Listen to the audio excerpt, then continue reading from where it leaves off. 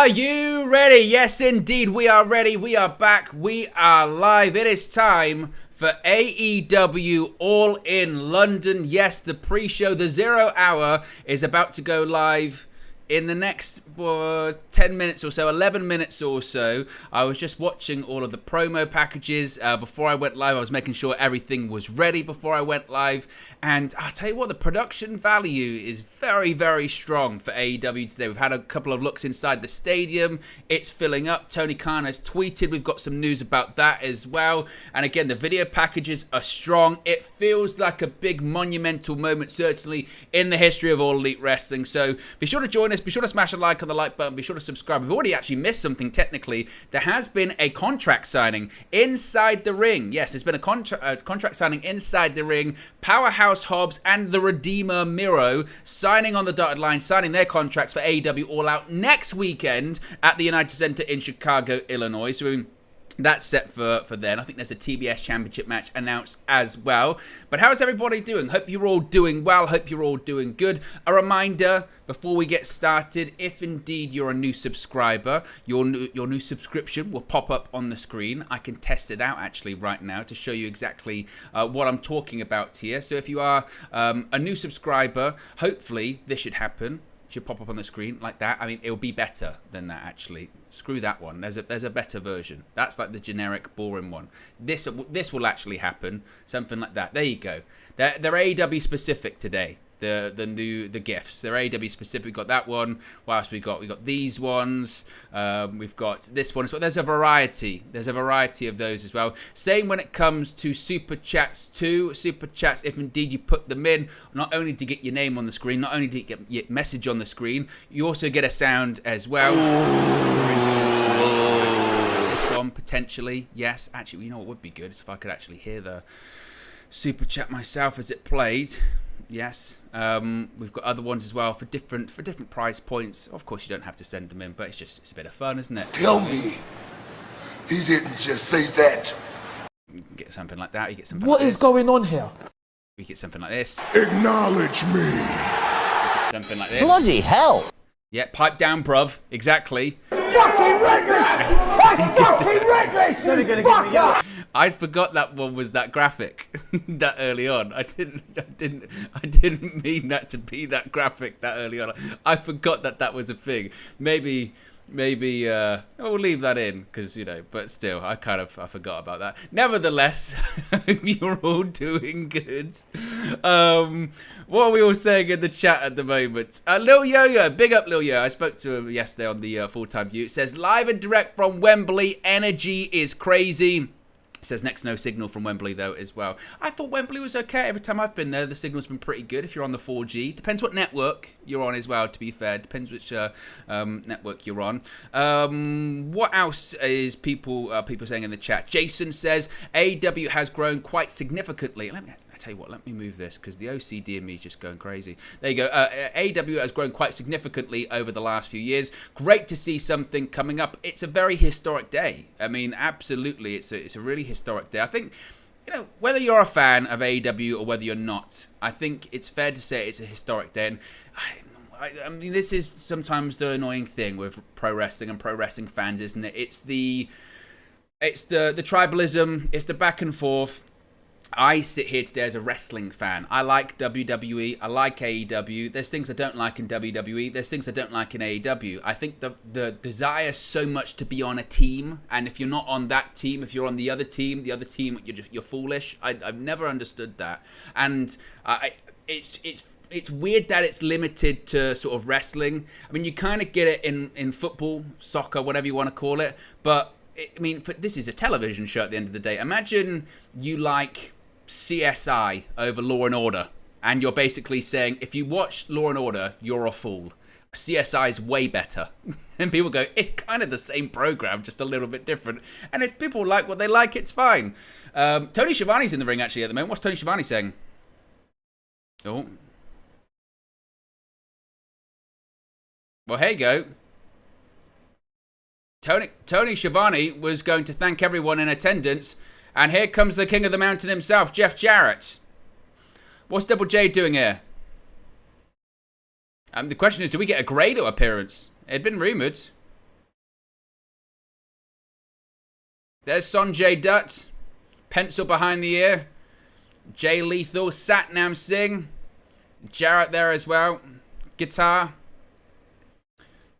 I do actually quite like the All-In set. I mean, it's basic.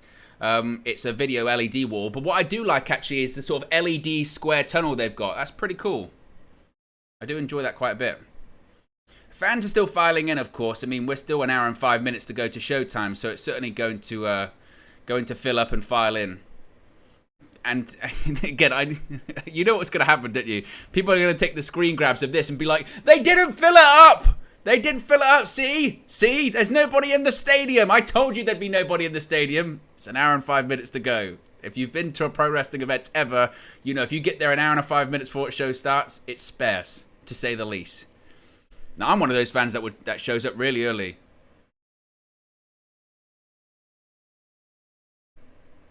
Jeff Jarrett just kicked Tony Schiavone out the ring. Called him a slapnut.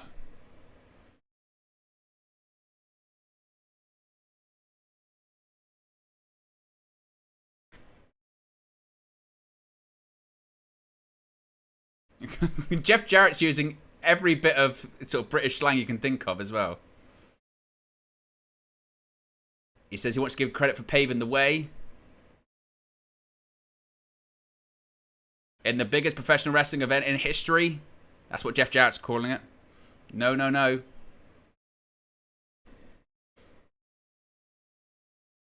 He said the United States of America paved the way for this event. He's doing the classic UK USA heat. Classic Double J.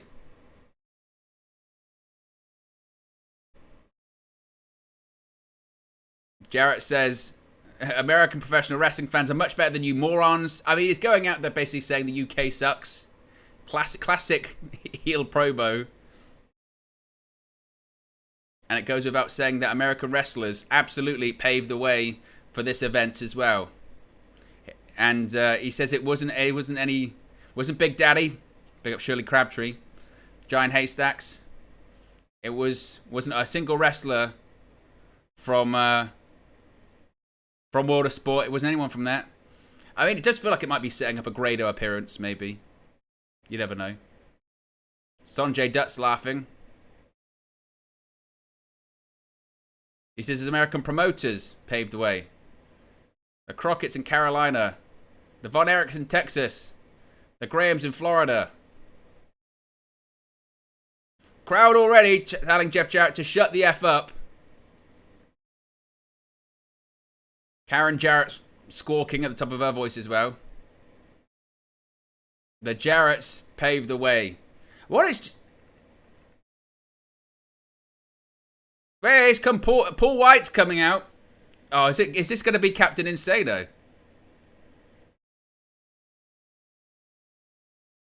There he is. There comes Jeff. There comes Paul White.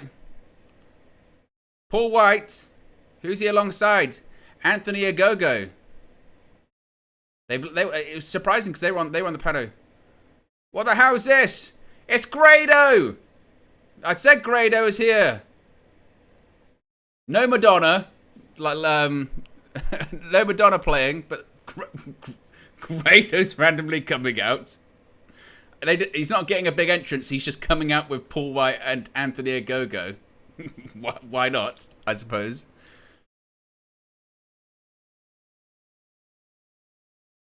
Of course, the story behind this is that Jarrett smashed a guitar over the head of Grado during an interview on TalkSport. But there were rumors that Captain Insano was going to be on All In. There was at one point rumors that they were going to get a match of Captain Insano, Matt Hardy, and possibly someone else, maybe Grado, versus Jarrett, Satnam Singh, and someone else. I mean, Grado's dressed to wrestle. So are we going to get a match? Oh, look at this. Satnam Singh and Paul White going face to face. Be good if the camera actually showed it. They're doing every camera angle but Paul White and Satnam Singh facing off at this point. Oh, he knocked him out. He just knocked him out. Bang, right in the face. We didn't see the face off because AEW missed it. Flip, flop, and fly by Grado. Oh, I'll tell you what, he just nailed him right across the nose. Watch out, Jay Lethal. Choke slam. No more BS. Once again, Paul White's got Jeff Jarrett by the throat. Oh, Anthony Ogogo, a right hand. And a headbutt. Get ready, guitar. Oh my God. It just explodes over the head of the King of the Mountain. And we got a segment. Why? I don't know. What we did.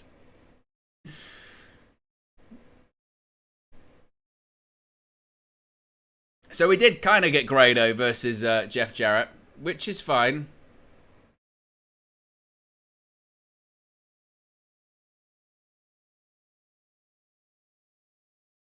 But fans still filing in. But that was a thing. I will say already, as Paul White celebrates with Anthony Ogogo and Jeff Jarrett, just looking at that is one of those instances where you say, clearly, Paul White was going face-to-face, standing with Satnam Singh, and they wanted a moment, didn't they? They wanted a moment. They wanted two giants facing off, and they cut to every camera angle but them facing face-to-face. They cut to wide shot, people at ringside. Show what's in the ring. You know what I mean? Do that. show what's in the ring. That's what we're looking for. Which again felt a bit odd to say the least. But there you go. So we are heading into the 0 hour now. There you go. The 0 hour has officially begun. We've got two matches for 0 hour. We've got the Ring of Honor World Tag Team Championship match, and we've also got an FTW Championship match as well. Chad says here, I hate that they don't put 0 hour when you order the pay-per-view, but watching it on YouTube isn't that bad. I know what you mean when it comes to that, because you'd rather be in one place, wouldn't you? You'd rather just be like, okay, I've ordered it, like I have, on Fight, and then, you know, you would just click it. You know, like back in the day, if you used to order on sort of Sky Box Office or something like that, and you were on it an hour before, they just showed the pre-show. You know, they would just do that. But I know what you mean. It can be a bit frustrating, that. But there you go. If you are just joining us, as I mentioned, we've got two 0 hour matches coming up, two championship matches on the 0 hour as well. We've already had two sort of segments happen in the ring. The contract signing for Powerhouse Hobbs and Miro for All Out next week. Of course, it's taking place in Chicago at the United Center. We've also just had a thing with Jeff Jarrett and Paul White and and Grado, and it was a bit of a to-do, but nevertheless, we are underway here for the AEW All-In 0 hour show. Now, I don't know when we're going to get to the matches on this. I would assume, I mean, if probably you would think FTW Championship will go, what, 10-15 minutes? And the tag team match is curious, isn't it? Because you would think that, do they want to have Adam Cole and MJF sort of save their legs or save their energy, as it will, for the main event? Or are they going to go a full 20 minutes and then several hours later then do a match that most likely will probably go about 25-30 minutes? That's difficult. That's really challenging to do. So that's interesting. Shall we get into some predictions? Let's get into some predictions whilst we await for the matches to kick off. So let's do these 0 hour matches, starting with the FTW Championship match. That is Jack Perry defending against Hook. And obviously the story is that Jack Perry turned heel, attacked Hook at Forbidden Door, won his first singles championship by defeating Hook at the Blood and Guts edition of AEW Dynamite. He's since defended it against the likes of Rob Van Dam. He sort of attacked ECW by proxy. He's been kind of feuding with Jerry Lynn and Taz and sort of going after the lineage of the FTW Championship. On Collision last night, he held a funeral to sort of retire the championship. That's when Hook made a return, and it set up the match this evening. Logically, you would maybe suggest that Hook wins the championship back here, because if Jack Perry's trying to retire it, then if he beats Hook again for it, then Hook's time with the title, he shouldn't really be anywhere near it, should he? So I would say Hook probably wins this one, which is quite interesting considering the title reign of Jack Perry has been quite short, unless this whole thing was just a vehicle and a mechanism to turn him heel, drop the belt and then move on to another feud. So I'm going to say Hook probably wins that one. Ring of Honor Tag Team Championship. Now, this one is really curious, isn't it? First of all, it's just really curious and unique. You've got the main event, the two people in the main event taking place, wrestling as a tag team in the pre-show. Really, really curious, this one, isn't it? As for the outcome for this, what do you guys think as the outcome? Because there's so many different ways they could go. There's so many different ways they could go with this one. The more logical way would probably be that Aussie Open win, and there's some kind of miscommunication. There's some kind of... I mean, I don't know if just one turn on the other already this early on. I'm not sure if they would probably do that early.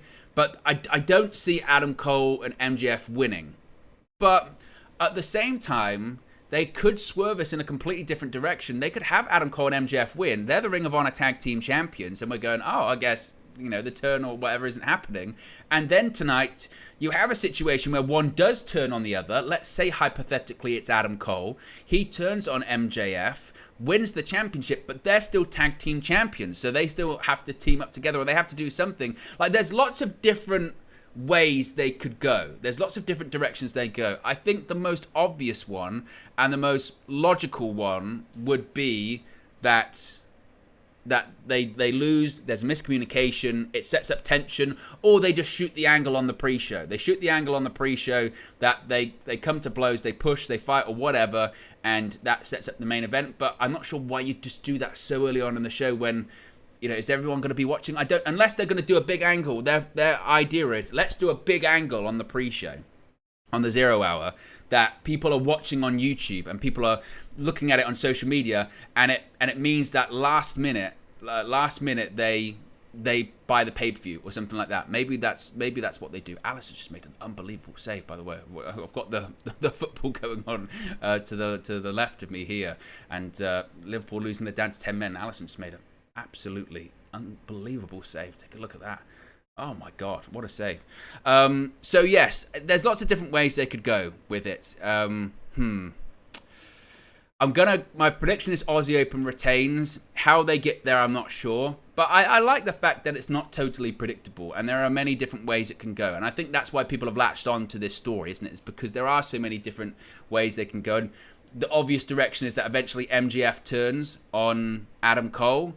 But some people are thinking that, well, maybe it's the time Adam Cole turns on people. Adam Cole's turned on more people than ever, really. Whether it's Kyle O'Reilly, whether it's people in Bullet Club, whether it's whoever. He's turned on so many people, but so has MJF. These are two of the most untrustworthy people ever. And there's the Kingdom involved in it, and Roderick Strong.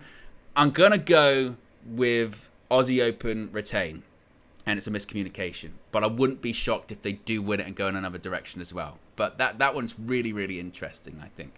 Now let's get to the main card. Tag Team Championships. We've got FTR defending against the Young Bucks. Currently one apiece. FTR won the first. The Young Bucks won the second.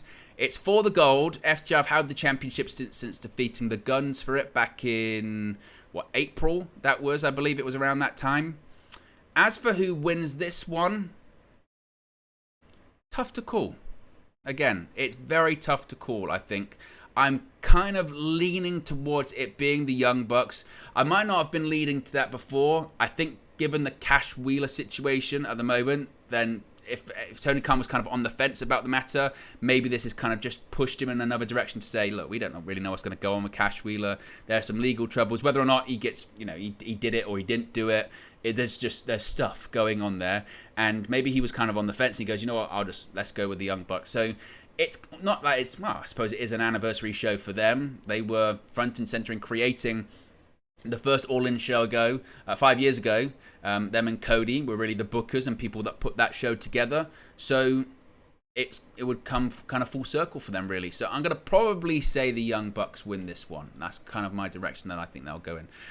Kenny Allen says Aussie Open should keep it. MJF wins even after interference from the Kingdom. The turn happens on Wednesday before All Out. It's another good point that Kenny brings up there, actually, is that, we kind of forget there's another pay-per-view a week to go. Darfur says FTR.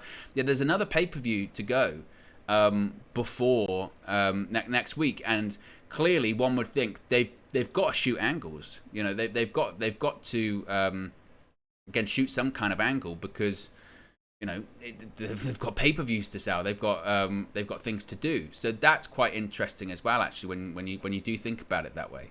But again, that's what I like about this. I like that this is difficult to predict, and we're not sure which direction it's probably going to go. Chad says Young Bucks win. Damon says Young Bucks. So I think people leaning maybe more towards the Young Bucks winning this one. Next one is the AEW Women's World Title. I think, again, this one you would hope would be fairly easy to predict because Hikaru Shida has just won the championship. And obviously, this match would have probably looked significantly different had Jamie Hayter been available and not injured. There's some concern that maybe they put the title on Saraya because obviously she's from England and it would be a heck of a story. But having seen Saraya work since she's come back and the schedule she has, I just don't think she should be the Women's World Champion. I think the belt's on the right person at the moment. I really do. I will say I really like Toni Storm's new character, the sort of fallen 1940s, 1950s movie star that hates that she's not famous anymore. I think that's brilliant. And her promos have been really, really good. It is a bit disappointing. There's only one women's match on this card, and I think that is still an issue that's not resolved. I think that, for instance, when they've been putting the women's matches on the main event of Dynamite recently, and people go, but see the quarter hours drop or the viewers turn out. That's because across the 4 years that AEW's been around, the audience has been conditioned to not really care because they've given really no reason to. A bit like with WWE. They went from sort of the Divas era into the Women's Revolution era, but it took time. Like, they had to build it up and they had to, again, create. And I think that's where they go. I think we're about to have a match, by the way, so I'll go back.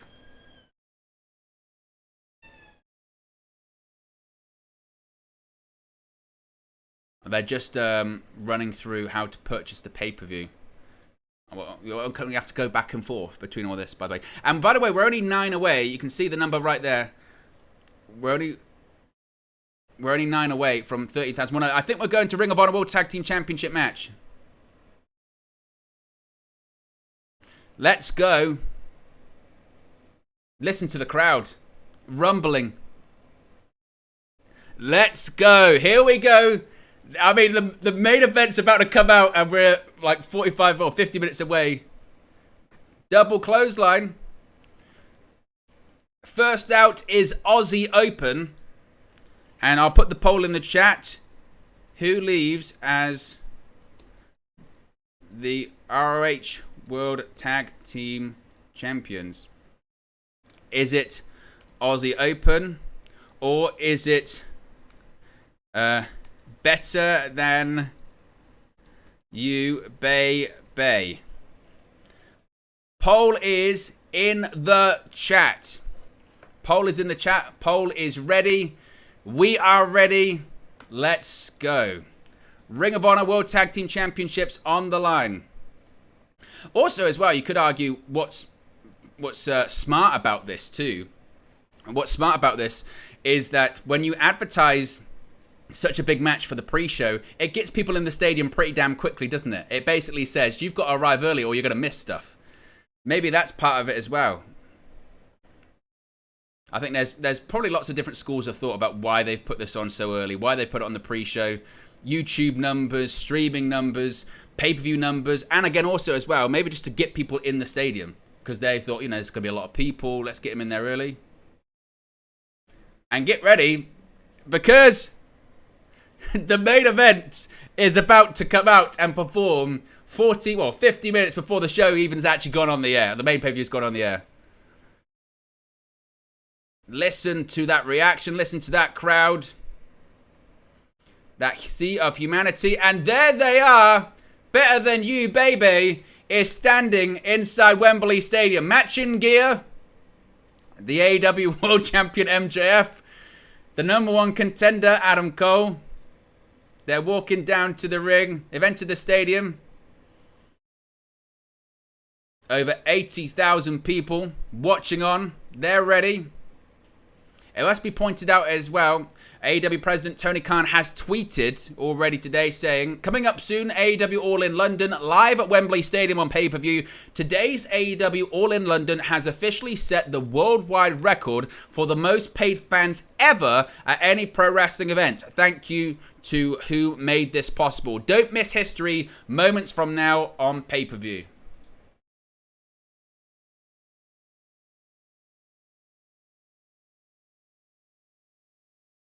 And then the boom. Listen, boom. It reverberates around Wembley Stadium. I listen to the noise. That's a lot of people.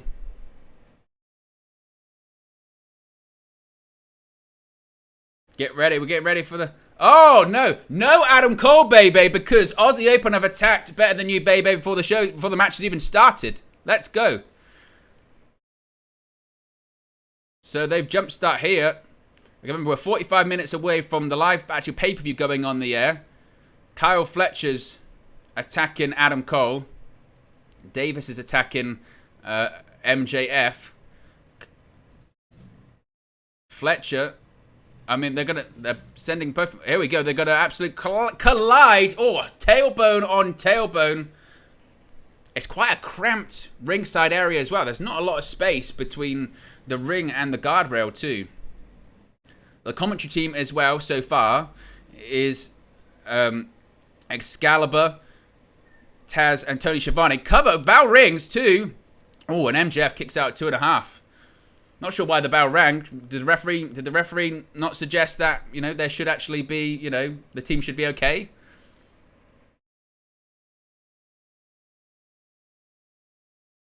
But Davis has MJF in a side headlock on the ground. MJF kicking the mat, trying to get the crowd in attendance at Wembley involved in this one, and trying to get back to his feet. Shots to the gut from MJF once again. Irish whip. Charges him in the corner. Oh, boot. Oh, thumb to the eye. And look at MJF with a bit of a shrug. MJF. Oh, he's trying to get that tag. Davis just throws him. Oh, ducks under. Oh, and Kyle Fletcher pulls Adam Cole off the apron, so no tag can be made. And Fletcher just sent Adam Cole into the barricade. We didn't see it. Remember, we are cover. Oh, and it kicks out.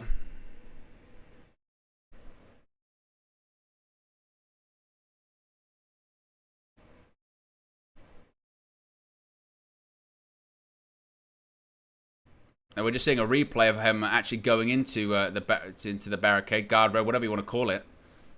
That was nasty. Uh-oh, he's going to do the kangaroo kick. Oh, no, Mark Davis prevented it. I thought the kangaroo kick was about to happen. I was going to say, no way. Surely no way.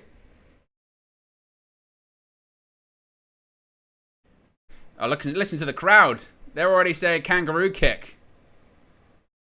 Kangaroo kick.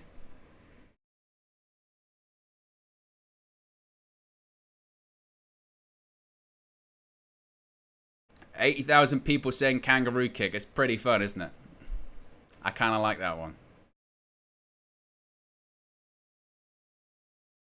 Oh! Knees right to the groin. How is that legal, referee? Bryce Remsburg. I'm assuming saying it's a bit accidental. Shades of Usyk Dubois. Mark Davis preventing a tag from happening. That's not really fair. Oh, drop toe hold sends his head right into the Aussie Opens of Kyle Fletcher. Sky Blue won't be happy. And we've got our first Yan Bag reference by Taz of the evening as well. Are we going to get a tag here? I'm not sure if we are. No tag. Duck under. And MJF with the tag. In he goes. Oh, big pump kick. And another kick. Adam Cole's in. Big clothesline. Another reverse elbow. Another pump kick.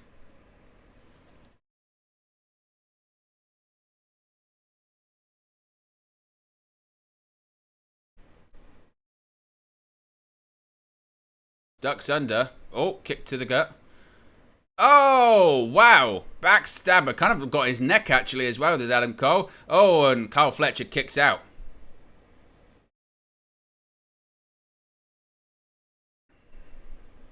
Remember, if you are a new subscriber, a GIF will pop up on the screen. Same with Super Chats and members. You can join the WN365 roster. Links in the video description. It's also the pinned comment. Adam Cole's going for Panama Sunrise. Kyle Fletcher, super kick. Just about kicked his head off. Wow. Look at that. Shades of HB Shizzle. Kyle Fletcher's head might be sent down under as well. My goodness me. And MJF's all kind of fired up. Double clothesline. They're calling for it. And Kyle Fletcher, Mark Davis is nowhere to be found. Double clothesline. Is this going to be it? Double clothesline. Oh, Mark Davis pulls Kyle Fletcher out of the ring. They got to get back in. Both sent off the apron by Better Than You, baby. There we go. The crowd's chanting dive. MJF saying, no, I don't want to do it. I don't want to do it. He doesn't do dives. Don't do it, MJF. He's done it before. It's a risk, MJF. You've got a main event to do later on. You're main eventing. You're going to be in the main event. Don't do it. Adam Cole, he's saying, go on, do it. I'm holding up the ropes. He's going to do it. He's bouncing up. MJF, suicide. Oh, no, he bottled it. He was going to do it. Oh, it didn't work that time. Smart. Very, very smart.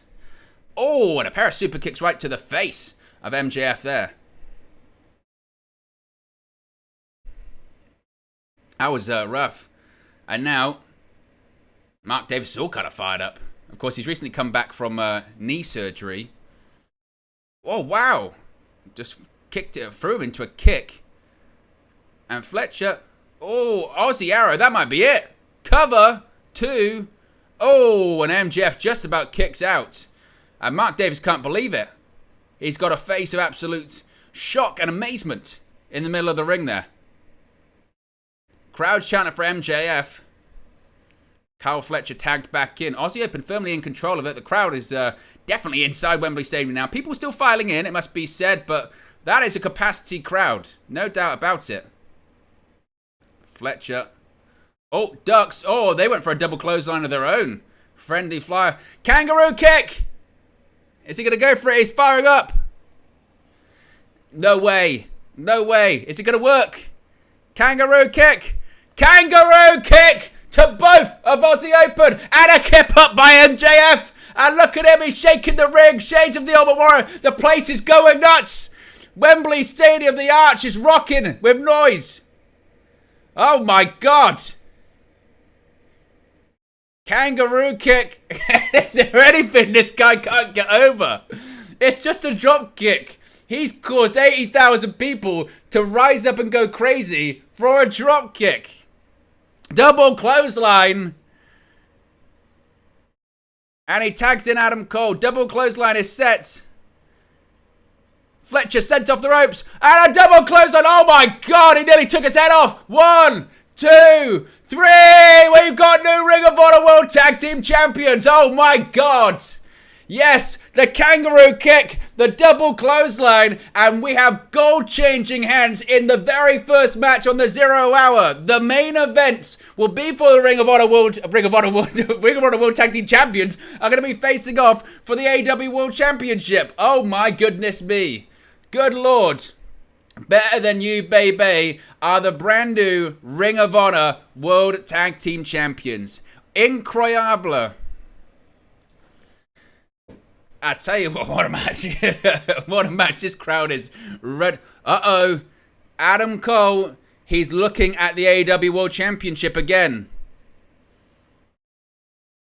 I don't know why, but they're going to replay again. Adam Cole taking a look. And he's just giving it back to him. And they're facing off. They're facing off again. It's intense. And MJF is raising the AEW World Championship. And again, we nearly missed it again because they went to replay. But the Ring of Honor World Tag Team Champions. Unbelievable. Absolutely nuts. Big up Prod by Palmarius once again coming through as gifted 1 membership to the WN365 roster, and it's gone to, I tell you what, I'm really glad who it's gone to. It's gone to a long-time supporter across United View, across my channel, Steffi Jenks. Big up Steffi Jenks. It couldn't go to a better person. Big up Palmarius. Big up Steffi Jenks. Really glad you've joined me this evening, afternoon, wherever you are in the world. What a start. Look at Paul White, he's sweating. Look at Paul. I don't know if he's sweating or if he's crying, but yes, the first match has taken place on the 0 hour. We have brand new Ring of Honor World Tag Team Champions. And according to the poll, people didn't predict it. People didn't think it was going to happen. I was the same. I said that I thought Aussie Open was going to retain. That's not the case. Aussie Open are no longer the Ring of Honor World Tag Team Champions because Better Than You, baby, have done it. They have won the Ring of Honor World Tag Team titles. And now they will face each other in the main event. What a start. Oh, and also remember, guys, get your star ratings in. Every time there's a match when we do these watch-alongs, once the match is done, we can rate them out of 5. What ratings would you give that out of 5? Well, that's a good question, Owen, already.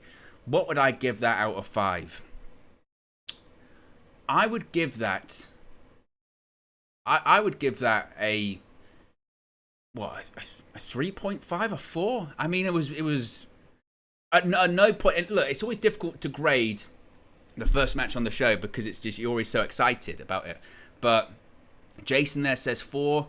Joey says 3.5. Oh my God, she's in the crowd. Who is that? Mercedes Moné is in the crowd. Oh, what's going on there? Mercedes Moné is in the crowd. Mercedes Moné is at Wembley. She's sitting in a red seat. She's in the UK. Mercedes Moné has just arrived. Woohoo! So, I mean, this so much is going on already, right? I was getting into the ratings for that match, but suddenly I see Mercedes Moné, formerly known as Sasha Banks, sitting in the crowd at Wembley Stadium. Does this mean she's all elite? Does this mean she's signed, or is she just taking in a show? The first ever IWGP, or second ever, IWGP Women's Champion, Mercedes Moné, who was rumoured to possibly be having a match at Forbidden Door before she suffered that broken ankle, I believe it was, in the New Japan Strong Women's Championship match, which she eventually lost to the Owen Hart Foundation Women's Tournament winner, Willow Nightingale, as well. Very interesting. Very, very, very, very interesting. Going back to the ratings for the match, I would give it a 3.5. I think if you probably judge it just based on the in-ring work, which you shouldn't do most of the time, because also you should also base it on just the atmosphere. And the atmosphere is great. It's a story. And clearly the story they're telling going into the main event is that it's not just friend versus friend. It's not just for the AEW World Championship. It's also Tag Team Champions facing off. Rey Mysterio versus Eddie Guerrero, WrestleMania 21 settings. Tag Team Champions, best friends competing for one World Championship, that being the AEW World Championship. And certainly what makes it very interesting too is if there is a turn. If indeed Adam Cole turns on MJF or MJF turns on Adam Cole, what happens? Because they will still be the Tag Team Champions. Do they still have to team up?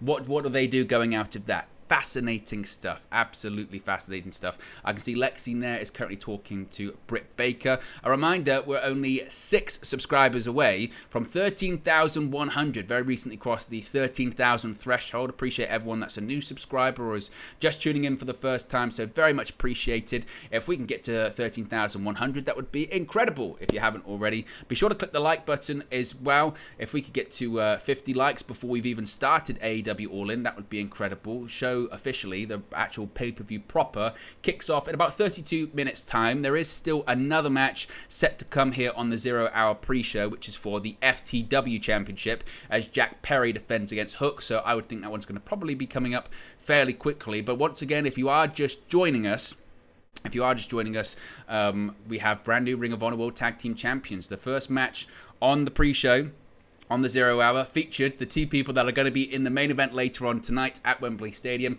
MJF, the AEW World Champion, and Adam Cole, Better Than You, Baby, are the brand new ROH Tag Team Champions, defeating Aussie Open. What does it mean for the main event? What does it mean for all of it?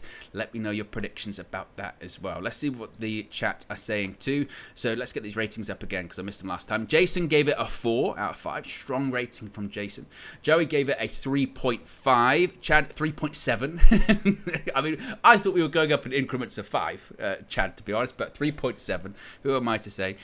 Chris Day says, I've only just managed to find it. Missed that one. Oh, I tell you what. Go back and watch it. It was a fantastic match. Kenny gives it a 3.5, and Apex says, "Fool, that's 5-star since Monet is there." Well, the whole thing, I guess, according to Apex, is 5-star because Mercedes Monet is there. Now, again, what she's doing there, we don't know.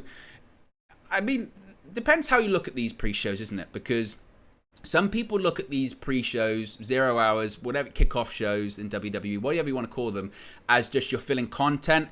Really, the primary function, I think of them, is to get people to buy the pay-per-view, or in the case of WWE, is to get people to sign up to the network, now Peacock. That's really what it's all about. How can we get those last-minute pay-per-view buys? How can we get those last-minute network sign-ups? And I do think that was part of the idea here, was how can we get as many people possibly in the stadium quickly, and that's by having the main event basically go on first, which is essentially, getting, if you get there just before 6, you're gonna miss, a big moment in this show, which again is smart when you think about it from that perspective. And also, it's an idea of if you were just watching it going, I tell you what, I'm a bit on the fence. I'm not too sure whether I'm gonna order it, or I'm not too sure whether I'm gonna watch it.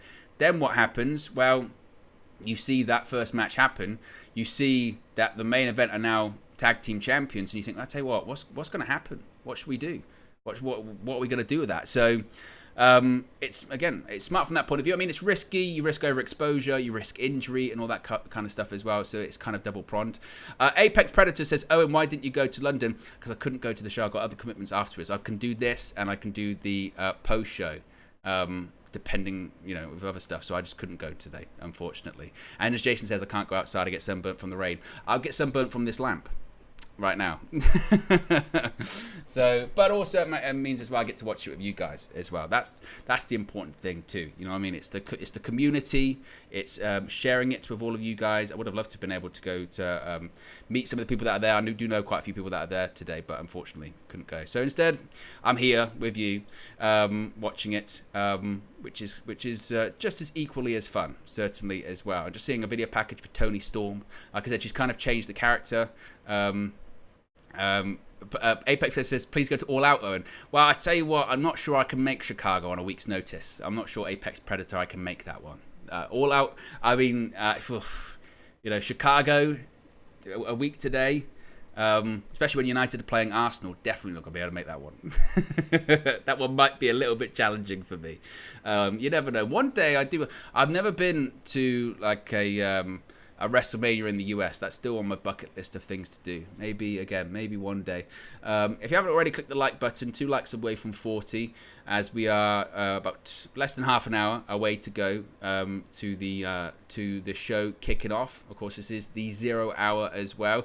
A reminder that Tony Khan tweeted before the show went live and is confirming. He hasn't given numbers just yet, but I'm sure you can stay tuned because we'll get an announcement, or certainly an AEW announcement throughout the night.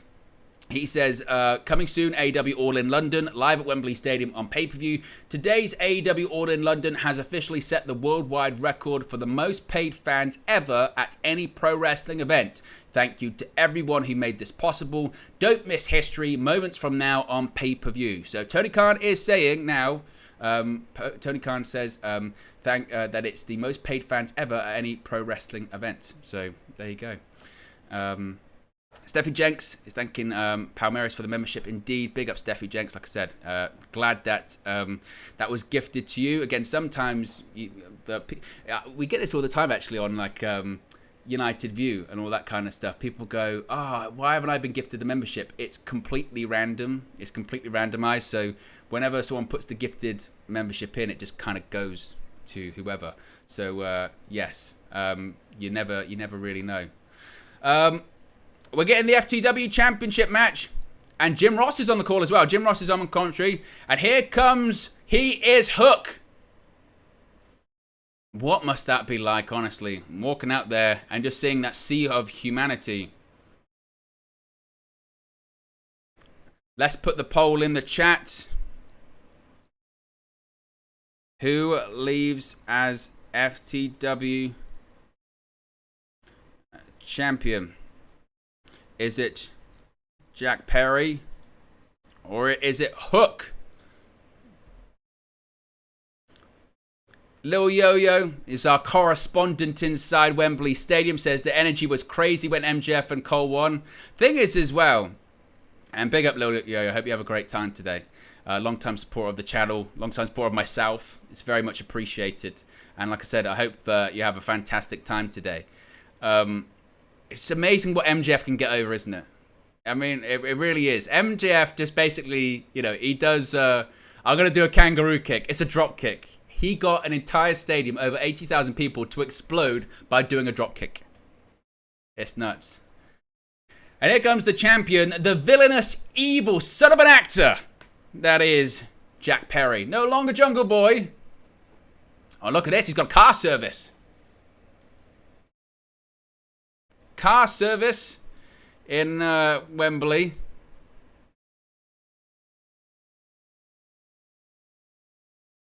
Look at that.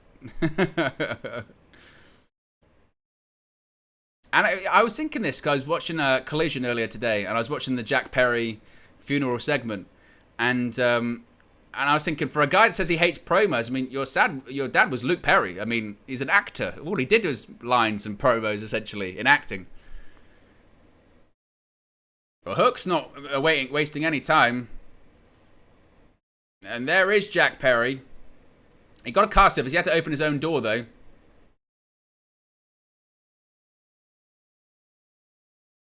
He's going to climb on the car. Be careful. You're not going to get your deposit back. He's been FTW champion for 39 days. Will he make it to 40? That's the question.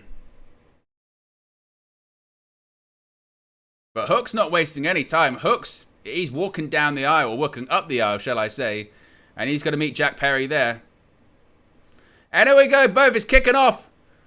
The bell rings. FTW Championship, which means anything goes, basically. FTW rules. Uh-oh. Oh!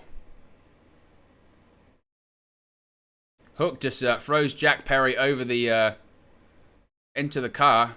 Oh, and bounces his head off the window. Be careful. You gotta have glass. Don't have real glass. CM Punk will be very angry with you. Oh! Irish whip right into one of the open doors of the car. And I think that door might be already ruined.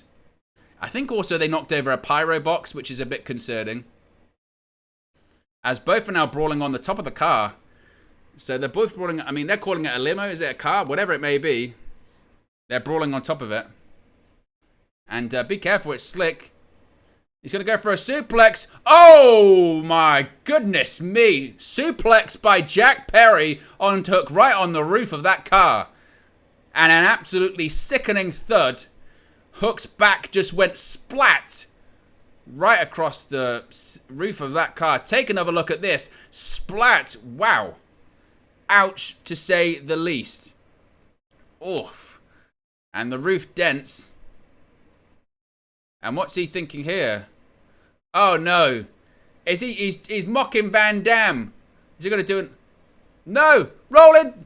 Oh my goodness me. Rolling Thunder on the roof of the car onto the bonnet. And he kicks out. But channels his inner RVD with a Rolling Thunder. He's hit a suplex. He's hit a Rolling Thunder. And this FTW Championship match is taking place on a limousine, which is pretty incredible. But look. Oh, Jack Perry, man. So Jack Perry has just knocked on the windscreen and said, you know what this is? This is glass. Go cry me a river. I'm sure that's going to go down well. Oh, no. Fisherman! Oh, good Lord. Fisherman suplex right through the glass, right through the windshield. Oh, my God. 2. Oh, and he kicks out. I hope it's not real glass now, Jack, because that would have been a bad idea. That would have been a dumb idea. He said, cry me a river and maybe a shot against CM Punk. Somewhere, One Bill Phil might be laughing at that because Jack's just gone through the windscreen. Listen to this. Oh, my goodness. Just a sickening splat through that windscreen. And look at his arm. Jack Perry's arm is now bleeding, cut open because it's glass. And now Hook's dragging him towards the ring. But we've had several minutes of this match just around a car, around a limo service. And this is the thing with glass, man. You got to be careful because the smallest bit will get you. And it's nasty. Just ask Bill Goldberg. Uh-oh. He's got Hook up on the off the barricade. Oh, draping DDT. Shade to Randy Orton. But this one was from the barricade to the outside of the ring. Which, fortunately, unlike in some other arenas, it's actually grass underneath there as well. But Jack Perry, he's telling the crowd exactly what he thinks of them, which is not that much, to be honest with you. Probably the same amount he thinks of CM Punk. And he's got a trash can now. Well, he nearly hit Aubrey Edwards with it. Clearly, he's clearly bothered by his arm. He keeps looking at it. Blood is dripping out of the tricep and elbow of the son of a 90210er. And now he looks to be seemingly in control of this one. He keeps gesturing to the crowd, saying exactly what he thinks of them. It must be said, Hook's back is sliced open as well. Uh-oh. Jack Perry's thinking coast to coast. He's going to channel Rob Van Dam. We've seen a Rolling Thunder. Is he going to go? No. He was going to go coast to coast. He said no. F you and put his fingers up to the crowd instead. And now he's going to stomp a mud hole. He might walk it dry in Hook in the corner. And he's still mocking, celebrating to the crowd. Hook's back is a mess as well. He's got blood dripping from his shoulder blades too. Because again, glass, it's dangerous, folks. Uh-oh, German suplex, a bit of a bridge, kind of. And Hook kicks out. Another one, German suplex with a bit of a better bridge this time. Hook kicks out. And maybe we're going to get another one. Another German suplex. No, Hook. With the reverse elbows. Hits the rope. Duck under. Oh, and this time a snap German suplex. Hook's back up to his feet. Oh, wow. Super kick right on the jaw. That one connected. That was snug. Uh-oh. A German suplex of his own. And look at that. A bit of a better bridge as well. And Jack Perry kicks out. Much better bridge. I tell you what, his bridge was far superior to Jack Perry. He's going to hit another one of his own. Oh, beautiful. Another bridge. Oh, kicks out. Maybe he's going to go for a third. We've had a series of German suplexes in this match. And if you are just joining us, we've had new Ring of Honor World Tag Team Champions. Uh-oh. Suplex. Oh, exploder suplex into the corner right off the turnbuckle. Wow. Hooks the leg, does Hook. And, Jack Perry kicks out. That was a nice exploder suplex into the corner. And if you are just joining us, we've got new Ring of Honor Tag Team Champions. We are about 18 minutes away from the live pay-per-view going on the air. History will be made. And what's this? Oh, a thumb to the eye. The start of this match has featured a car service, blood. Oh, beautiful butterfly suplex into powerbomb, and Hook kicks out. And it's difficult to work in a stadium. The sound is weird. It's harder to listen to the count on the canvas. And I tell you what, there's a lot of people, a lot of people inside that stadium right now. You can tell. There's no doubt about that. Crowd's calling him a jungle wanker. Lil Yo says, I see what you've done there. Hook the leg. Come on. And Jack Perry's dancing. Oof. Shot to the gut by Jungle Boy. Jack Perry, excuse me. He's not Jungle Boy anymore. Jack Perry climbing to the top. Hook's got a trash can on his gut. What's Jack Perry thinking here? He's maybe thinking moonsault. Oh! Hook moves out the way. Oh, and a lariat just turns Jack Perry inside out. Wow. Shades of Nigel McGuinness. Hook. Oh, trash can right across the head. And Hook's now feeling it. Crowd are feeling it as well. Oh, and now he's just going for these cross faces. Cross faces across the jaw. And here we go. It's in. Red Room's in. That's it.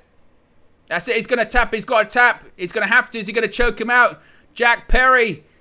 There's nowhere to go. And he taps out.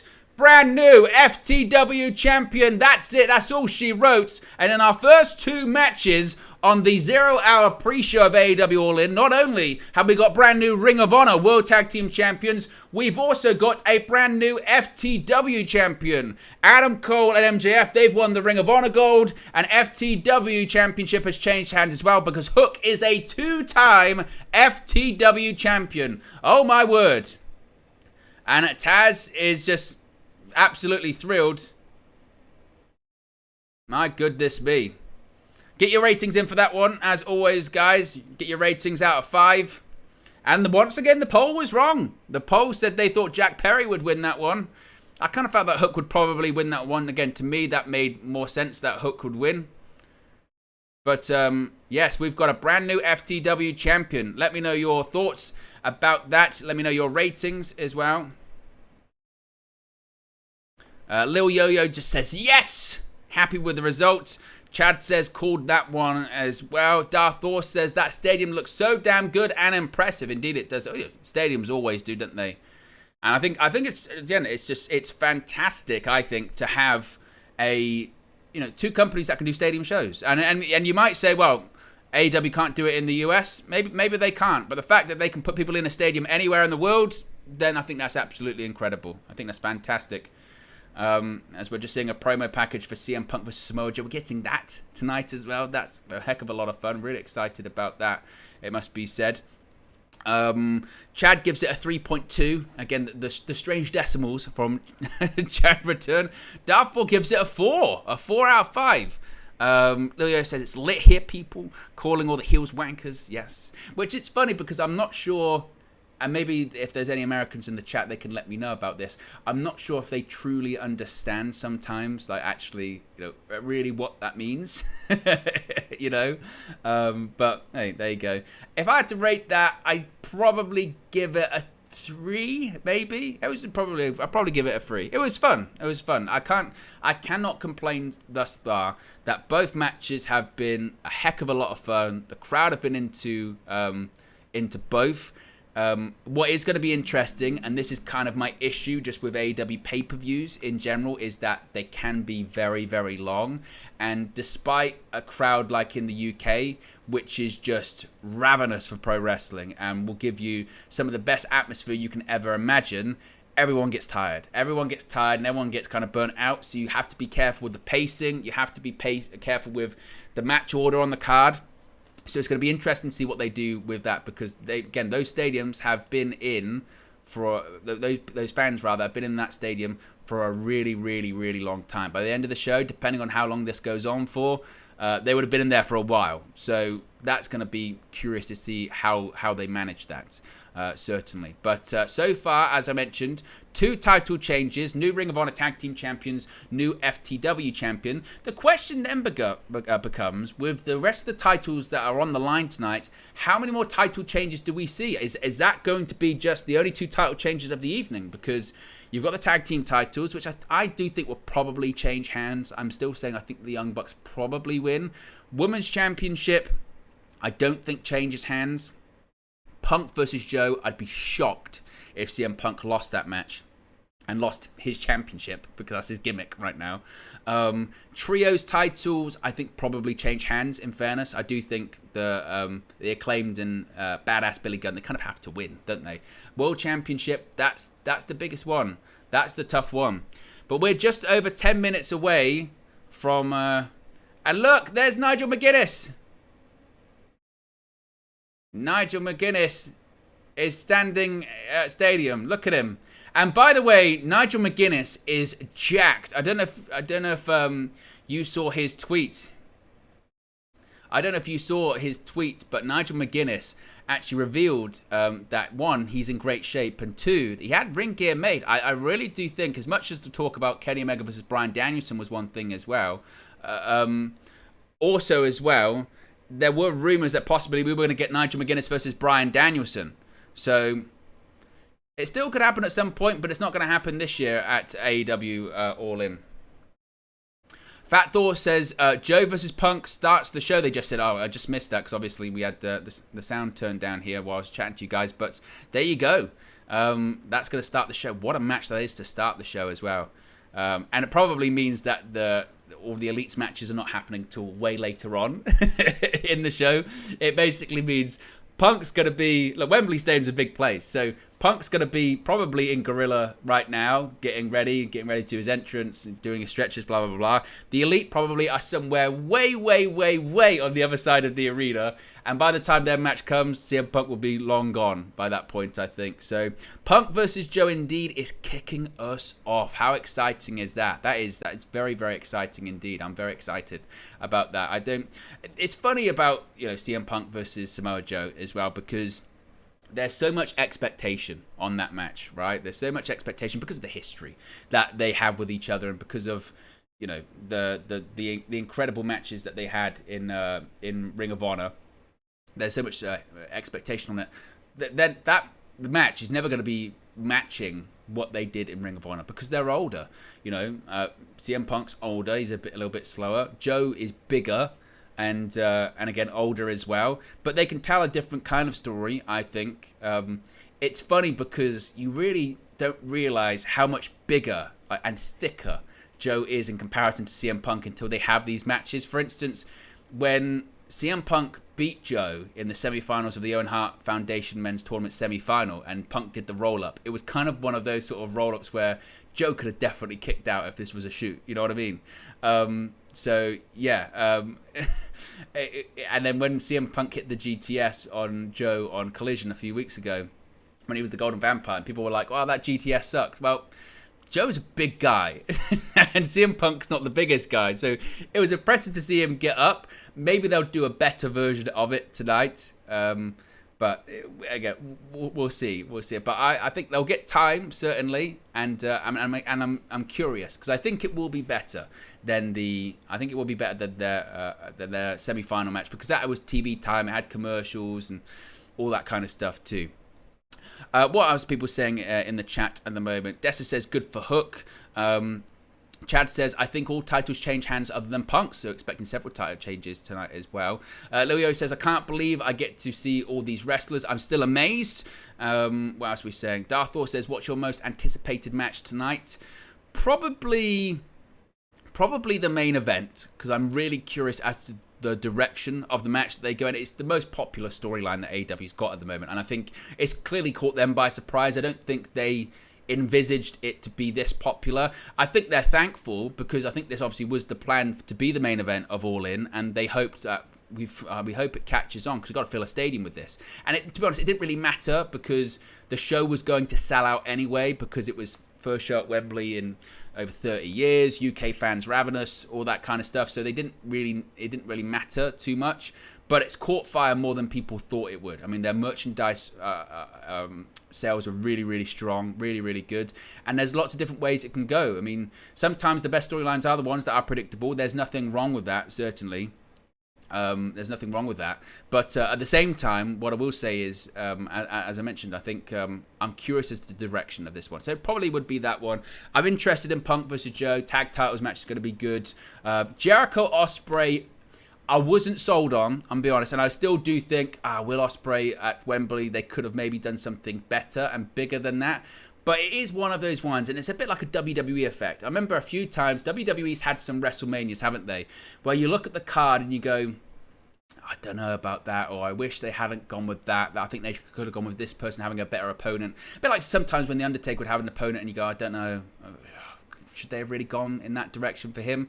But now that it's here and seeing the reaction that Jericho got at the Rev Pro event yesterday and how hostile that was, and they'll be on Ospreay's side a lot, it could turn into something special. It could. I wasn't sold on it. I was more sold on it after they did the contract signing on Wednesday, which I thought was a good segment. So I'm curious about that. I think that's probably the best way to put it. I'm curious about that one. Go Blue says, AEW's like WWE in the 90s. Huge in England. Can't draw anything outside New York and Chicago. Is that a fair comparison? I mean, in the same way that, to be honest, anything's big in England. Any wrestling's big. I mean, Impact used to come to England and sell out like Wembley, Wembley Arena or the SS Hydro and all that kind of stuff in Glasgow. Any wrestling's big in the UK. Same with WWE. Same with Impact. Impact today do tours of England because they can sell a ton of tickets. But to say they can't draw anything outside of New York and Chicago, I don't know is particularly fair because they have drawn crowds in other states too.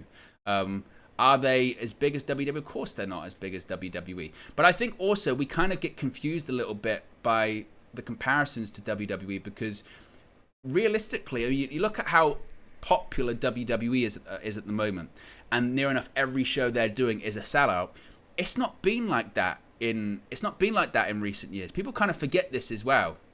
In recent years, I recall for the last sort of decade or so, going week to week, Monday Night Raw to Monday Night Raw or whatever, it wouldn't always be a sellout. It's only really been in the last couple of years that WWE really, I mean, actually the last 18 months really, that the tickets they're starting to sell has been huge. I mean, huge, astronomical. They're selling, like they had tickets when I said, was it for Survivor Series the other day? It's basically sold out already. The demand for WWE tickets right now is absolutely massive. And I think that was, it's partially is the Bloodline storyline because it's red hot at the moment. I think that, you know, in addition to that too, when Vince McMahon retired last year and Triple H came in, when it came to creative, I think people were tired of the Vince McMahon booking. People were tired of that, and they wanted to see something a bit more fresh and different, and it worked. And again, they're popular right now. But to say that AEW can't draw, you know, outside of New York, Chicago, or England, I don't know if that's particularly fair. I think that, and also as well, I think if you try and compare AEW to WWE ticket sales domestically, of course WWE's going to destroy them. I mean, they will anyway. WWE's they're selling out like 15,000 seat arenas for Raw. If AEW does that for a pay-per-view, that's really, really, really, really, really, really good for them.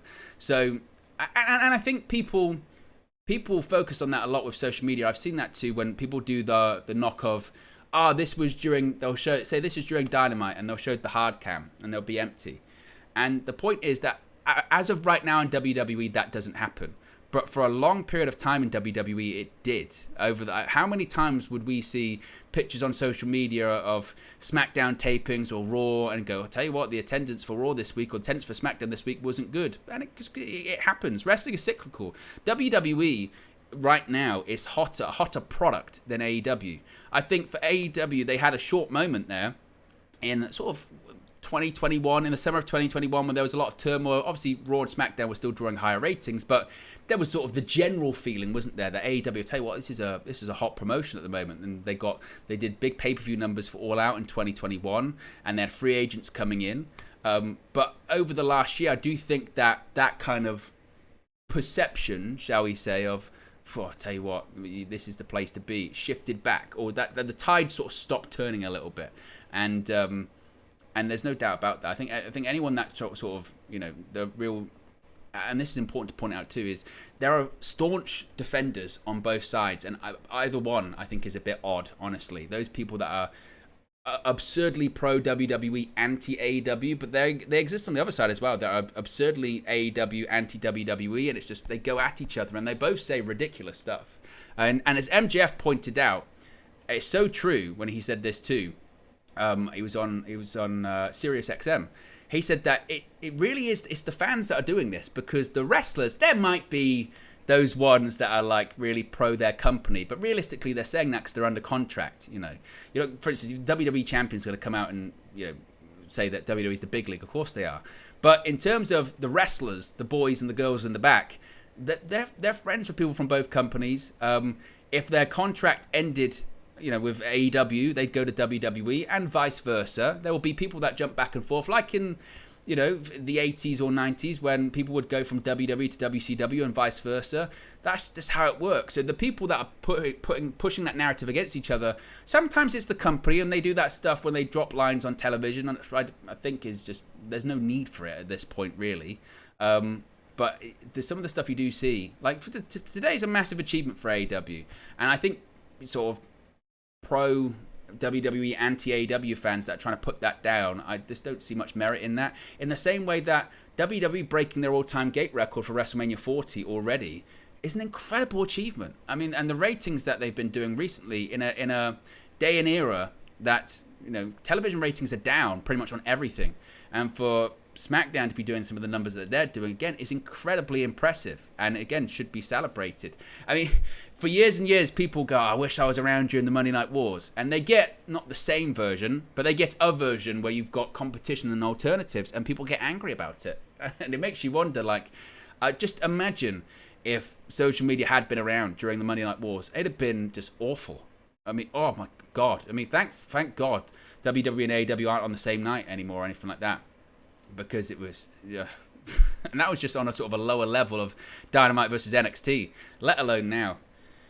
Absolute madness indeed. But nevertheless, we are 30 seconds away from the show going live on the air. So we're getting ready. Yes, let's go. If you haven't already, click the like button. Be sure to subscribe. All that fun stuff. If you do subscribe, you should it should pop up on the screen and all that kind of stuff too.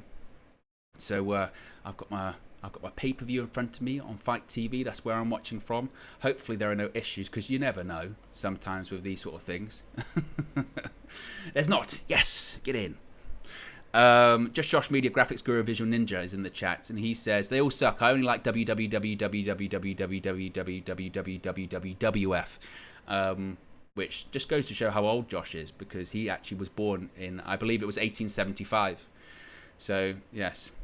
But live from Wembley Stadium in London, AEW All In, and it's live on the air. It's Wembley, you know what that means. Excalibur, what an opening line. But we are live. Let's go. Look at that sea of humanity inside that stadium. Over 80,000 fans. Again, for a promotion that literally has been around for less than 4 years. Well, actually, they opened at the beginning of January 2019, so just over 4 years. Excuse me. Let's go. Nigel McGuinness, Jim Ross, and Excalibur on the call. This is AEW All In. And here we go. The first match is for the real world title. The Lineal World Championship, whatever you want to call it. And here comes the Ring of Honor World Television Champion, the Samoan Submission Machine, Samoa Joe. The King of Television, been the ROH World TV Champion for over 500 days, 501 to be specific. You can see the Real World Championship on the screen right there. It's the AEW World Championship with CM Punk's logo sprayed across it. I made it myself. Very proud of myself. It almost looks like spray paint. My Photoshop skills are absolutely mediocre. And here comes Joe. Who, by the way, if you forget, a few years ago, man, this was a guy that we weren't sure if he was going to wrestle anymore. Oh, there's fire coming out of the ring post. Shades of Kane. I got to be honest, I'm not a massive fan of the Ring of Honor Championships. And here comes CM Punk. A cult of personality, he surely is. Who leaves as the real world champion? Is it CM Punk or is it Samoa Joe? Poll is in the chat. Punk is in the UK. Look at that tunnel. That tunnel look is actually very, very cool. I like that a lot. There he is. CM Punk embracing his old Ring of Honor look. The 3X's on his back representing that he's straight edge, which means he's better than you. We're 1 like away from 13,100 as well, by the way.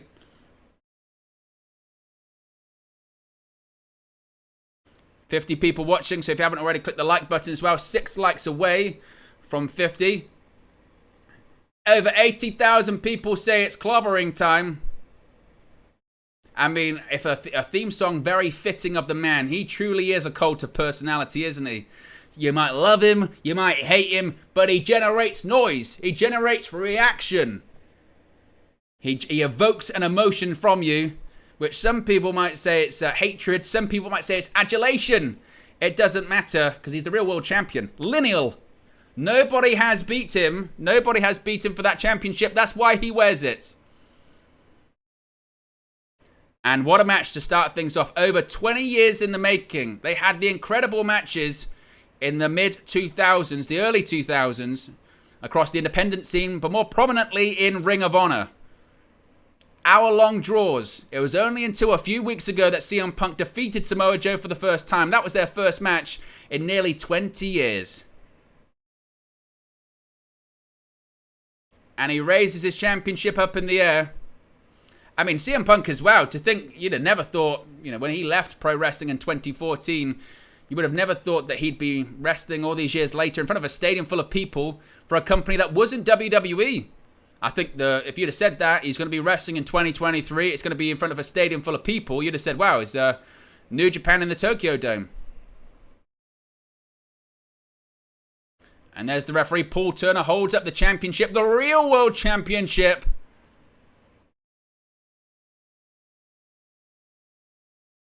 And let's go. What a match to start things off. We're getting ready for the bell to ring. And the first match of AEW All In at Wembley Stadium in London. The first pay-per-view event, the first pro wrestling event at Wembley Stadium in over 30 years. The last one, SummerSlam in 1992 at the old Wembley. Of course, it was knocked down and rebuilt in 2000s. And actually, it's a mixed reaction. We've got a rumbling. Maybe Samoa Joe. Maybe Samoa Joe's the favorite. Interesting. Collar and elbow tie up to start this one out. This is an exciting match. It's a heck of a match, certainly. Oh, Joe goes for a chop. Punk ducks down, says no thank you. CM Punk will seemingly have the speed advantage. Let's look at that crowd. They're rabid. 80,000 people. Over 80,000 people. Collar and elbow tie once again. And Joe's going to back CM Punk up into the corner, of course. Oh, a bit of a switch in the corner there as well. And, of course, CM Punk, he's, again, going to have the speed. Oh, and a chop. Not a clean break as well. And CM Punk now backs up. He's laughing. CM Punk's laughing. He's got a big grin on his face. Joe doesn't seem too pleased by it. He thinks he got one over on Samoa Joe. Samoa Joe is a mean man. Oh, and a big chop to Joe, and he's not happy. Oh, ducks under again, and another chop. Joe's just... CM Punk's going, come on. Ah, side headlock. Look at Punk. He's got a big grin on his face. He's having fun. Oh, CM Punk holds on to the side headlock. And look at it. He loves the reaction that he gets. He loves it.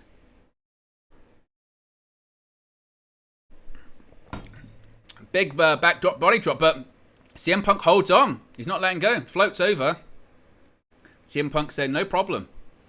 I'll keep hanging on. Doesn't bother me. Uh-oh, Joe. Oh, wow. Chop across the chest of CM Punk. Punk's trying to run away. Smart. Oh, and another one. Don't piss off the Samoan beast. You'll be in trouble. Punk's in the corner where the timekeeper and doctors were. What is... CM Punk ran away. Joe was setting something up. CM Punk ran off. And Joe doesn't look very happy. Joe was planning something and Punk ran away. And he gets back in the ring and now it's CM Punk. CM Punk's playing games. No doubt about it. Oh, wow. Headbutt by Joe. Oh, and just teeing off right on the jaw. Short jabs. And Punk now in the ropes. Oh, ho, ho, ho, ho, ho. Another chop. Oh, and CM Punk swing like a pendulum. Oh. Oh, look at Punk is bouncing up and down like a pendulum. Oh, and another headbutt. CM Punk looks like he's just acting like a troll thus far in this one. Oof. Irish whip into the corner. Oh, gets a big boot up to the head. And there we go. Oh, Joe tried to walk away. CM Punk, though, he found it. Hurricane Runner snaps him over. Haha, CM Punk one step ahead. And look at him. Listen to the reaction. He's got a grin on his face. He's got Wembley up to their feet. He's got them right there, right in the palm of his hand. Floats over, and he missed that time. CM Junk. CM Joe. I think he called him something did something I'm not allowed to do on stream. But yeah, he wasn't. As Nigel McGuinness said, he was a merchant banker. Oh, what a chop! Look at Joey doing ole ole chants. He's having some fun. Get ready. Oh, a big boot in the corner as well. And look at Joe. Joe sprinting around the ringside area. What's he doing? CM Punk's turned into a troll. Samoa Joe is just... I don't know what Joe's doing. Oh my... Wow. Now, what's Joe thinking about this time? Oh, Joe sent into the ring post by Samoa Joe. Kind of, a little bit. And CM Punk going for another Hurricane Runner. Uh-oh. Caught him. Oh, he went through the bottom of the announce table. Good God. CM Punk went through the announce table. Wow. I don't even know if that was meant to happen or not. Good Lord. CM Punk. Look. Look at this. That was rough. He gets caught in the Hurricane Runner and goes through the bottom. Uh-oh. We've already got blood, folks. CM Punk with a crimson mask. Covered in his own blood, the smell of iron is filling the ringside area at Wembley. That's why they had the spot. You can always tell with the camera angles, can't you? Swing, camera goes away. Why are they going away? Because CM Punk's under the announce table going... CM Punk's got colour, bro. And now Samoa Joe just teeing off. Jabs to the jaw. Wow, God. Another chop. And we're how much into the show? 12 minutes into the show, we've already got colour. And this crowd is absolutely flying with their happiness with Samoa Joe. Crowd chants of AEW from the crowd. Reverse elbow by Joe there. Samoa Joe dominating at the moment. Although he does look a bit winded. He does look a bit winded, must be said. Darthor said pre-show had colour. That was true, yeah. CM Punk kicks out at one, but CM Punk staggering around. Oh! I mean, CM Punk's a bloody mess right now. He really is. And Paul Turner's telling Joe to get Punk out the corner. I mean, Punk, he's got his bald head. It's covered in blood. He is a dark shade of red. Irish whip. Punk into the corner again. Oh, reverse elbow. Oh, and a jumping enziguri. Sends Punk hanging over the rope once again. And his taped fists are getting stained with a crimson red. And look at Punk. He's hanging upside down and his forehead is just dripping with blood.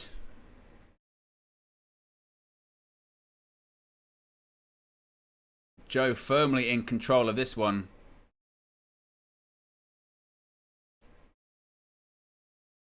And the crowd's staying firmly into it. What I do like is those fans on the hard camera, they are very, very, very, very much into this. A big forearm by Punk. Oh, spin kick. Hits the rope. Oh, atomic drop. Oh, and a big boot right to the head. And a senton by Samoa Joe. Cover to... Oh, and Punk just kicks out. Samoa Joe looks like he's comfortable as anything right now. He's very, very, very, very, very happy. And now Joe is nodding. I mean, the pace has slowed down a little bit, probably because Punk's like, man, I'm losing blood, and Joe's probably winded.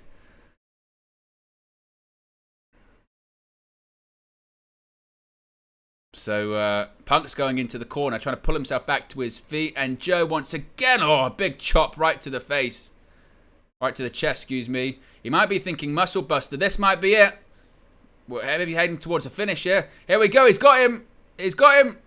Oh, Punk manages just to fall out of it in the end. Oh, and a big roundhouse kick by Samoa Joe. And both men are down.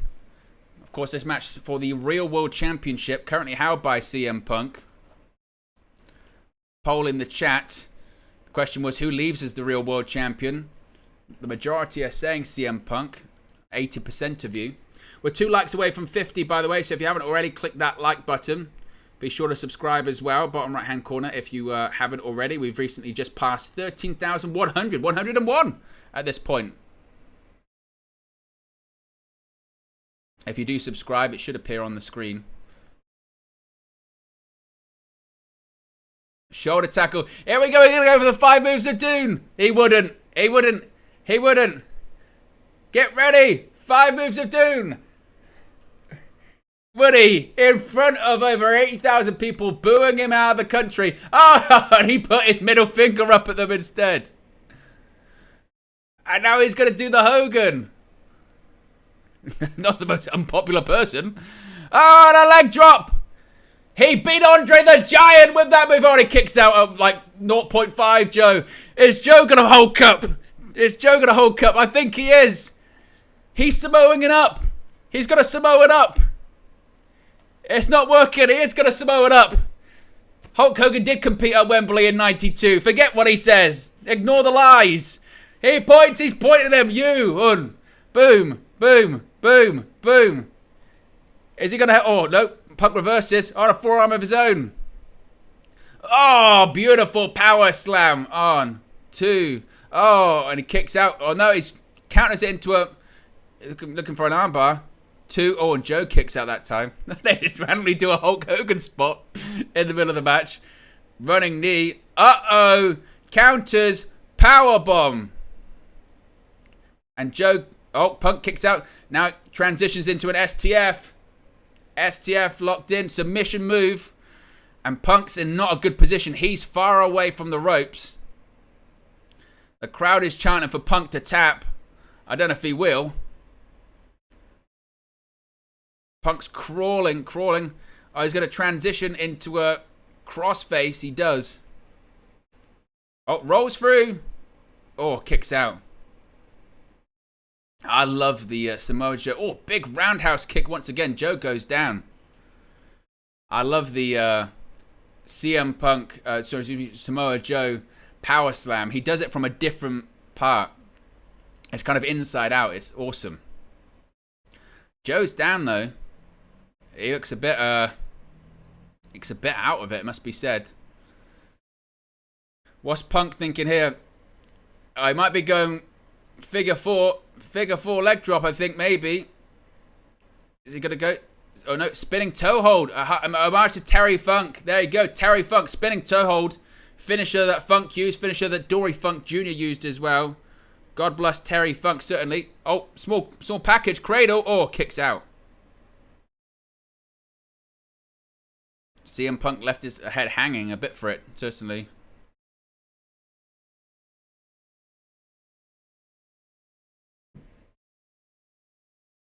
Oh, ST.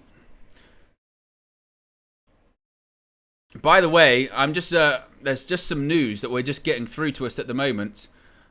So Sean Ross Sapp Fightful is reporting there was a physical confrontation between CM Punk and Jack Perry right before CM Punk went through the curtain. They're working on more details. So actually there was a backstage physical altercation between Jack Perry and CM Punk. That is news that is literally just coming through to us right now. That's from Sean Ross Sapp Fightful. We did say on the pre-show, didn't we? We did say that Jack Perry did the whole "it's real glass" cry about it sort of thing, and we didn't know whether that was, cleared or anything. But that is news that's just coming through at the moment. That there was a physical confrontation, which one would expect was because of what Jack Perry said. CM Punk biting, he's biting Joe.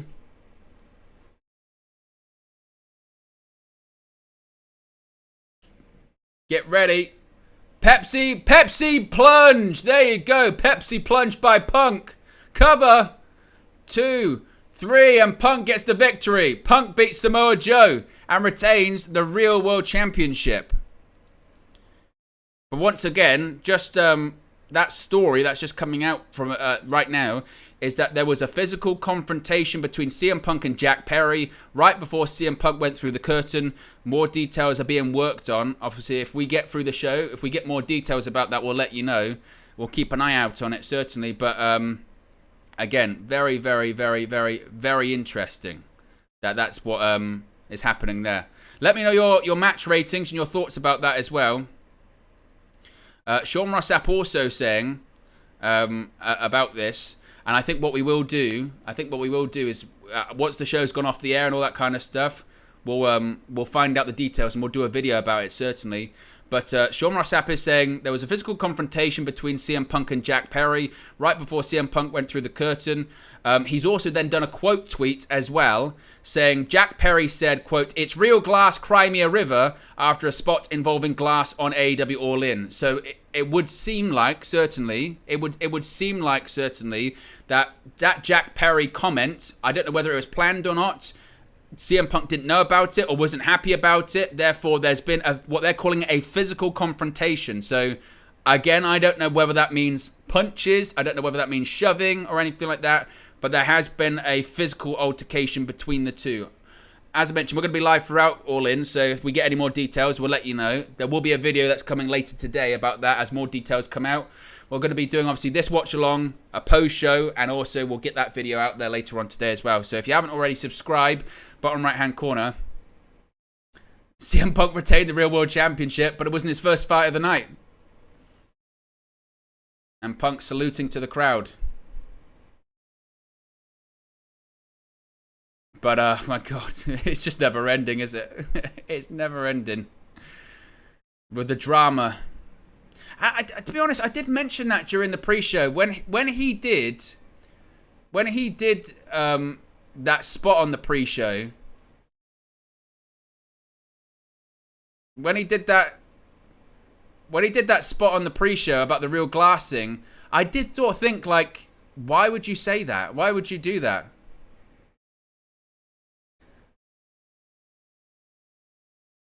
The question now becomes is CM Punk going to be on the media scrum? I don't think he will. I'm not sure that Phil's going to be on that pre-show, must be said. But it looks like next it's going to be a trios match, maybe.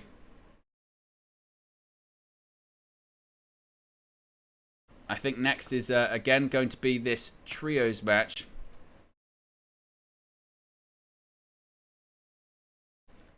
Switch this across. There you can see it right there. It's Kenny Omega, Hangman Adam Page, Kota Ibushi, the Golden Elite, facing off against Bullet Club Gold's Jay White, Juice Robinson, and Konosuke Takeshita. What are people saying about it in the chat, by the way? The drama has barely just started, folks, honestly. Chris Day, one of our members, says they don't help themselves. Winter says fun match. Chad says because of the Real Glass comment. Yep, obviously. Wrestling News. You stole my name, damn it. Wrestling News 365. How dare you? Says CM Punk is a real crybaby. JG says I would need a media scrum, Mr. Punk. I don't think we're probably going to. I don't think we're going to probably hear from him, honestly. Chad says, I wonder if Omega and Punk are meeting in the gorilla position. That, honestly, is a really good point that I hadn't actually thought of that much, honestly. We said earlier on, didn't we, that it was CM Punk was going to go on first and then the Elites matches were going to be way afterwards. I guess that's not the case because the match is coming up right now. And surely Punk would they have seen each other? I don't know. Here come Bullet Club Gold. The Guns. Juice Robinson's on all fours. Why, I don't know. And there's Jay White, all in white.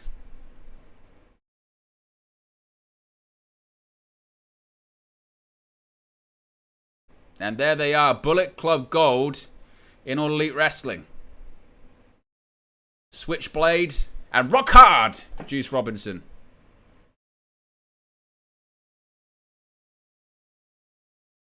I must say, it's probably one of the best things about Collision. It's been Bullet Club Gold.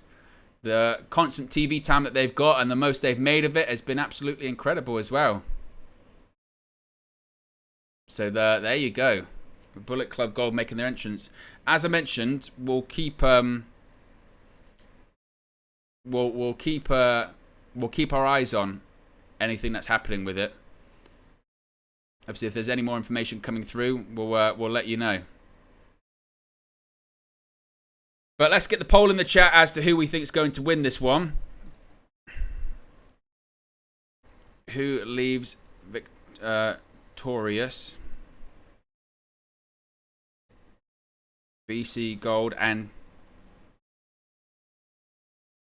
Takeshita or the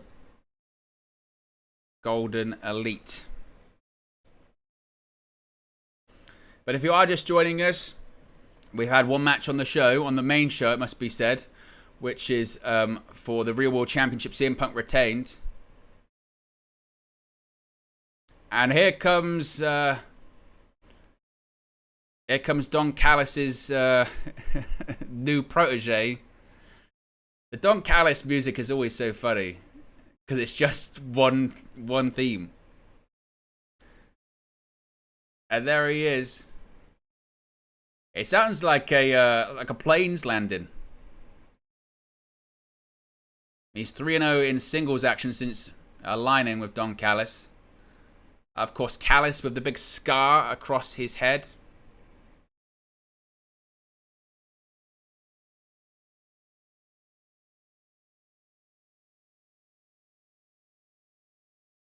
Don Callis might have the most heat out of anyone in Wembley Stadium, maybe. Maybe, just maybe. Jim Ross just called him a miserable prick. And that's coming from JR, who's pretty cranky nowadays, it must be said. His old Jim. Here comes Hangman Page. I wonder if he bumped into old Phil. Here comes Hangman. I do wonder if he bumped in. I wonder how all of that's worked. But the drama once again continues in AEW in All Elite Wrestling. Why doesn't it?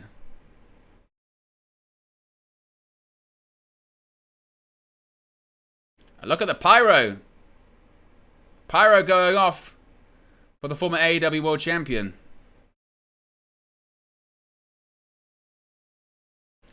And here comes Kota Ibushi for his second ever AEW appearance. His debut was at Blood and Guts last month.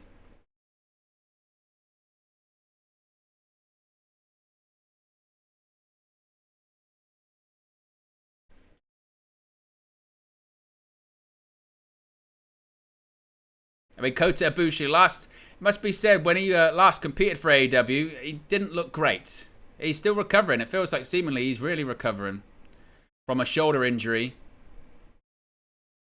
Because, yes.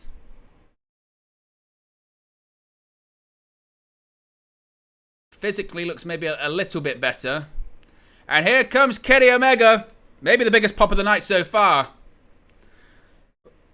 For the former AEW World Champion. Here we go. There is Kenny Omega. How and why he's not in singles competition, I don't know, but he's not. Kenny Omega, the longest reigning AEW World Champion in history. Look at Kota Ibushi posing with Omega.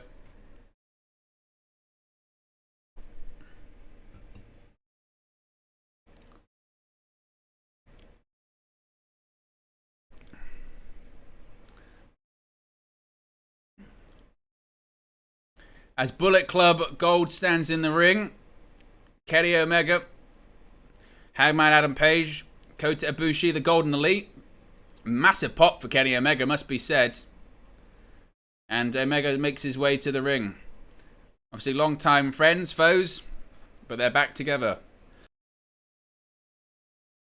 Oh, what a sneeze. And Don Callis is on commentary. Maybe that's why I sneezed. I'm allergic to his bullshit. But Don Callis is on commentary. Jim Ross is probably furious. He hates every time he complains that Don Callis is on commentary.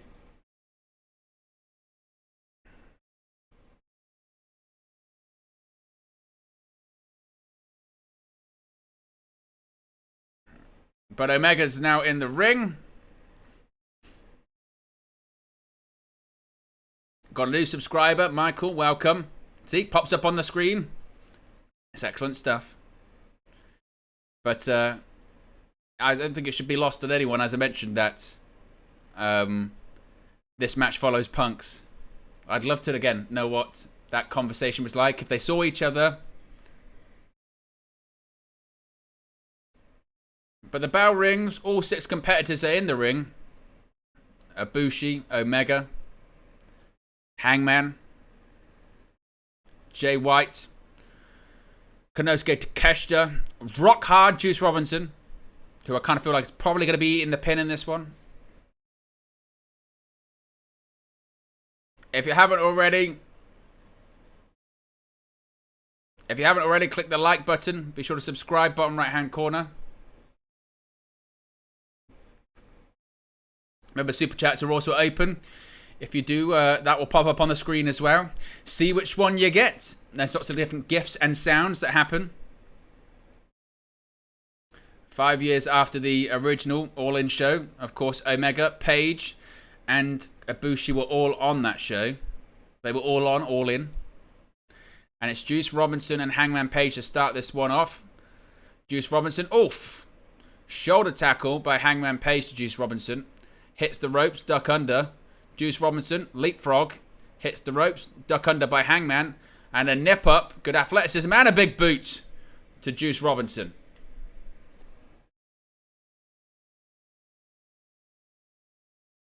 And Hangman tags him Kenny Omega. Omega, oof. Double axe handle over the arm of Juice Robinson. Get ready for a chop. Oof. Big chop. Oh, and another one. Oof. Trading of the chops between Hangman and Omega. Juice Robinson, he's been bounced around like a pinball. Oh, he ducks. Oh, and a chop to the back. Oh, chop to the back and to the chest. And look at that. The high tens by Hangman and Kenny. They're very much on the same page.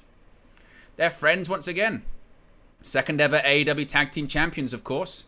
When did they win the titles? They won them in January of 2020 on the Jericho Cruise. Kota Ibushi's in the match. Juice Robinson says no. Crowd chants for Ibushi, saying Ibushi, Ibushi. And in comes Switchblade Jay White, who knows Kota Ibushi very well. And look at this, going head to head. Collar and elbow tie up once again. And he's grabbing the head. Oh, and he shoves the chest. Oh, Ibushi went for a kick. Missed.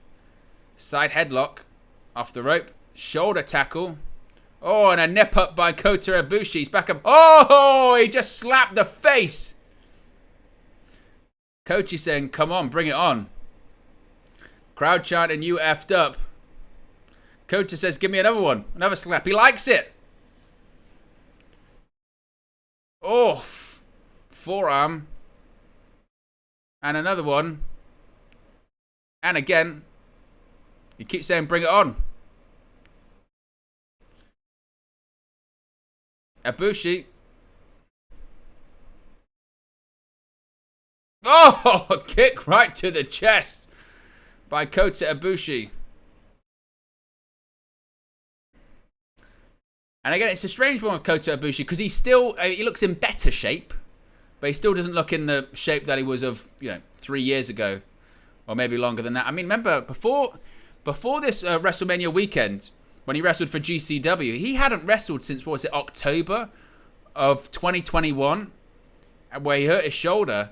He decided not to have shoulder surgery, and really, before that match at GCW, it came out that he'd hurt his shoulder again. Oh, double leapfrog, and look at that. Look at that. Incredible by Kenny Omega. Oh, in comes Konosuke Takeshita. Oof. Look at these shots. Oh, they went for that double leapfrog again. Ibushi goes over the top to the outside. He still moves a bit rusty. Oh, beautiful Hurricane Rana sends Takeshita to the outside. Oh, and a forearm to Juice Robinson. And Kenny Omega. Here we go. He's banging on the map.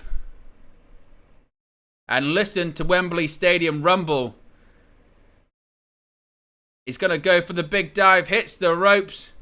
Oh! Takes out both Jay White and Konosuke Takeshita. Wow. Look at him. High risk. Kenny Omega is just in a perfect positioning right now.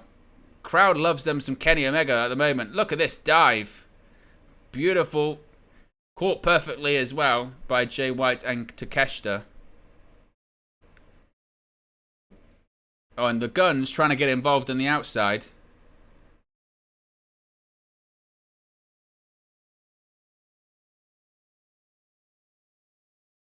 Oh, goes for a crossbody. Jay White ducks.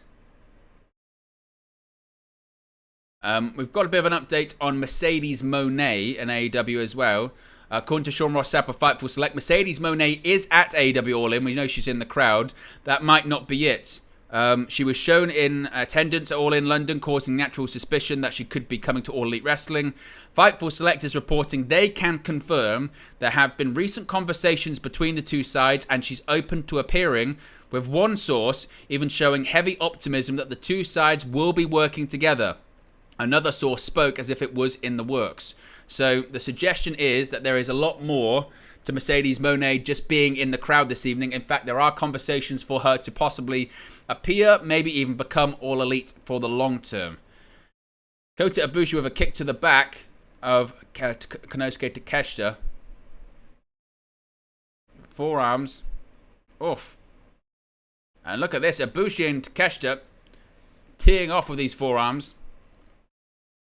And now, the heel's just working over Kota Ibushi. Jay White, Juice Robinson.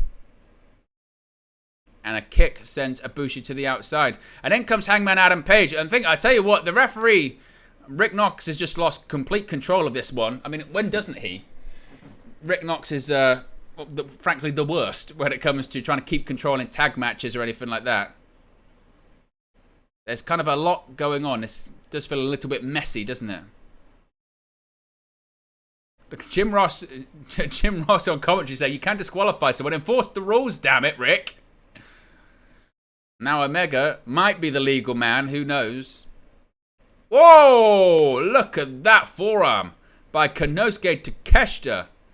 Off the ropes, ducks under another one. Oh, and a big jumping clothesline by Konosuke Takeshita takes out Kenny Omega, and Omega's just sat up in the middle of the ring. He might be out. But Rick Knox, yeah, has zero control of this at the moment, it must be said. Look at that. Big jumping clothesline by Konosuke Takeshita there. Beautiful.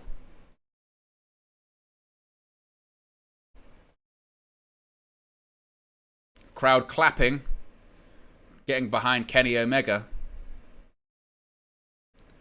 And I think the crowd still trying to figure out what's going on, really, with this. Look at these slaps to the back of the head. And boots to the back of the head of Kenny Omega by Jay White. Oof, a big chop by Omega to White. And White kind of just eats it. Right hand. Oh, went for it. Oh, dragon screw leg whip. And look at him, he's playing guitar. He's playing guitar over his knee. Oof. And a dragon screw right to the knee of Omega once again. Chad says this match is chaotic in a bad way. I do understand what you mean. It's a bit...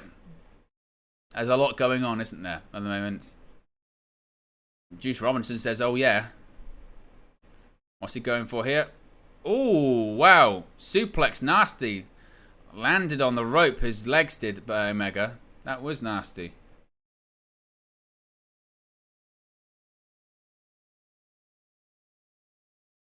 Crowd clapping for the Elite. Juice Robinson is going to tee off. We know sometimes Juice Robinson, he has these jabs. Oof. And Omega fighting back with a jab of his own. Oh, they're teeing off. They're doing dueling jabs. Trading jabs, indeed they are. Oh, and Juice Robinson raking the eyes. Now Rick Knox cares about the rules. He didn't care before. And still. Oh, big left hook to Omega. And a senton by Juice Robinson. Cover. And he kicks out.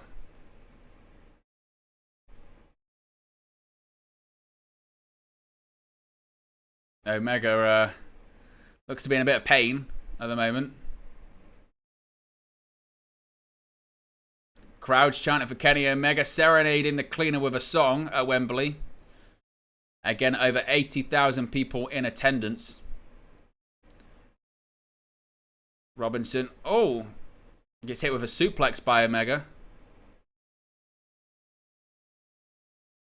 It's a bit of a weird one, this match. Not to say that, I don't know if flat's the right word, but it still just feel like it's not totally cohesive at the moment. Robinson goes for a back body drop. Omega lands on his feet. Oh, boot by Omega. A pair of elbows in the corner. Oh, and a beautiful front roll through. Oh, and he went for a tag and the guns. The guns prevent the tag from happening. And look at Jay White. Jay White has distracted the referee, Rick Knox. Off. Ibushi throws Colton gun into the barricade. In comes Hangman Page, gets the tag. Boot to Jay White. Hits the rope, springboard, clothesline. Sends Juice Robinson down. Oh. Hangman. Fall away slam. Hangman, nip up back to his feet. Oh, float over to the outside, lands on Juice Robinson. Hits the rope again. Clothesline. Sends Jay White out the ring. Tope to Shida. To Juice Robinson. Hangman's all over the place. Oh, and a tope. Oh, he nearly didn't make it. Oh, he nearly didn't make it landing on Jay White. And now, Hangman once again is going to try and climb the turnbuckle, it looks like. Getting to his feet.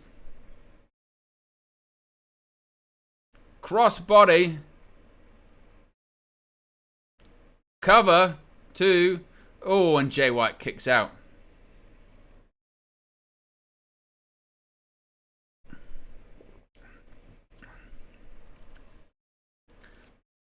As we're just seeing a replay.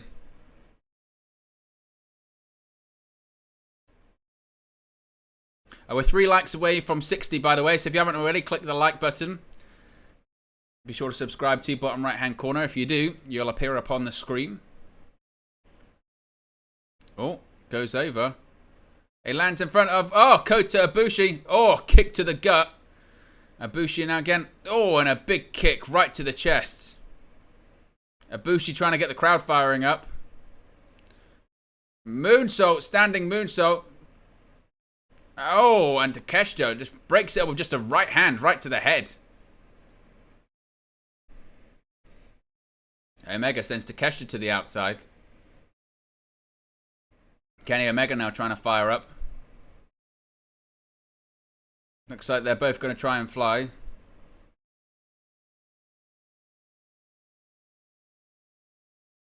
Ibushi. Oh, Ibushi. I'm not sure. I think Ibushi slipped. Ibushi botched the moonsault. That was a bit nasty there from Kota Ibushi. They both went to do a thing where they floated over and then did a moonsault off the sort of second turnbuckle. Ibushi floated over and landed on sort of the bottom rung and kind of did a moonsault sort of. He still looks a bit, like I said, Ibushi. You can't really put your finger on it, but he definitely looked kind of off in the way that he's performing, you know. He looks a bit slow, a bit sort of rusty. He kind of also looks like as well, like he doesn't really know too much what he's meant to be doing a lot of the time. Like he doesn't know where the match is meant to be going or what kind of stuff, or lumbering around. Really clearly, there's still something sort of off about him. 2. Oh, Jay White just kicks out. That was close. 2.9 by Ibushi. Ibushi now trying to fire up.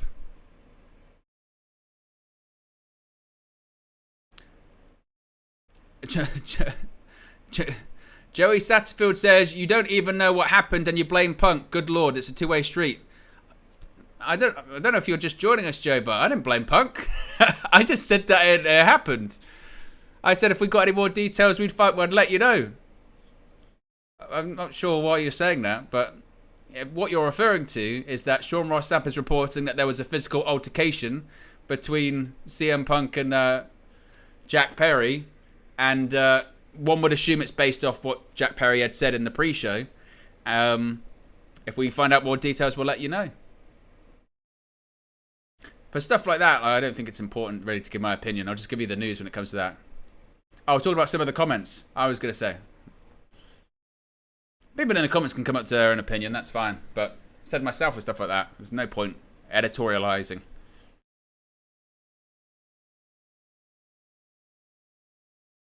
Oh, Juice Robinson ducks under. Snapdragon suplex by Kenny Omega.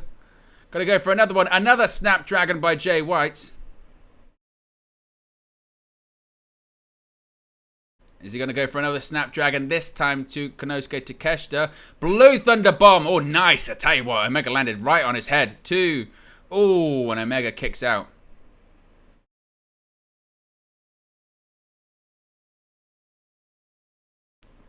An El Generico reference by Excalibur.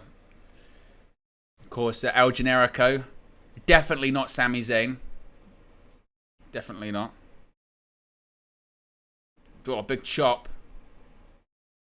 Oh, V-trigger right to the back of the head. Oh, Poison Rana. Takeshita landed right on his head. That was nasty. 2. Oh, kicks out. That was, that Poison Rana was rough.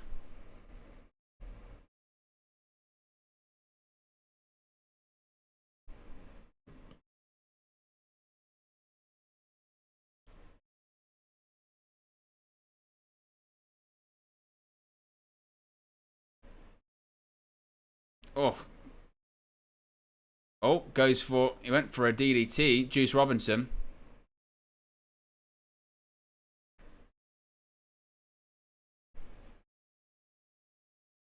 You can't escape.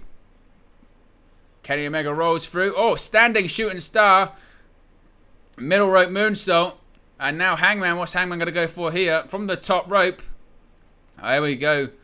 Avalanche fall away. Oh, he floats over. Wow. Blockbuster by Hangman.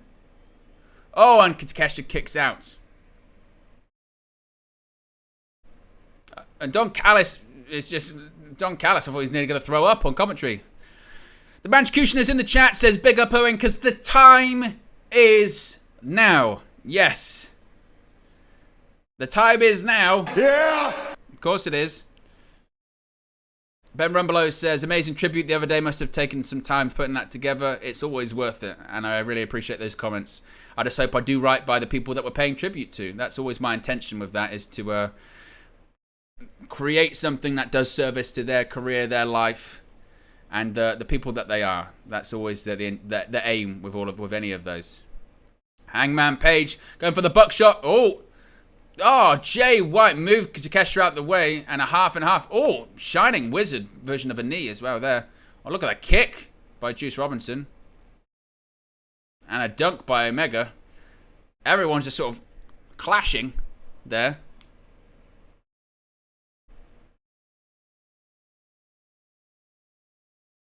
Now, Omega's talking to Ibushi. What are they trying for here? Golden Trigger. Oh, Takeshita fights out. Oh, Takeshita and Ibushi. Forearm by Ibushi. Drops Takeshita down to his knees. Oh, jumping knee. Wow. By Konosuke Takeshita. I think he just knocked Ibushi out. Whoa.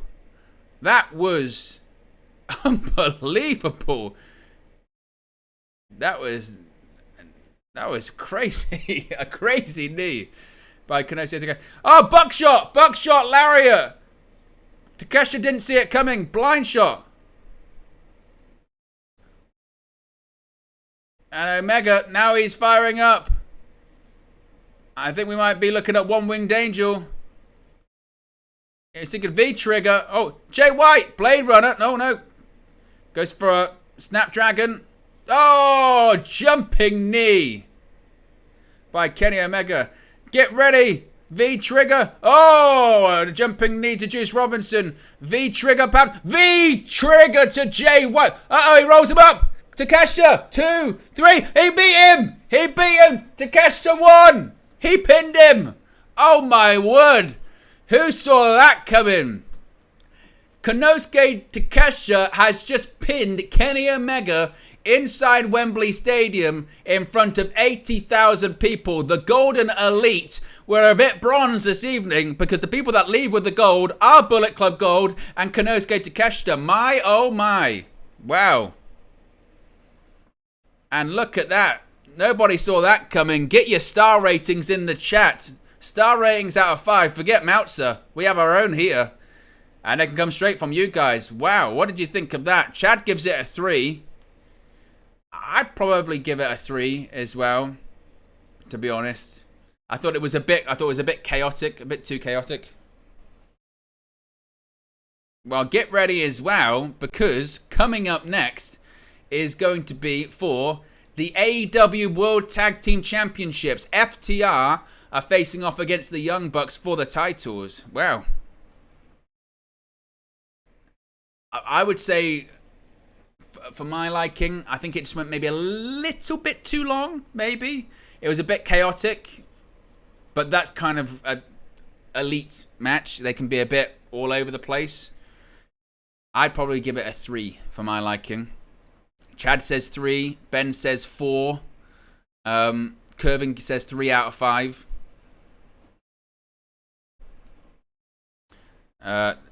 Who leaves as AEW Tag Team Champions? Is it going to be FTR, the current champion, or is it going to be the Young Bucks? Joey says 3.5. Go Blue says 0.5 because of the finish. Not happy at all. Poll is in the chat. You can get your votes in.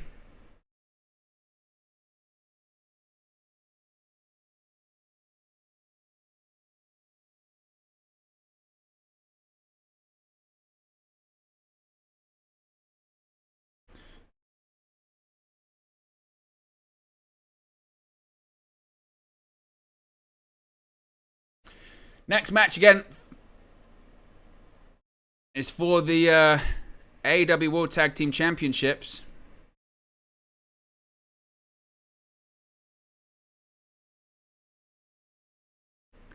What's going on here?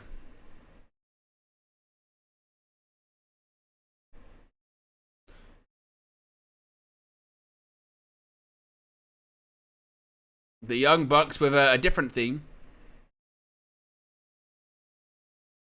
Okay, so we might actually have some more details on the CM Punk Jack Perry altercation. Here we go. So this is coming from Sean Ross Sapp, Fightful Select, guys. A bit more of an update on this. So Sean Ross Sapp, Fightful is reporting CM Punk and Jack Perry had an altercation backstage at AEW All In. Details are few and far between at the moment, but Fightful have learned that Jack Perry and CM Punk had an altercation shortly before CM Punk went to the ring for his match at All In. Jack Perry was on right before him and did a spot on a car window and said, quote, "It's real glass, cry me a river." This was a shot at Punk, who had a confrontation at an AEW Collision taping this summer over Perry's insistence on using real glass for a spot on the show. Fightful are told Perry wasn't happy with how the situation was relayed publicly by those close to Punk. They haven't heard of the extent of which the altercation got, but that it got physical and involved a lot of yelling. If they have any more details, they'll let us know. So realistically, they don't actually have a lot of details, to be honest with you. They're just saying that, again, it was Jack Perry had that thing he said during the 0 Hour show during his match. There was a confrontation. It got physical. There was a lot of yelling, but they don't really know the extent of it. Once again, if we hear more details about that, of course, we'll relay them during the show. There will be a video that comes up later today covering that in more depth. I think more details clearly will come out, so we'll cover that as well. We obviously are going to be live for this watch-along. We'll be live for a post-show as well. We'll continue to convey the details about them as they come out as well.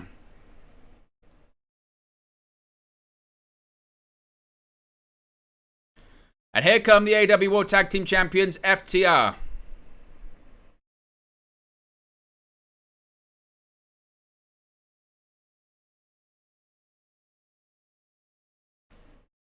So what are people saying in the chat as well? Go Blue said the match made no sense, so the finish doesn't need to make sense. After doing every move in wrestling twice, that finish should have been devastating. Then the roll-up happened.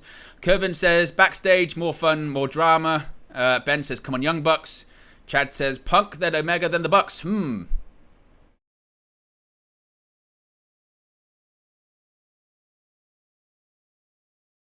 But FTR entering the ring. The poll is in the chat. The question is, who leaves as AEW Tag Team Champions? At the moment, the majority think the Young Bucks will leave this one with the titles. We shall see. But look at the matches that have started this show so far. We've had Punk versus Joe. We've had a trios match, not the trios title match, a trios match. And now we've got the best, or the final match, third in the trilogy. I think AEW may have made a bit of an error when it comes to streamers for the Young Bucks entrance, because the streamers are all caught up on the set for AEW All In. They're sort of hanging from the ceiling. They're hanging from from the stuff. It doesn't look too good.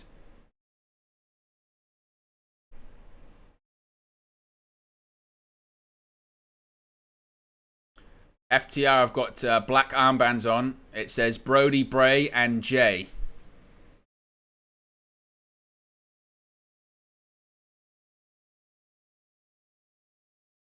And the streamers from the Young Bucks entrance continue to come down, by the way. And I don't think they really thought that much about those streamers. They're kind of getting everywhere.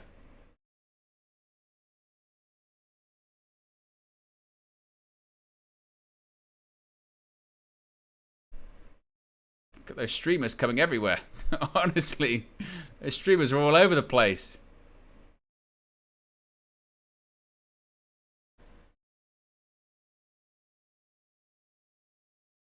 Look at Rick Knox. He's all caught up in the streamers.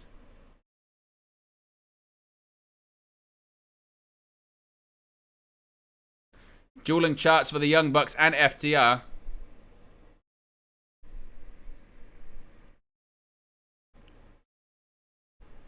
I'm sure production at the moment is thinking, who on earth decided that was a good idea? Because they're bloody everywhere. And after this match, certainly, when they go from commercial, they'll go to some kind of commercial and pull them all down, probably. But Cash Wheeler and Nick Jackson in the ring. Wheeler, shoulder tackle. Duck under by Nick. Oh, leapfrog. Oh, they're trying to hip toss attempts, and it was actually Nick in the end that got it. Scoop slam. Slams Cash Wheeler down. Oof. Working across the arm is Nick Jackson.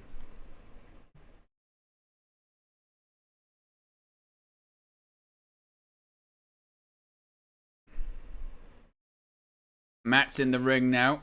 Oh, duck under. Oh, catches him. Look at that. Beautiful into kind of version of a slam, I would say. On Matt Jackson. And in comes Dax Harwood. Dax the Axe.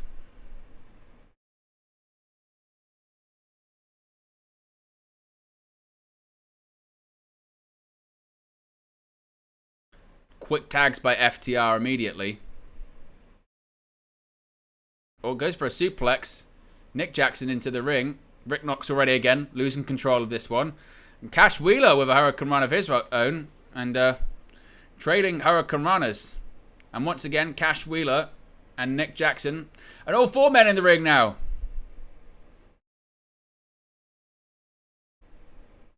A hockey fight. Oh! A pair of double clotheslines. And all four men are down.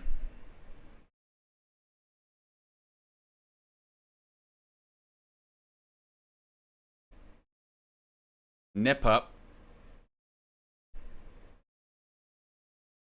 Oof. Irish whip. Oh. Kicks both to him. And a pair of drop kicks send FTR down. Clothesline. And they're both out again. Oof.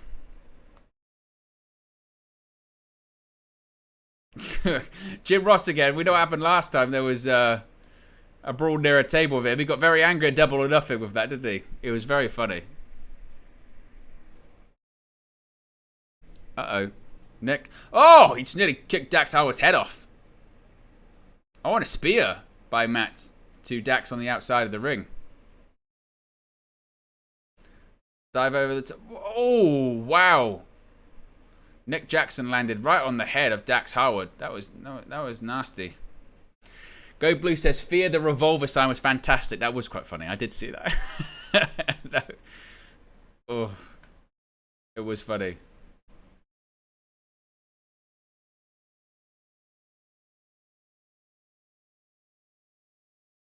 It's very well done. Fear the revolver. We're 1 like away from 70 likes, by the way. So if you haven't already, click the like button. Be sure to subscribe too. Oh, floats over. Oh, super kick by Matt Jackson to Dax. And another tag. Matt puts Cash Wheeler through the middle rope, hanging him up guillotine style. What's Nick thinking here? Oh, Swanton. Two. Oh.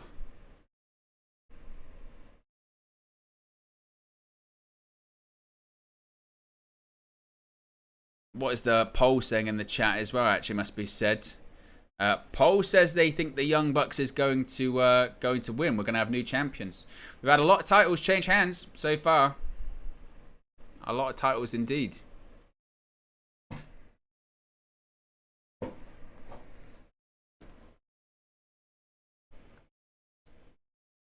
Irish whip. Oh, right hand to the gut. Irish whip. Russian leg sweep, excuse me. Matt Jackson. Oh, look at that.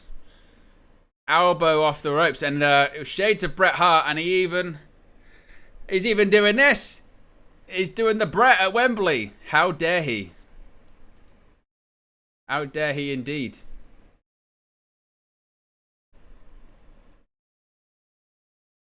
Bret Hart, British Bulldog. Arguably one of the most famous matches ever in the history of pro wrestling in the UK.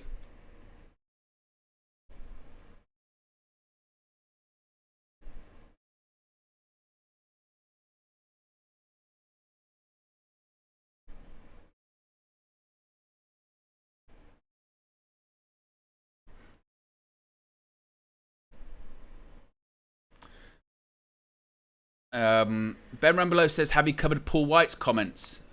Which comments are you referring to? I can tell you my opinion on them. Go Blue says, I want the Bucks to win just for Cornette's rant about it.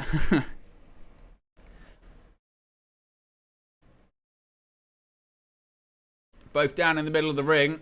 Dax Howard trying to get the crowd to fire up.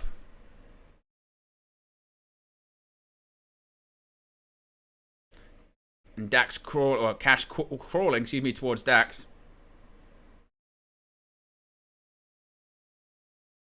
Oh, right hands.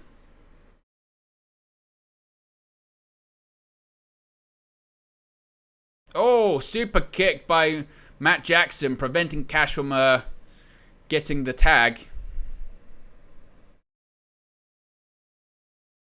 Uh-oh, roll up. Oh, kicks out. Oh, Paul White says, Ben Rumson says, Paul White's comments on steak and kidney pies. I don't know what he said about steak and kidney pies. I thought it was something more controversial than that. Maybe that is very controversial.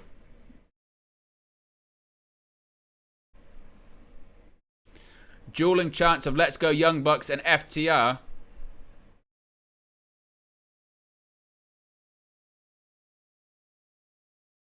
Irish whip sends Cash Wheeler into the corner. Oh, floats over. Oh, Matt Jackson gets caught with a kick. In the corner. Springboard. Oh, look at that. Uppercut. And maybe now Cash Wheeler might be able to get the tag.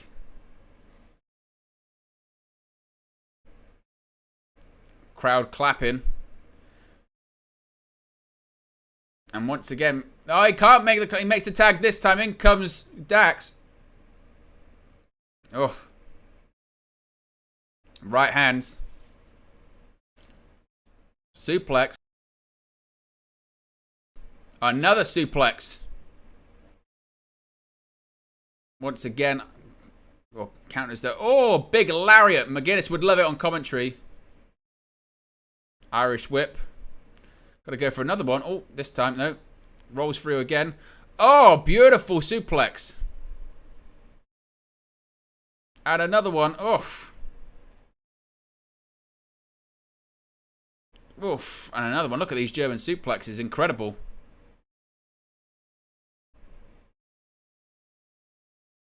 Oof. Northern Lights. Here we go. We're going to get the locomotion.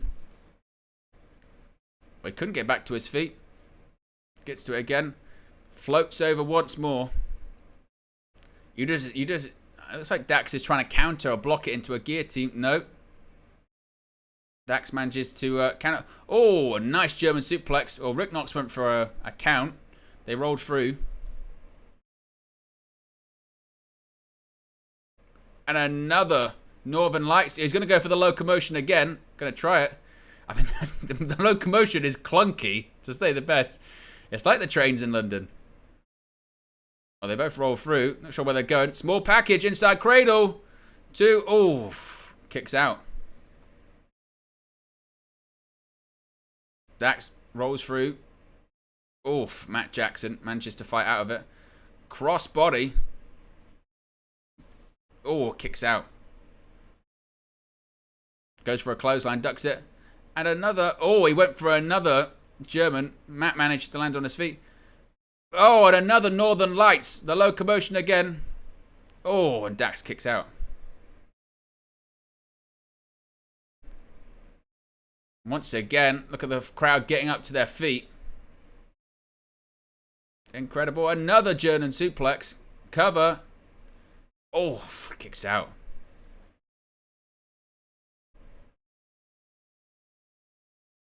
Unbelievable. Certainly a war of attrition. No doubt about that.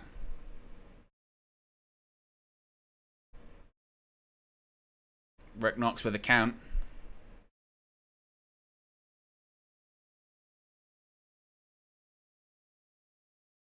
Nick Knox up to a count of 5, 6, 7. And look at all of the crowd in attendance right now. Nick gonna go for a super kick. Oh, ducks. Dax gets him up. Oh, bouncing him off. He's going for that power bomb. No, doesn't happen. He's gonna go for a sharpshooter. No, kicked out. Nick on the apron. Oh, jumping enziguri. Gonna go for a springboard. Oh, he caught him. Caught him. Here we go. Power bomb. Nice. Oh, Mac Jackson rolls him up. 2. Oh, that was close. Closer than people thought. Maybe he's going to go for a sharpshooter again. And there you go. He's trying to make some distance between him and the ropes. It's a bit close.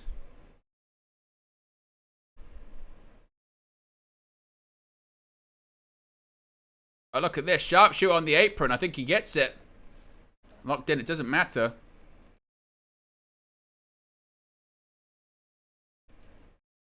And a pair. Oh, whoa. What was that? I mean, he just kicked Cash Wheeler off the apron. Cash might have just smashed his face in. Oh. I want to have another look to see Cash Wheeler's face. Because that looked nasty. Really, really nasty. It was a sharpshooter on the apron, and he kind of pushed him off. And as that happened, he landed face first on the steel steps. It was quite nasty. I think he's okay.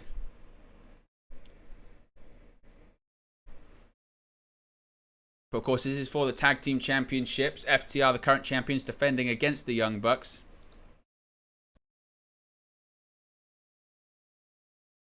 Big running knee from Nick Jackson's Shades of CM Punk. Gets Dax Harwood up on the top rope. Oof.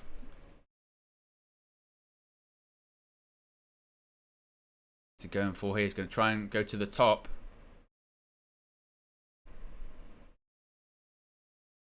We're thinking maybe superplex, perhaps. Perhaps, maybe not. Another superplex. A splash. Oh, gets the knees up. Oh, a pair of knees up. The Bucks counted FTR. FTR counted the Bucks. Oh. Nick Jackson accidentally clotheslined his brother. Backslide. 2. Oof. Nick Jackson kicks out. Oh, he's going for a pile driver. Rolls out. Oh, big spinning kick. Roundhouse by Nick Jackson. Dax manages to back body drop him. Dax rolls through. Now he's going to go for pile driver maybe. Shades of Arn and Tully. Tag in. Spike pile driver. Here we go. Oh, they've used it in the past. They've used it to get victory. So have the Brain Busters. 2.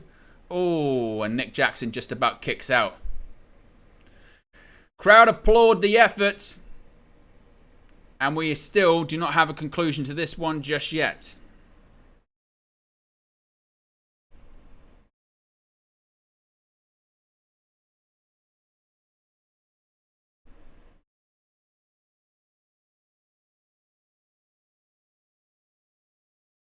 Crowd chanting, "This is awesome." Certainly it is.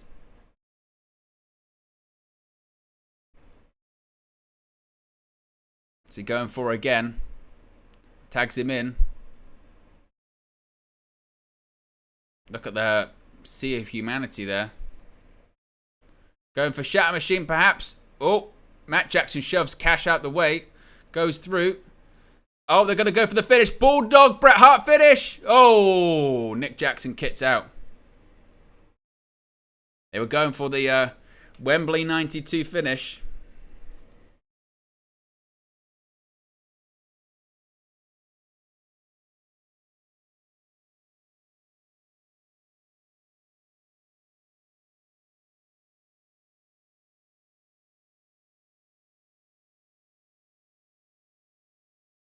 Ducks under. Oh, miscommunication. Backslide again. Oh, I was very close.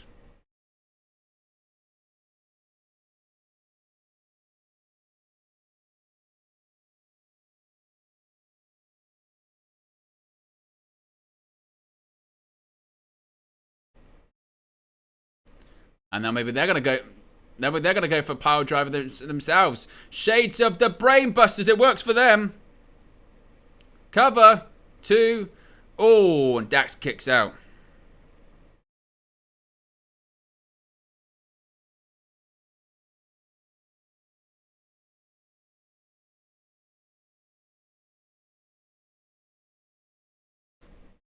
Apologies, I had to just answer that. If you haven't already, be sure to subscribe. We're 2 away from 13,110. And if you do subscribe, your subscription should pop up on the screen here, along with a Toni Schiavone giving a thumbs up. The stream is still there. There we go. Oh, they were going to go for that Meltzer driver, perhaps, or indie taker, whatever you want to call it. Oh, Tope. Cover. Oh, Dax kicks out.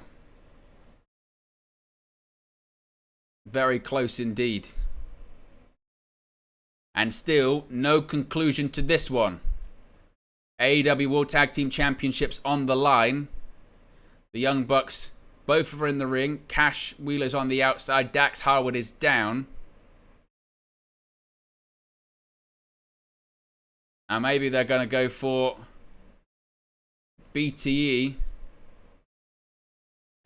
BTE trigger. Oh, clash knees. Both patellas smack off against each other. Oh, Cash spears him out to the outside. Wow. Momentum may have just shifted just a smidge. And Dax, in comes Dax. The AEW Tag Team Champions, they're ready. What are they thinking? Oh, they're going to go for FTR trigger, perhaps. Not BTE, FTR trigger. Oh, and they did it. Oh, and they give him a kiss on the cheek. For good measure.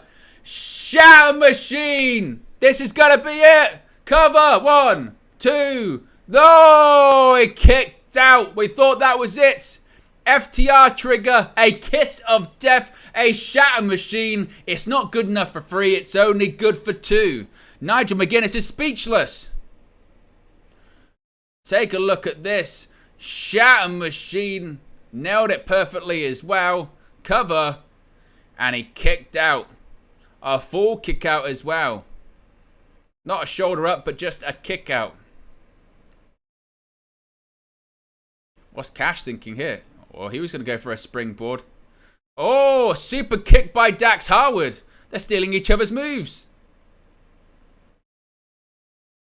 Uh-oh. Oh, both Nick and Dax go to the outside. What's Cash Wheeler thinking? Oh, wow. Cash Wheeler did a springboard 450. He missed. Super kick. Is this going to be it? 1, 2, 3. Oh, and Cash Wheeler kicks out. Whoa. I tell you what, for a slow build, this is turning into one hell of a match pretty quickly, isn't it? My goodness me. The crowd at Wembley, they were simmering, and then they just got brought up. Nick Jackson's tagged himself in. The crowd are chanting Fight Forever. They mean the match, not the game. The irony about Fight Forever, there's not a lot of forever play on it. Nevertheless, crowd chanting for AEW. BTE trigger. No, they hit it that time. This might be it. 1, 2. Oh! I tell you what, I think Dax Harwood wasn't gonna make it, and I think Nick Jackson had to make sure that he kicked out because I don't think he was going to.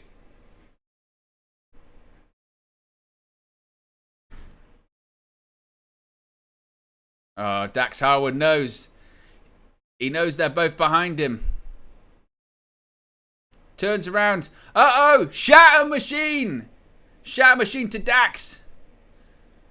Another BTE trigger. Oh, BTE trigger. This is going to be it. 1, 2, 3. Oh, no. He kicked out. I thought that was going to be it.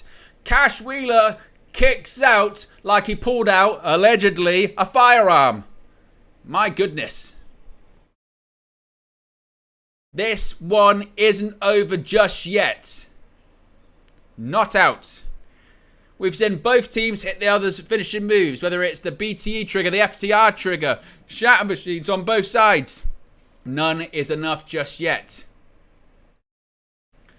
Crowd are chanting, "This is awesome." Fans are absolutely loving it.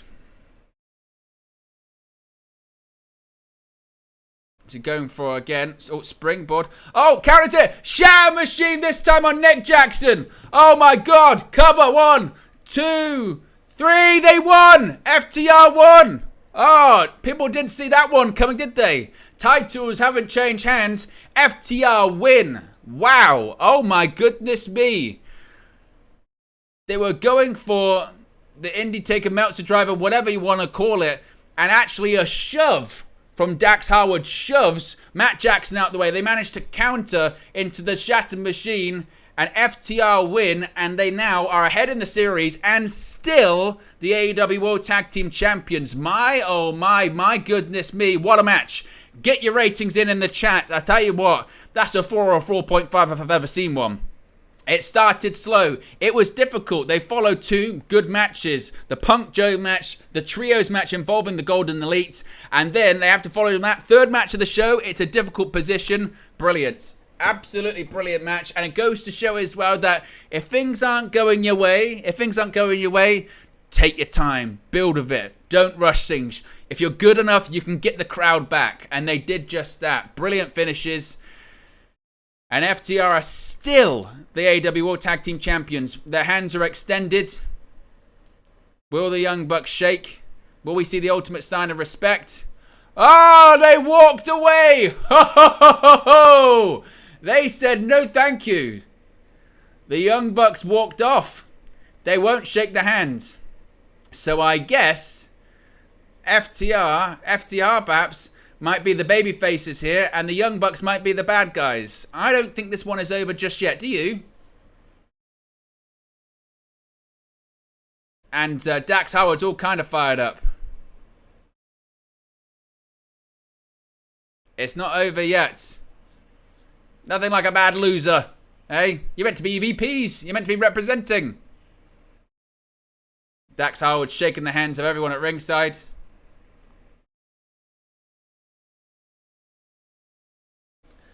Chad says 4.5. David says 4.5. Ben says 5.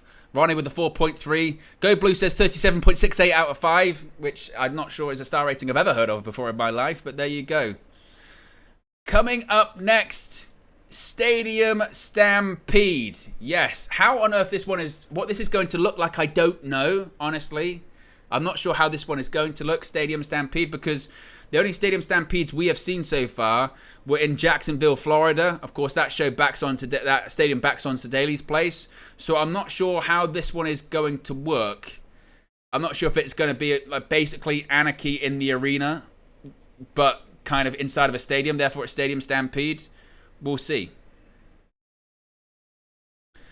We might have some more details as well.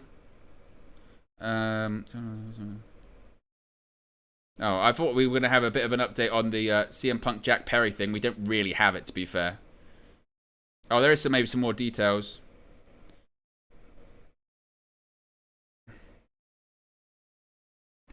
So some more details on the CM Punk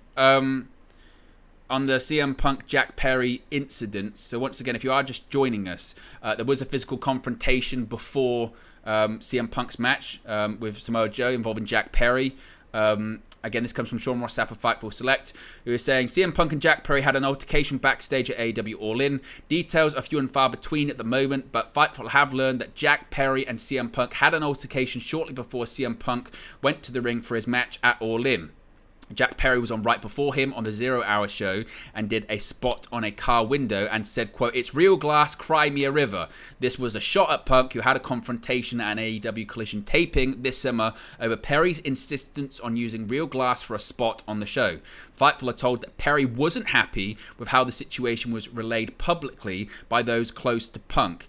Now, Fightful have learned at least one side of the story, which claims that Jack Perry approached CM Punk backstage and stepped in his face. That's a quote. Stepped in his face and bumped Punk. Punk was said to have then pushed Perry. Perry allegedly came at Punk and got choked. That's also a quote. Came at Punk and got choked. Fightful haven't heard of a particular kind of choke or who broke things up, but they are also noting this is one side of the story and more details will emerge. They've reached out to both CM Punk and Jack Perry for their sides of the story, but the latest development is that basically Jack Perry did that thing on the pre-show, then approached CM Punk backstage, quote, stepped in his face and, quote, bumped Punk. Perry then allegedly came at Punk and then, quote, got choked. Again, that's one side of the story. Seemingly that might be the side closer to CM Punk, maybe, but that's the latest of that. As I mentioned, when it comes to that, obviously we're going to be live for this whole show with a watch along. We're going to be live with a post show as well. We also will be doing a video as more details come out about that. That will come out later today. But the latest news is there was an altercation. It did get physical. According to one side of the story, Jack Perry approaches CM Punk and bumps him, goes at him, and CM Punk allegedly chokes him. That's the latest news when it comes to that as well. If you haven't already, click the like button. There's nearly 100 people watching. Be sure to subscribe as well, bottom right-hand corner. If you're a new subscriber, your subscription should pop up on the screen, probably in the middle of it. And also, you'll be able to see the live sub number there as well. Here come the best friends. The Blackpool Combat Club are in the ring. And here come Orange Cassidy, the international champion, Trent Beretta, and Chuck Taylor.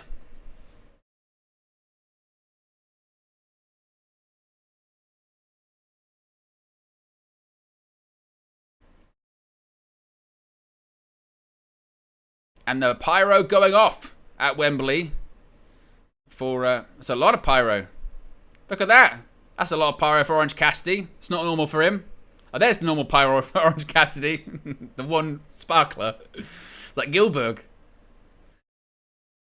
And here comes the Mad King himself, Eddie Kingston. Ben says that sounds realistic, genuinely. Connor says, thank you for doing the watch along, and thank you for watching. Here comes Eddie Kingston. Eddie Kingston sprinting. Oh, and a double leg takedown between Eddie Kingston and Claudio Castagnoli. And now we've got a brawl in the middle of the aisleway. Steffi Jenks says, shouldn't it be against the contract to create such issues at events / before fights? Well, again, I don't want to, go too much because we only know one side of the story. But what I would say is that if Jack Perry didn't clear what he was going to say and do before doing that on television, that is unprofessional. If he didn't clear that, and then afterwards, if he confronts CM Punk on it, CM Punk would be right to be annoyed about it, frankly. But we don't know all of the details just yet. We'll wait for more details to come out. Because, as is the case with everything in life, there are two sides of the story, and then there's the truth, somewhere in between all of it. As this brawl is now underway, we've got Claudio Castagnoli and Eddie Kingston. Proud and powerful, Santana and Ortiz. They don't talk in real life, but they're tag team partners. Speaking of drama. We've got Orange Cassidy and Wheeler Yuta and Penta fighting on the outside. Proud and powerful, as I mentioned, in the ring with the best friends. They've got history, certainly.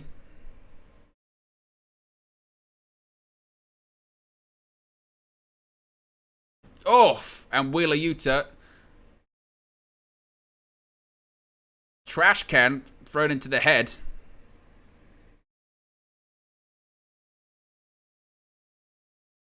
Crowd chanting Zero Miedo.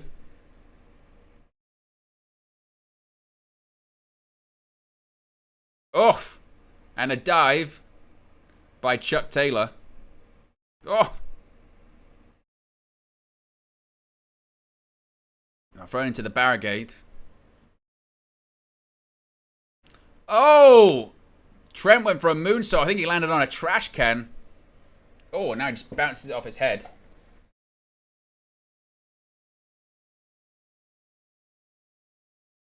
Yeah, the Santana and Ortiz situation is really interesting because they legitimately in real life don't really like each other that much.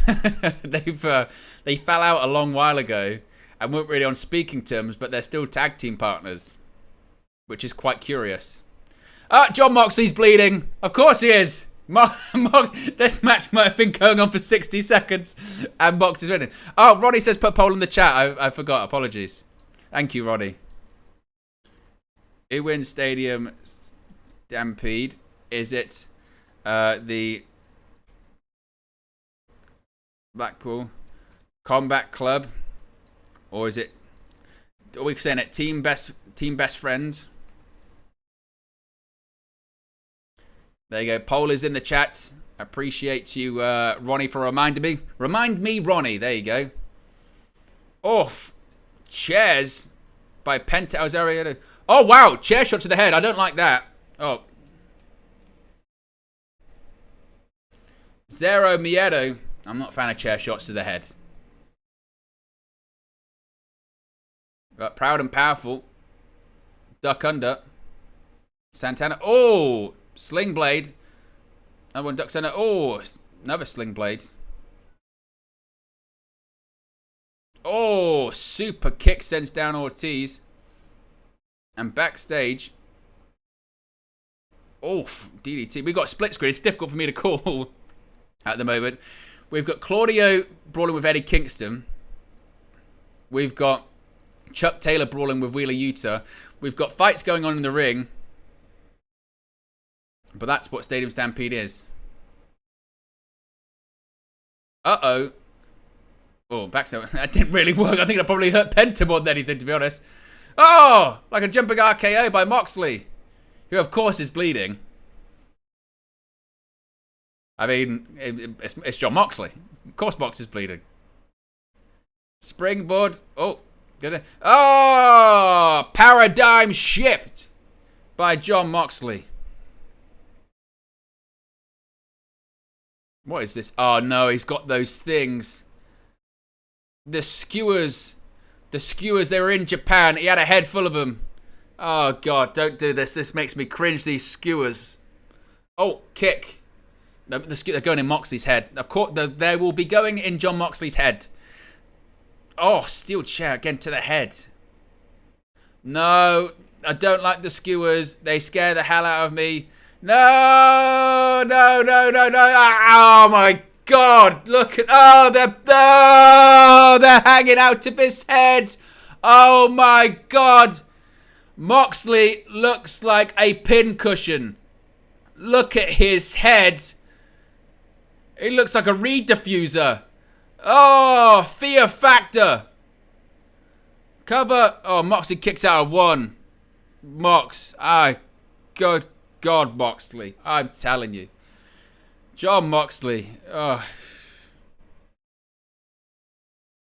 John Moxley. As soon as he pulled him out, you went, I know what you're going to do, Mox. You're going to stick him in your head. John Moxley, man. Guys.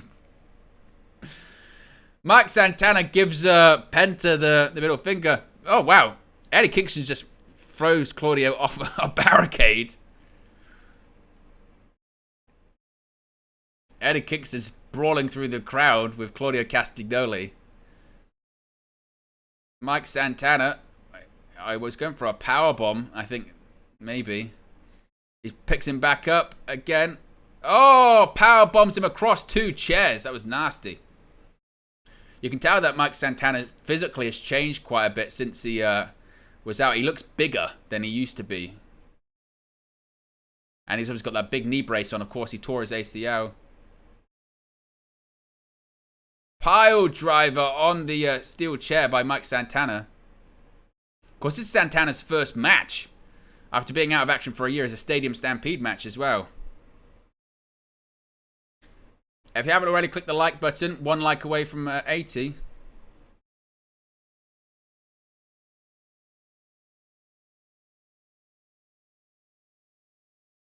There you go, cover. Trent's busted open. I think Trent's bleeding. Moxie's bleeding. Penta's hurt. This isn't good. So Doc Sampson has just taken... Oh, the kicks! The orange kicks! I don't know what is going on at this point. Penta has seemingly been injured. He's been taken away. Oh, he's got a fork. Moxie's got a fork. Drop kick. A nip up. Oh! Fork to the back of their head by John Moxley. Oh, no, he's stabbing him. Oh, I can't be doing with the forks. Oh, Moxley. The guy's just nuts. I mean, he's got skewers. He's got forks. He's got a bloody eye. It's just violence on another level. Oh, Trent, he had a barbed wire baseball bat. Moxley just no soda. Oh, brainbuster on the chair. And now he's got, look at him. He's got this barbed wire bat and he's rubbing it across the face and eye of Trent Beretta. Moxley's unhinged. He really is. Oh, in the back, Wheeler Yuta. Oh, he just suplexed Chuck Taylor onto a barricade. The hell? Lights are now going out. Oh, what? Oh, God. This one is literally just going nuts. There's blood everywhere. There's violence. There's barbed wire. There's kendo sticks. Ortiz just hit Trent with the... And now, in the royal box... In the royal box, Castagnoli and Wheeler Yuta are brawling with someone. Oh, the hell is this? Chuck Taylor's got a bit of... Is that umbrella? He's got an umbrella. What? Eddie Kingston's put an umbrella in his mouth. Don't open it up. Don't put it in there. That's not sanitary.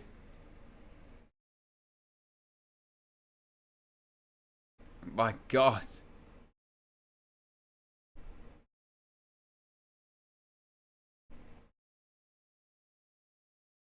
He's got another umbrella. Where is he getting all these umbrellas from? Who's he think he is? Mary Poppins. Oh, there we go. Mary Poppins reference from Nigel McGuinness. Stealing my material. I mean, Santana's got barbed wire on his head. Oh, a backdrop by Eddie Kingston onto Claudio onto a bar in the royal box. This is meant to be for royalty. Who's attacking? Eddie Kingston's attacking security. Oh, what was that? I think he just smashed a glass over his head. Oh my God. This is crazy. Oh! Trent lands on a ladder and it just bounces off him again as well.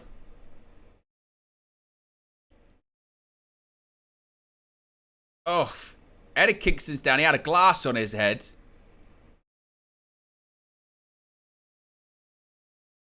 Penta, we haven't seen him because he disappeared after he's injured. I mean, Trent might be missing an eye.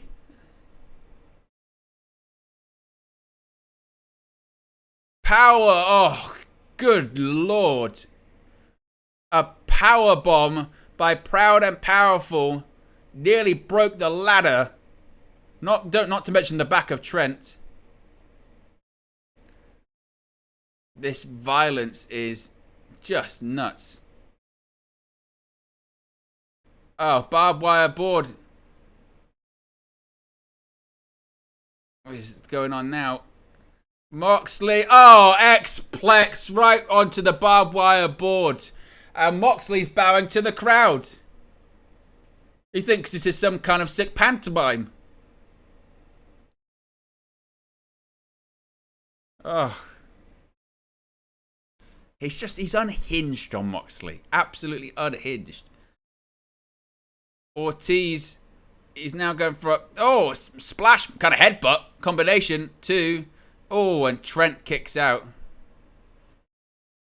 Look at Ortiz. Ortiz looks all kind of pissed off.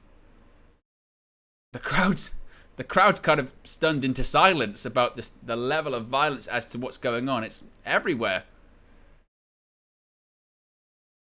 I mean, this is what the Blackpool Combat Club kind of do, isn't it? Oof.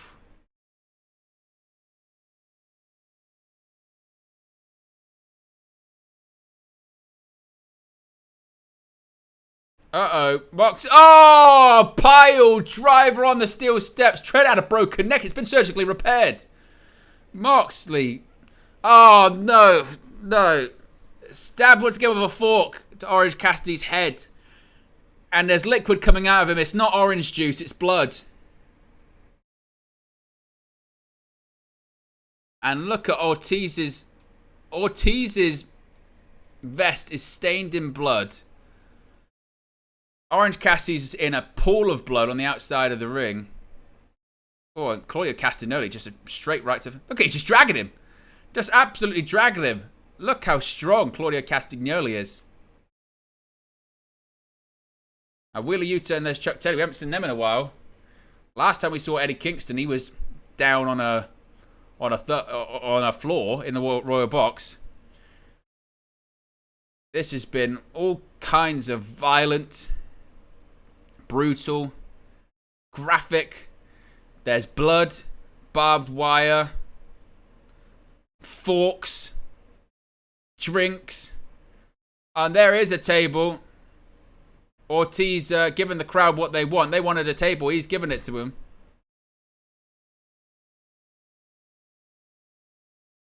John Moxley doesn't look happy. What's this? Oh, Sue's coming out. Sue's in the minivan. We know that we knew that she was in. She is at Wembley. She's in the minivan. And look, the minivan comes out. And Moxley's looking at her to say what? Oh, he kissed her! He kissed Sue! What? What? Who does he think he is? The Spanish football president? Moxley kissed her. And she's bring weapons and cookies. Oh, he just got attacked with a bunch of shortbread.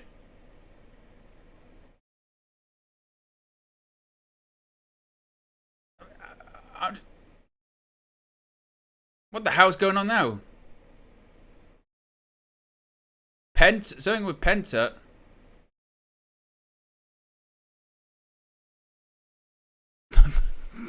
Penta Oscura.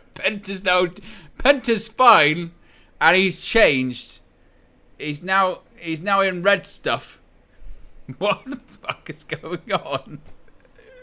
There's way too much going on. Santana's gonna meet him up the ladder. There's been barbed wire, blood, forks, cookies, a dress change, a costume change. Oh, it broke! The ladder broke! They were going for a ladder spot, it broke. The ladder was made out of wood and it broke. It's not made out of metal. Oh, don't try it. It's clearly not working. Oh, good lord. Sunset flip powerbomb through the table. Look at Mox. Mox doesn't know what's going on. I don't know what's going on, John. Either.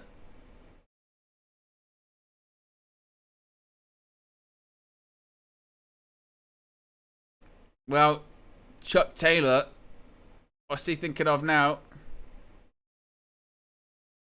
Oh, and they hugged him. You got to give the people what they want, apparently. And now they're beating the hell out of Yuta. Oh, they're all now back in the ring. Minus Eddie Kingston, of course. I mean, Ortiz, the way his vest is stained with blood, it looks like he's committed a murder. Honestly.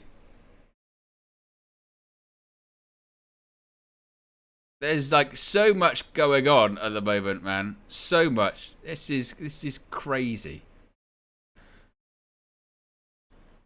Wheeler Yuta's got a screwdriver. Screwdriver. Oh, it's stuck in the top turnbuckle. Oh, soul food by Chuck Taylor. Oh, what was that? Chuck Taylor just dropped him on his head. Oh, and Claudio Castagnoli breaks it up. Oh. Tope. Oh, Chuck Taylor's back right into the barricade. Orange punch. Oh, caught. Time to go for a swing. We're in the UK, we're in Europe, we might as well. Claudio's back on his home continent. Here we go, the big swing, the giant swing. And the crowd, the stadium is counting along. And Orange Cassidy, I mean, the blood's rushing to it. There's that Lego. There's Lego on the outside of the ring. Oh, Ortiz fell. Ortiz slipped off the top rope. They're going to try and do it again, maybe. Oh, it went through some tables. Ortiz slipped. Trent did it again. He went for a pair of tables. During the whole time, Castagnoli swinging everyone around. What on earth? And now he's getting Orange Cassidy up. No. Powerbomb counters. Orange punch. Another orange punch. He's staggered. He's fired up. He cares. Look, he's a bloody mess.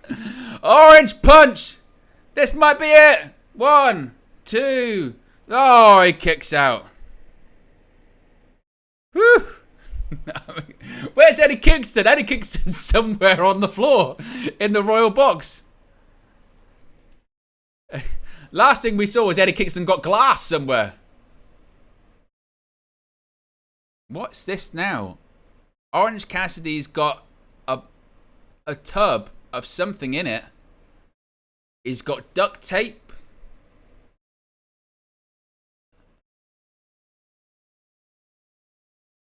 I mean, what's he got?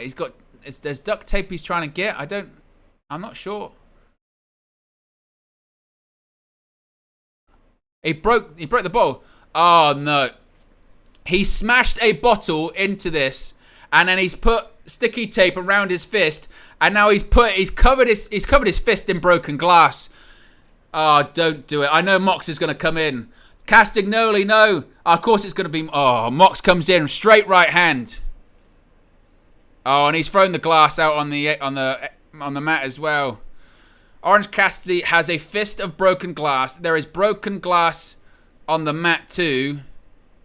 Don't do it. Don't do it. Oh, tornado DDT. Of course, Mox's head goes into it. Mox is he's just a sadist. I don't get it. Oh, avalanche. Oh, avalanche. European uppercut, and Orange Cassidy landed in the glass too. Oh. And Wembley gets to their feet. I don't think we've ever seen anything this violent ever. Uh-oh. Here comes the Mad King. Eddie Kingston is marching to the ring like a man possessed. He's got blood dripping down his forehead. He's got a steel chair in barbed wire. He's hitting people with this barbed wire steel chair. Here comes Eddie Kingston. Oh, teeing off with the barbed wire chair to the back of Claudio Castagnoli. Oh, and again, there's glass in the ring as well. Don't forget that too. There's glass in his eye. He got glassed earlier on too. Oh, he's going to hit him with a chair. And it's Mox and Kingston face to face, blood to blood. Oh, roll up. 2 in the glass. Oh, Kingston kicks out. Oh, the Hurricane. Oh, he's going to go for paradigm shift. Oh, the Hurricane again. Another Hurricane. Oh, through the barbed wire board. Orange punch with the glass to the face. Be careful. 2, 3. And Team Best Friends get the victory. Oh, my God. Match. That's crazy. Woo. Oh, get your ratings in for that one as well. The Best Friends have won.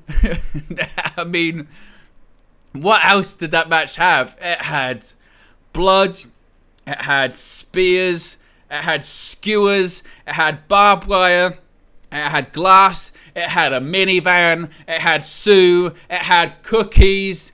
It had... Oh, look at Moxley's head. I can't believe... It had a costume change as well. Look at... They're stuck in a barbed wire and Eddie Kicks is giving him the finger. Whew.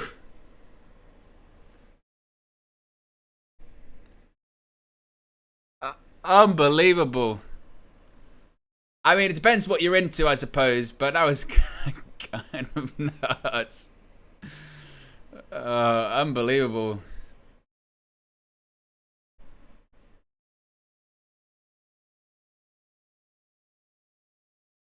Oh. That was kind of crazy, wasn't it? I mean, look, it depends what you're into, that kind of stuff, you know what I mean, doesn't it? It does depend what you're into, but that was nuts, really.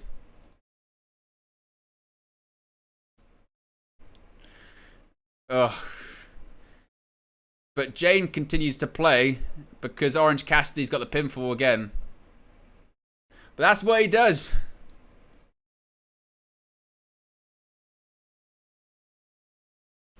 But I mean, where'd you go with that? I mean, I had pretty much everything you can think of as well. What would I give that star rating? I'd give it a... what would I give it? What would I give it? I'd give it a... I'd give it a 3.5. Like, those ones you have to kind of not take it too seriously, really. But that was nuts. No doubt about it. Again, it depends what you're into, I suppose. Next match is the AEW Women's World Championship. By the way, as well, I think I've just... because when you subscribe, or new subscribers, those GIFs that come up, like here, should be not the same one every time. And I think I've just fixed that. So if you are new, be sure to subscribe, and you should get a variation of GIFs that appear there. Let's do a prediction for this one. Or I'm going to have to... Actually, no. I'm going to have to do some technical stuff to make sure we get the correct poll for this one.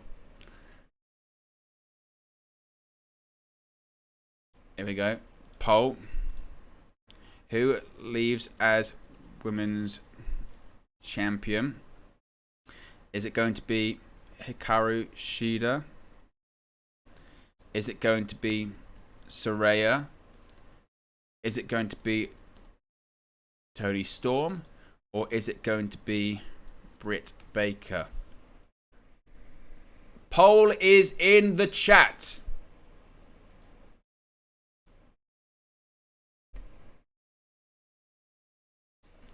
AEW Women's World Championship on the line. And here comes Saraya.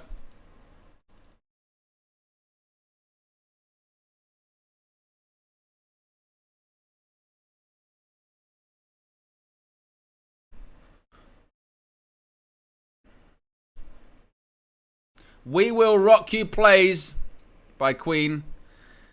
Oh, there's the Knight family. Look at the entire Knight family.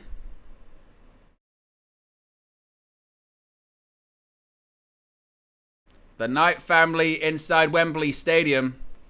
Lil Yo-Yo's in the chat. Big up Lil Yo. He's inside Wembley Stadium. Says, what a pay-per-view it's been, by the way. We will rock you. The energy has been mad here.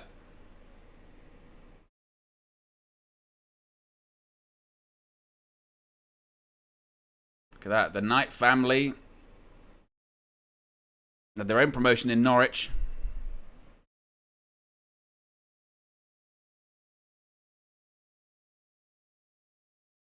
If you haven't already, click the like button. We are 18 likes away from 100, by the way.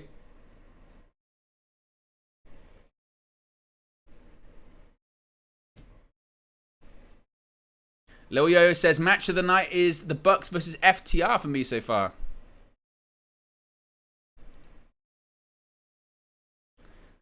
But Saraya's in the ring. And here comes Toni Storm. Even though she's from Australia, she is a naturalized British citizen, I believe.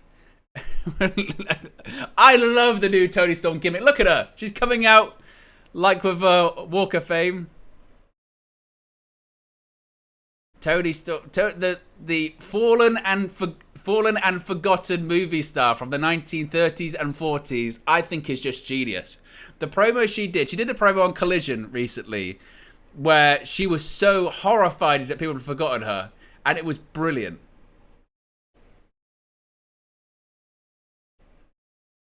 And the national anthem is playing. God Save the King. A star, damn it. Don't forget her. She's a star.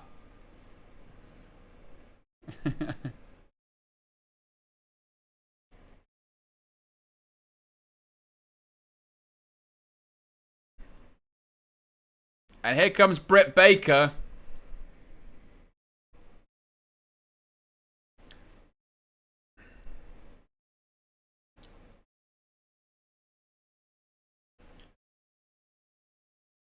Britt Baker makes her way out.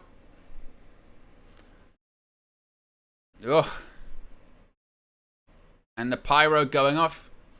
I do wonder what it's like for those that have never been to Wembley or anything like that. For those who have never been to Wembley, outside of it, there are like, I would say, I don't know if they're hotels. I think people live in them. They're like these apartments.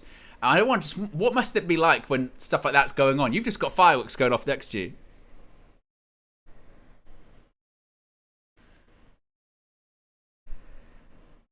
But the D.M.D. is in the ring. And what is great, by the way, is that now it gets to Nightfall. The look of it is just even more incredible once it gets to Nightfall. And here comes Hikaru Shida, the AEW Women's World Champion. I mean, to be honest, they're lucky that they didn't have the event yesterday. If they'd have held AEW All In yesterday in London, they'd have had so many weather problems because yesterday there were thunderstorms and lightning storms all across London. The weather was nuts yesterday. It really was. The weather was crazy. Today it's much better.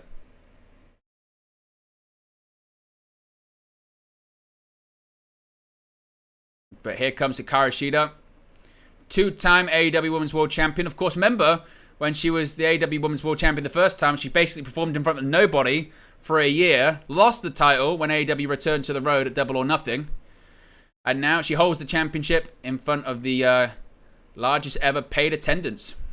Pretty incredible.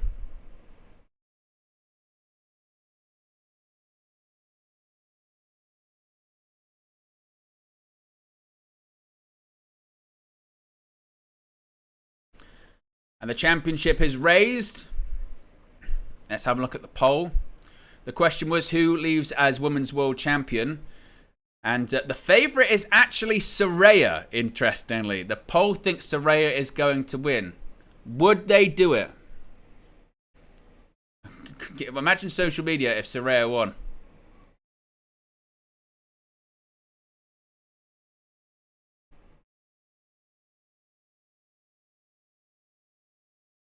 Oh, went for a double suplex, did Toni Storm and Saraya. Shida managed to block out of it. Oh, and a power bomb by Saraya to Shida. Here comes Britt Baker, forearms.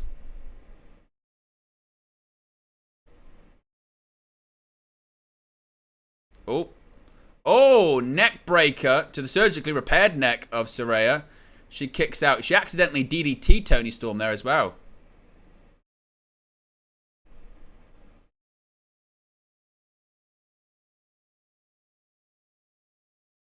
Oh, big slap by Toni Storm.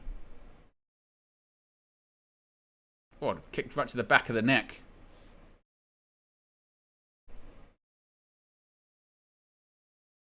I went for an Irish whip.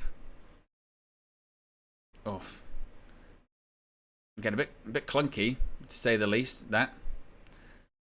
Oh, knee to the face of Britt Baker.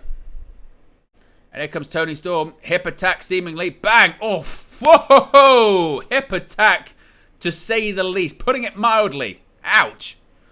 Oh, they both go for a pin at the same time.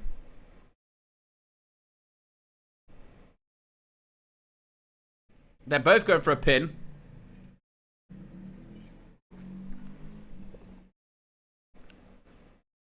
Saraya and Toni Storm, I don't think on the same page. Hikaru Shida. Oh, a meeting of the minds.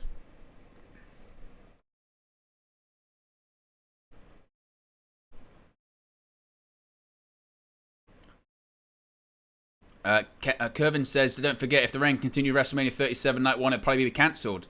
Well, it got delayed, certainly, didn't it? Yeah, I mean, yeah, like yesterday, it was crazy. It was crazy in the UK. I know specifically in London it was bad. There were major, major thunderstorms and all that kind of stuff.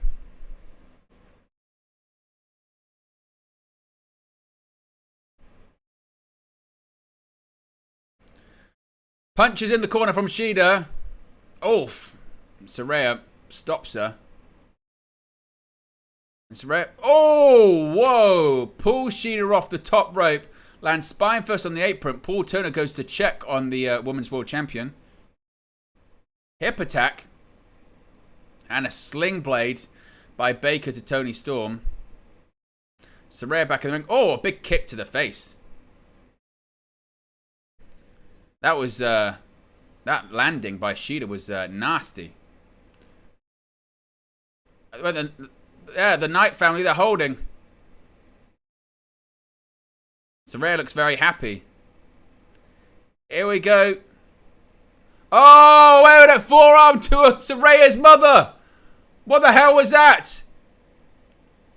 Mama Knight just got hit in the face. Mama Knight, Mama no. Uh-oh.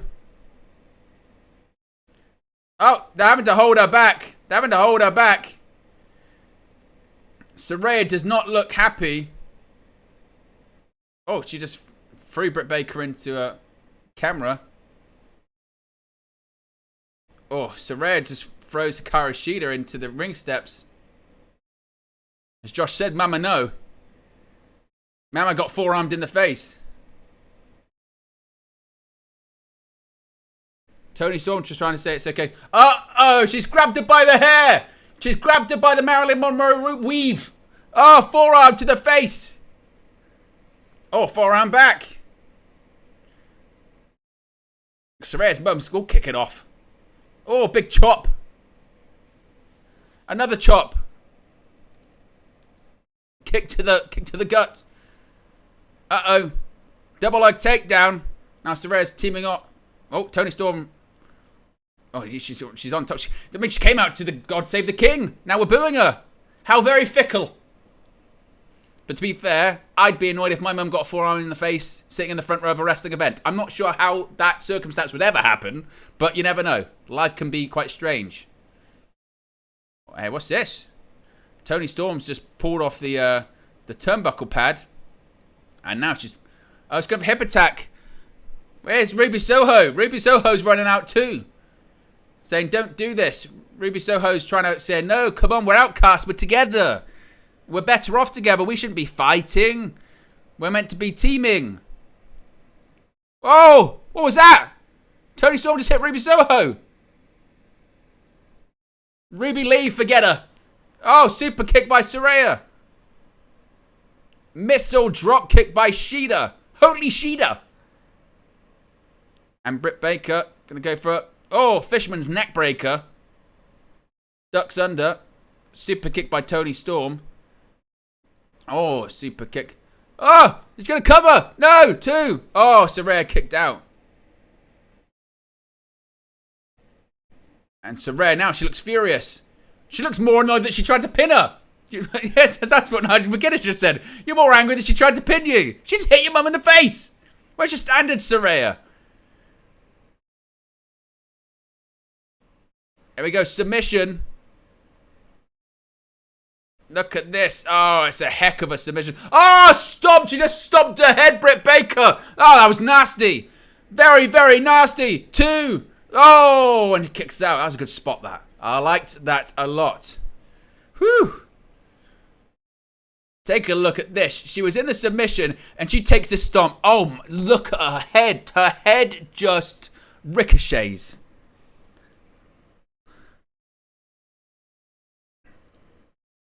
A bit of an update as well. We've got more of an update on the CM Punk Jack Perry situation. According to PW Insider, and this would maybe kind of back up the story that was reported by Fightful earlier on. According to PW Insider, Jack Perry was ordered to leave Wembley Stadium. CM Punk is still backstage. So Jack Perry was ordered to leave. This does kind of line up with the report earlier on that suggested that Jack Perry instigated this by going backstage to Punk, stepped in his face, bumped him, came at Punk, and then Punk nearly choked him out. So that's the latest reporting, that Jack Perry was ordered to leave the stadium. CM Punk is still backstage at Wembley. That's the latest update with that. As I mentioned, if we continue to get more details, we'll let you know as we're live throughout the... Meteora by Hikaru Shida. Cover 2... Oh, and Saraya kicks out. Again, if we get any more information, we'll let you know. It's going to be a developing story. As I said, we're going to be live for this watch long. We'll be live for a post show as well, but we'll also have a video about that later on. Katana, and it's broken up by Britt Baker. It's going for Lockjaw.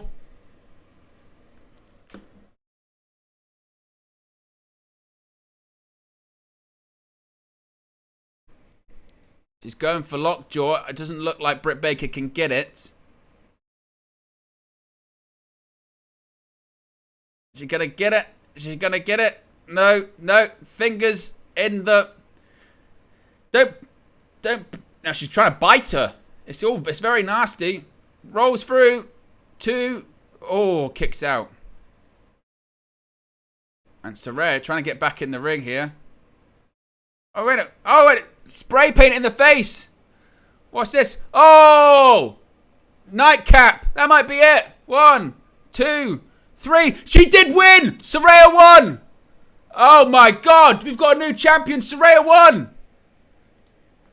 I didn't think Saraya was going to win. I kind of joked about it. But Saraya wins the match by pinning Toni Storm. She had the lockjaw. Britt Baker had the lockjaw locked in on Hikaru Shida. And Saraya's just won the match. And after coming back from forced retirement at the end of 2017, Saraya has won the AEW Women's World Championship. Now, people aren't going to be happy. They're not going to be. But, wow. She puts the spray paint in the face of Toni Storm and hits the nightcap and then wins. And Saraya wins the championship after being forced to retire in 2018. 5 years later, she wins the AEW Women's World Championship in front of over 80,000 fans at Wembley Stadium. And the pyro's going off at Wembley Stadium. My God. What does that mean about AEW's Women's Division? My God. I mean, the story is incredible. You can't argue the story is incredible. She was told she would never wrestle again. She wins the championship in front of the largest ever paid attendance in pro wrestling history in her home country. I mean, it doesn't get much better than that. It doesn't. As for whether it was the right call, that's another question, isn't it? I mean, she doesn't wrestle all the time. She's on a limited schedule. Her neck is still bad. But as story goes, and as much as attention as it will get, some would consider maybe the right move. I mean, what do you think? Get your stars in. Let us know your thoughts about it in the live chat as well. Saraya wins the title. Saraya says she did it. Is this a good call? Is this a bad call? What do you think? We've got over 100 people watching, by the way. We are 16 likes away from 100. So if you haven't already, click that like button. Lil Yo-Yo, who's inside the stadium, says everyone's cheering for her. I mean, of course, because look, it's over 80,000 of her home country crowds in there. But Saraya wins, and she's holding that championship above her head. I don't think she's going to be. Saraya says she's back. The question will be, what's her schedule going to be like now? She did say that when she was cleared by doctors, they said, maybe a match a month, all that kind of stuff. But Saraya wins. And Saraya is the Women's World Champion. And her whole family is there to watch on. Coming up next is the Coffin match. You can see it right there. There's a coffin. There's a coffin at the moment.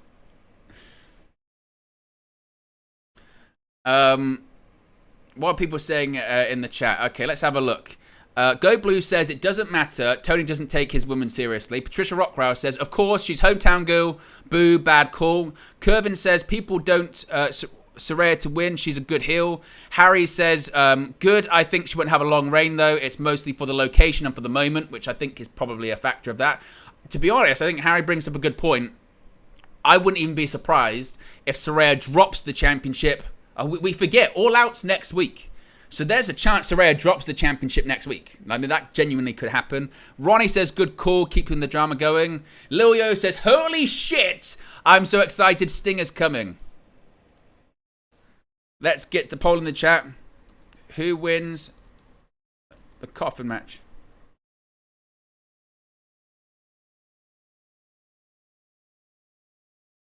Flash Garments and DJ Woohoo Kid are playing Swerve Strickland to the ring.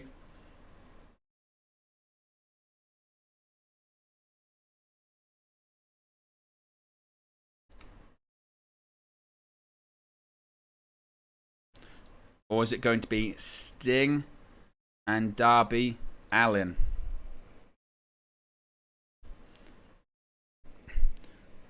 He's struggling to keep up with his own rap song.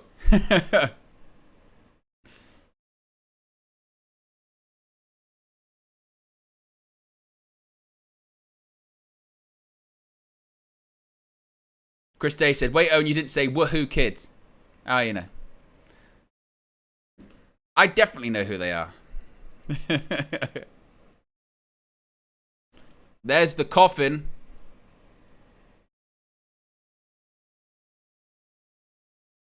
People, you forget as well. Also, the show started off, 0 Hour started off with, we got brand new Ring of Honor World Tag Team Champions, by the way, in MJF and Adam Cole. That's still to come. Their main event is still to come.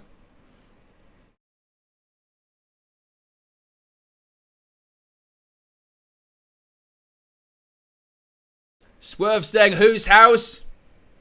Is Wembley Stadium Swerve's house?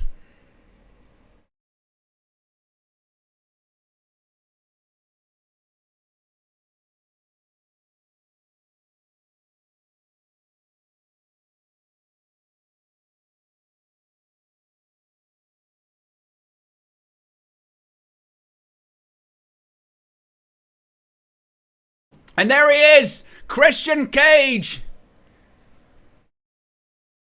The TNT champion. Not really. It's actually, it's what Luchasaurus is. With his turtleneck on. The devious. The villainous. If there's he probably taught Jack Perry everything he knows. Which is why he's not in the stadium anymore.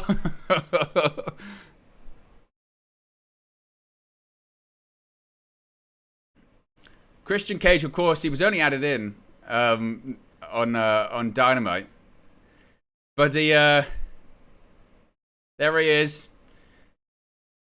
Never met a person without a father that he wouldn't insult.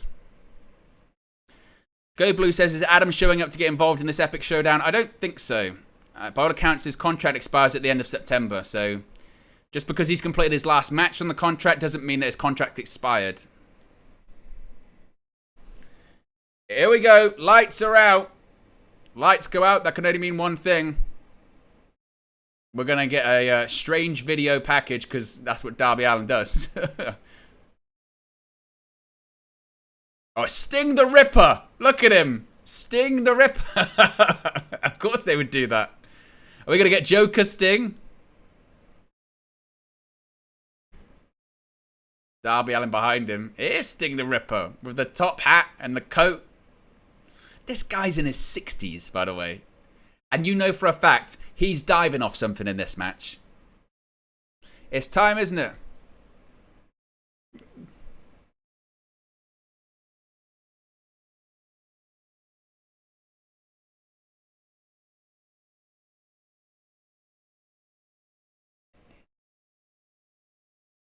It's showtime. And look, the Fireflies are out. R.I.P. Wyndham Rotunda, Bray Wyatt, man. And we've And we're getting Joker Sting, or half of Joker Sting, certainly.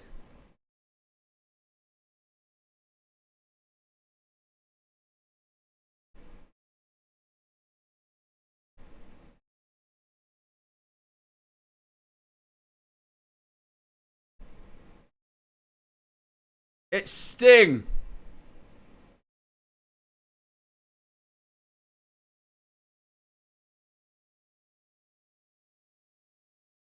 Look at this. Sting inside of Wembley Stadium. Sting in front of over 80,000 people.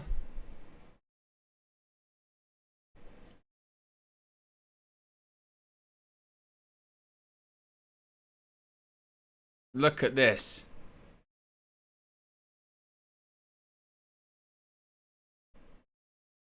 Look at that crowd. Look at that atmosphere. Look at that entrance. I mean, this company's been around for like 4 years. It is kind of nuts when you think about it. It's an incredible entrance. Look at Sting. He's all fired up. We've got Joker Sting involved. Incredible.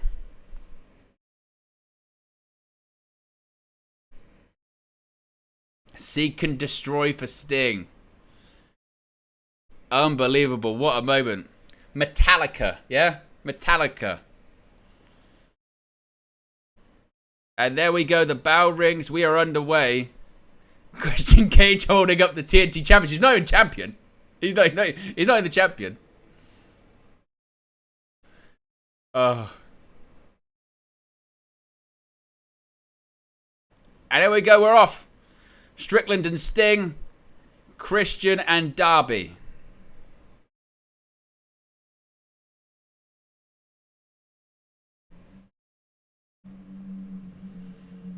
And Sting and Christian facing off in the ring. Have these guys ever faced off one-on-one? I don't believe. Oh, no, they would have in TNA. Forget it. 9 likes away from 100. Even that feels like a lifetime ago. I mean, they would have faced off in TNA nearly 20 years ago. Do you know how nuts that is? Like, nearly 20 years ago, they were facing off in TNA. That's nuts. If you'd have asked me, like, casually, I'd be like, oh, shit, it was a couple of years ago. 20. I don't know. What's he got? Darby's opened up the coffin. What's he got in there? Is that coats? He's put on a jacket. It's covered in thumbtacks. Prince Nana's in the ring. Oh, he's got a cricket bat. It's a 4. 6. Sting's going to put one on himself. Covered in thumbtacks. And now Prince Nana's in the corner. Oh, Stinger splash.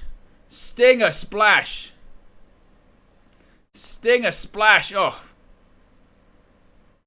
Oh, and another coffin splash. Oh, Christian Cage hanging up Darby Allin over the rope.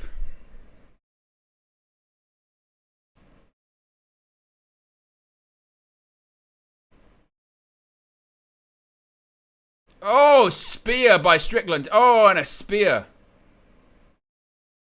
I mean, you could literally hear Darby telling Sting the spot, which I think happens quite a lot in these matches. I think Sting most of the time forgets the spots after 2 seconds. And Darby tells him what spots they're going to do. It's like then Darby goes, spear, spear. We're going towards a spear.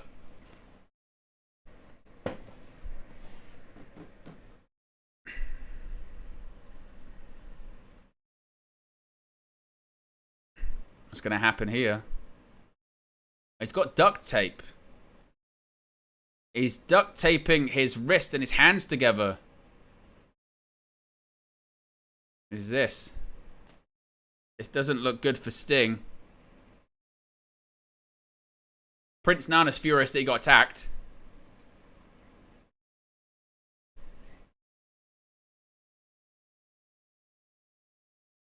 Oh, he's putting that cricket bat. Oh, whoa. Sting just threw Darby with his hands behind his back into the turnbuckles. And he's going to go for a spear of his own. Oh, moves out of the way. Darby. Oh, unbelievable. No hands springboard moonsault by Darby Allin. That is incredible. Oh, the tope to the outside with his hands tied behind his back. And Sting now is trying to break it away. There he goes, untied him. Darby Allin is just something else. The inside of the coffin is spray painted with Swerve's health. And there's a table. They've moved the table. I'm not sure what Darby Allin is going to try and do here. What's he thinking here? Oh! Christian Cage. He slammed the lid shut to prevent him going in there. Christian Cage is a genius. What a spot that is. Christian Cage thought he was going to get slammed in there, Swerve Strickland, so he kicked the lid down. Oof. Christian sending Sting into the steps. And again.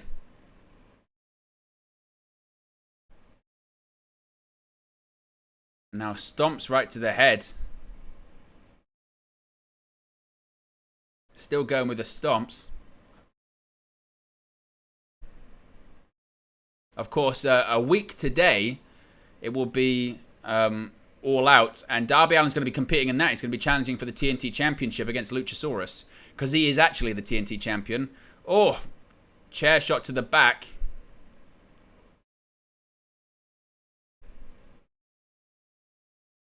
They're showing it on the screen right now. The TNT Championship match at All Out. Luchasaurus versus Darby Allin.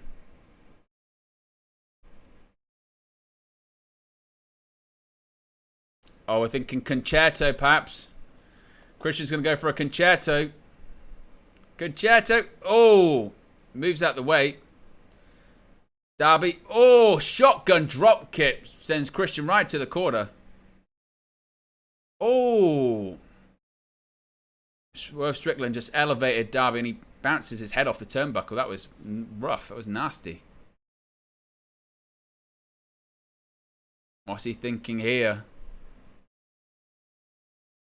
Oh, stunner on the apron.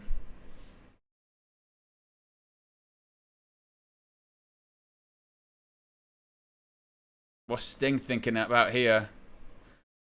Oh, the table didn't break. Sting went for a dive through the table. It didn't break. Try again.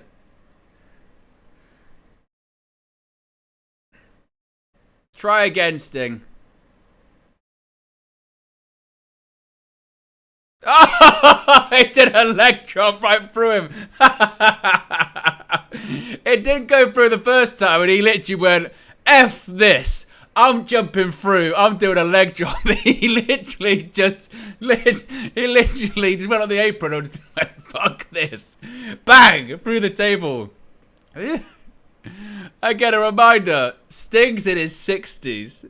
Yeah, Sting at this point in his career just does not care. He is 64 years old. A reminder. Darby. Oh, wow. Drop kick. Christian Cage was on the chair. Sends him back. Remember Christian Cage, he had to retire due to concussion-related injuries.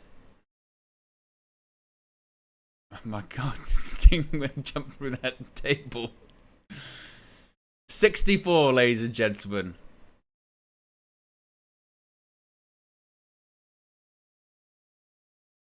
Look at this. Take a look at the Darby shot as well. He literally sent Christian Cage flying.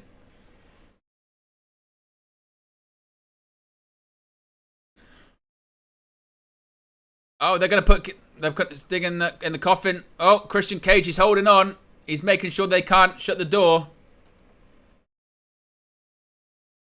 His hands are the only thing left in there. Oh, now his legs out again.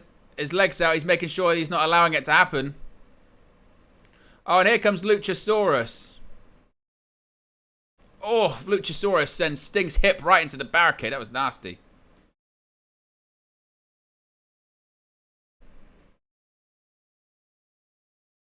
Oh, whoa. Snake eyes right into the coffin.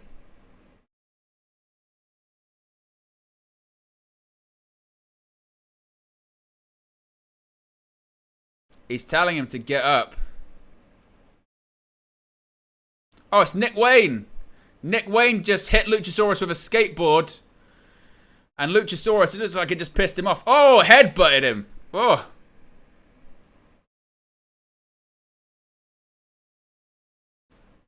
The skateboard's still down. Watch out. Oh, choke slam on the skateboard. That was rough. That was nasty. And it didn't even bend. It made out of good stuff. Oh, it was rough. By the way, we are 3 likes away from 100. So if you haven't already, click that like button. As I mentioned, 3 likes away from the 100 number. That'd be amazing. And look, Luchasaurus is carrying him to the back. He's off. He's off with him. He don't care. Oof. Sting's bouncing Swerve Strickland's head off that coffin. And again. Oh, and again bouncing his head off there. Oof.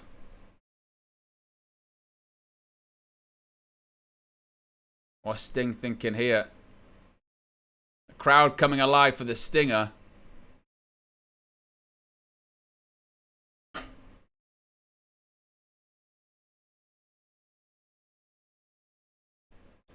And they've got his Swerve's laid across the coffin.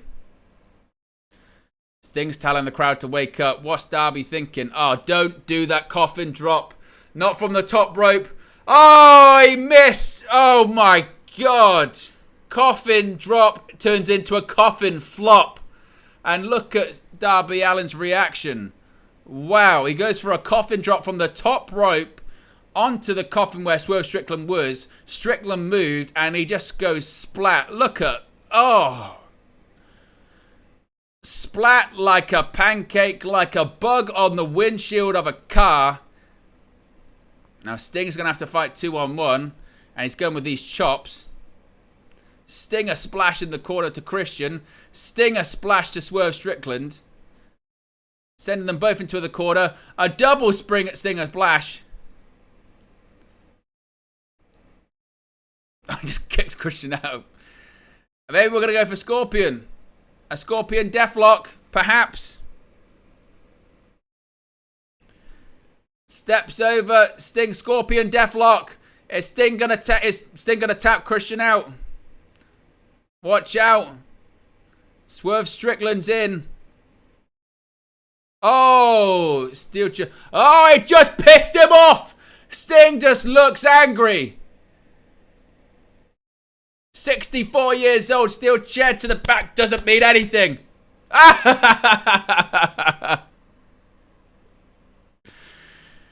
He went to hit Swerve and Swerve went no, and then he smacked it off his head. Oh, what's that? A cricket bat. Oh, a baseball bat.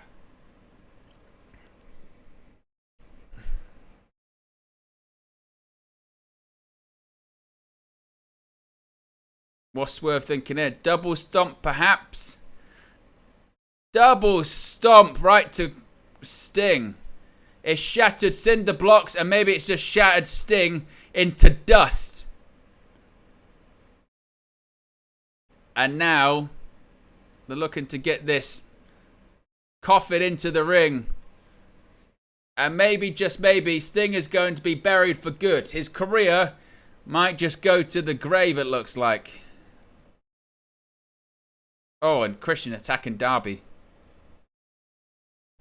Is this going to be it?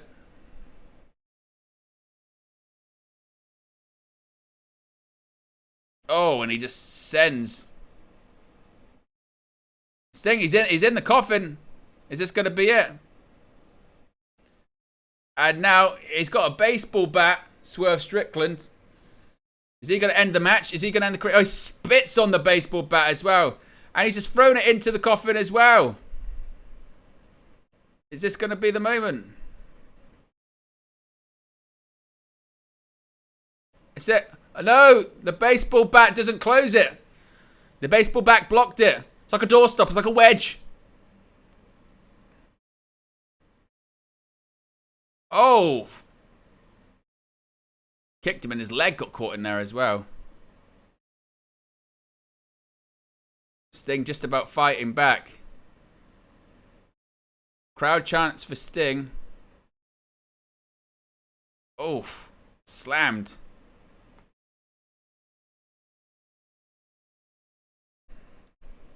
Look, Christian Cage just throttling Darby Allin.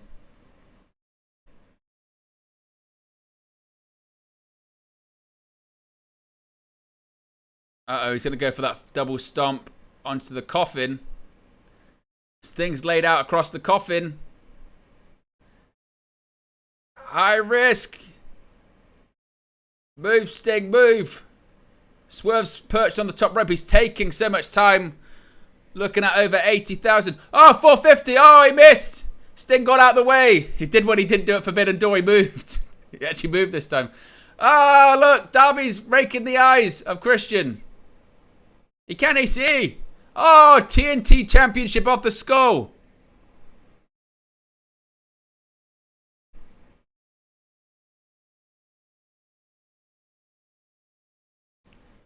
And now, Sting, what's he thinking? What's he thinking?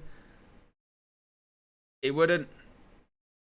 Oh, Scorpion Death Drop on the coffin, Sting. Oh, man, this guy's 64. He's nearly in his mid-60s. And he's doing Scorpion Death Drops on coffins in front of over 80,000 people at Wembley Stadium. The guy's insane. Is this going to be... Is he going to close the coffin? No. No, it's his fingers. It's his hands. His hands are blocking it. Oh! Oh, he sits on it. Oh, I think he just broke his hands. He broke his fingers. And look, Swerve's trying to fight out of it. Look, you can just see his face. He tried to fight out. Oh. Oh. Oh, coffin drop across the coffin, across the back. Oh, and he shuts the lid. That's it. Whew. Oh, what a match as well. I mean, look, Swerve's hair was out of it. Swerve's hair was out. It's false. And Sting and Darby Allin are still undefeated in tag team competition. Get your match ratings in as well. How would you rate that 1 out of 5? What would I give it? I give it a 3. I give it a 3. As much as I was worried and concerned about Sting when he came into AEW and wrestling matches and all that kind of stuff, and the way his career ended in WWE, I still do have a soft spot for it because he's just nuts. The guy's insane. He's doing crazy bumps and spots through tables, on coffins in his mid-60s. It's nuts. And Darby's like crawling. It's literally like I'm gonna go into fights with my granddad all the time. But I love it at the same time. Sting just still kicks ass. That's what he does, yeah. He just still kicks ass. Well, coming up next, it's Jericho versus Ospreay. Oof. Let's get the poll in the chat for this one. Who leaves victorious? Is it Chris Jericho? Or is it Will Ospreay? Some would describe it as a dream match. Some would say it's a match they didn't want to see. Well, it's what we're seeing anyway. It's Chris Jericho versus Will Ospreay. Daniel Morrison says, Super Dragon, Super Dragon.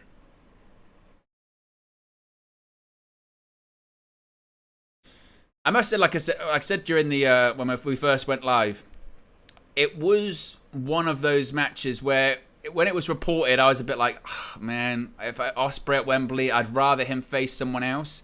I do think they did a good job with the contract signing this past week. I do think they did a really good job. And these promo packages do a good job as well.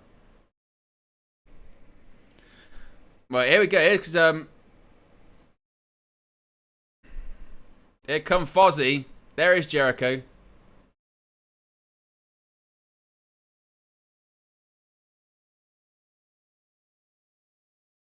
He's doing his best Freddie Mercury impression.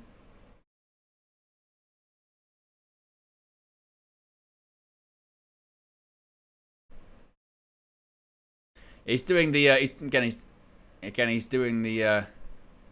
he's doing the Freddie Mercury Heyo thing. Not as good. I wonder if Jericho will sing live, because a lot of performances I've seen, he doesn't really tend to sing live, because I'm not really sure he can that well, to be honest with you. I wonder if he'll do the spin as well, the Jericho spin.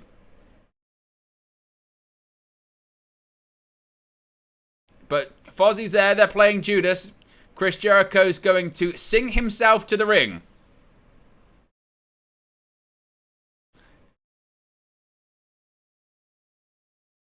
He is going to sing himself. He's actually singing live. A rarity. And he's accompanied by Sammy Guevara. He's singing in front of 80,000 people. I'm trying to... What you can do also as well is grade his performance afterwards. We can do that. Pyro shooting off at Wembley. Filling the London sky with explosions. Just like AEW All In has done for us this evening. There's over 115 people watching. If you haven't already, click the like button. Be sure to subscribe too if you haven't already. When you do subscribe, it will come up here with a graphic or with a GIF. Jericho singing, man. Sounds like me trying to sing. Drop my life.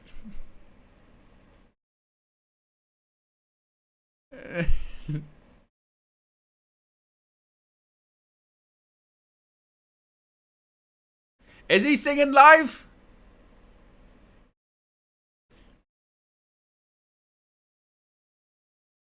He is singing live.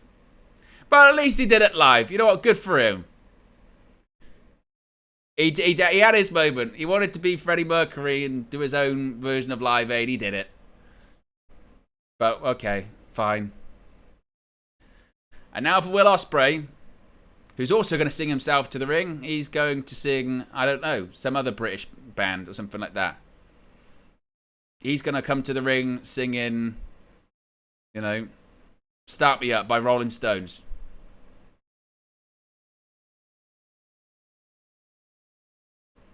What's And here comes Ospreay. I really do like that tunnel. The LED tunnel is pretty awesome. There he is. The IWGP United Kingdom Heavyweight Champion.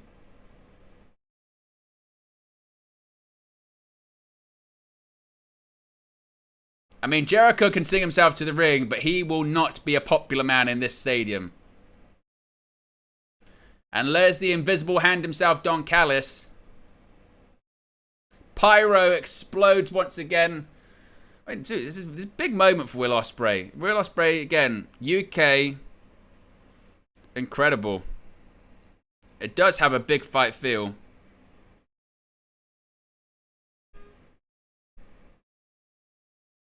Of course, last night, yeah, Jericho attacked Will Ospreay at the Rev Pro event. My only problem, again, I think with this one a little bit would be is just, I wish they'd have given it more time. I mean, this match literally got announced, what, like 2 weeks ago? Something like that?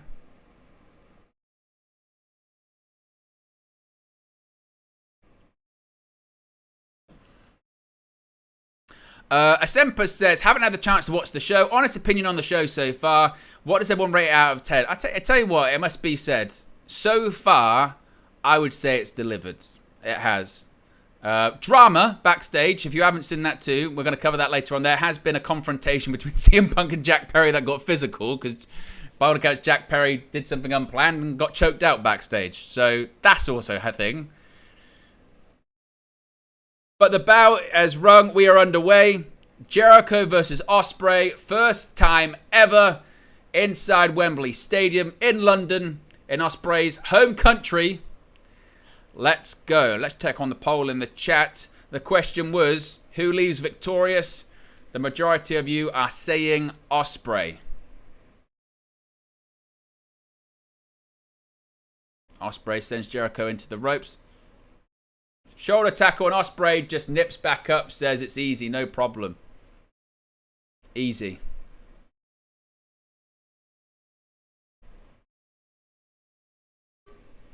Oh, and they're just slapping each other so far. I think also as well, when it comes to Ospreay, oh, look at that shotgun drop kick. Not that Jericho has anything, or maybe he does have something to prove in the sense of, like, there was criticism about this match to say, you know, oh, good God, what on earth was that?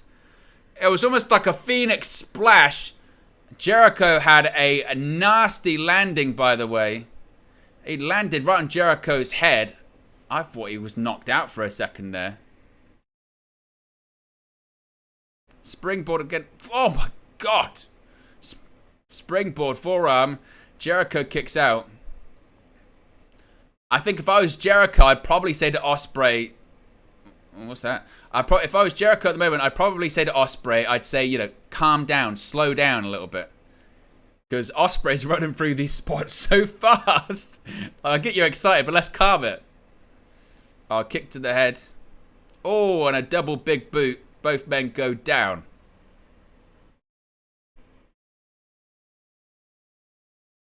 But you do have to step back. Darfor says it. It's crazy to think AEW is doing this right now. It is true. You kind of have to step back. Like, this feels like, because of the scale of it, the production of it, it's like a show that only WWE would be capable of. You know, big stadium show, big production, big entrances. And AEW's doing it. They're pulling it off, which again I think is a huge credit to AEW. And it's a good thing for wrestling. Big chop by Will Ospreay.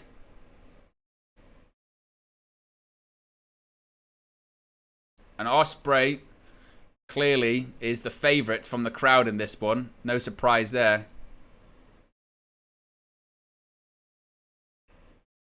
Oh, bounces him off the ropes. Oof, and again.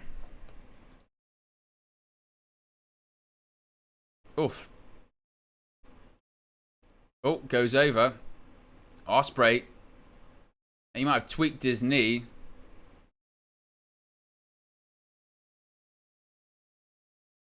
He looked, Ospreay just kind of favored his knee for a second there. Oh, wow. Baseball dropkick just took Ospreay out in the back of the head. That was nuts. There's a bit of blood, and Jericho's eating it, because why wouldn't he?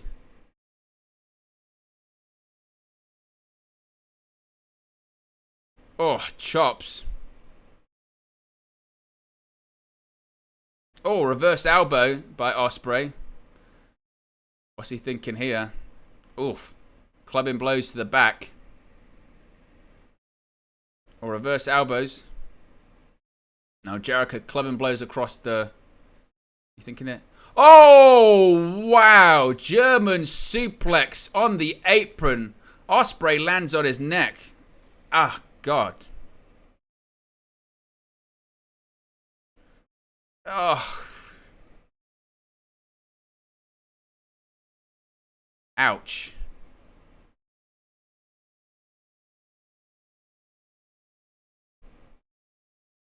And Jericho just flips off the crowd.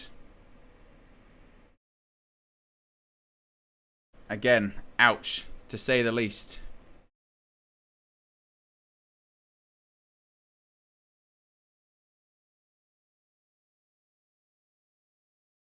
Go Blue says, will it increase their business in the States? If not, then how big is this really? Honest question you have to ask. Going, well, I think it's a big one because it's their highest grossing event ever. It's the highest paid attended wrestling event in history. I mean, that in its own, it's worth it. It's a profitable event, according to Tony Khan as well. So They're milestones to achieve. They're milestones to achieve.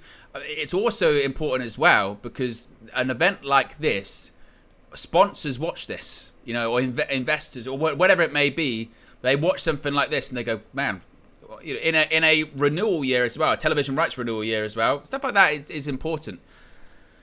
So I think it will have an impact on business in the States. Is it going to mean they sell out arenas and stuff like that? I don't know. Probably not. But it can certainly impact other events. And also as well, just in general, if you do an event anywhere in the world and you make a profit on it, you're winning. And this is going to be the highest gate they've ever got. Beautiful handspring kick to the head of Jericho by Ospreay.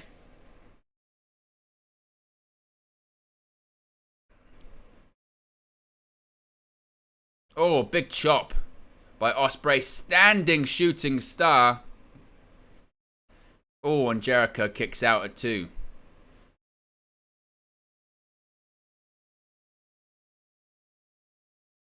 Ospreay still trying to get that momentum and adrenaline going, flowing through his British veins. He's going for maybe some kind of power bomb or pile driver. Jericho blocks on these just Kawata kicks to the head. Oh, and another big chop by Ospreay. Irish whip reverse. Oh, kick to the jaw of Jericho. Oh, and a big chop by Jericho as well.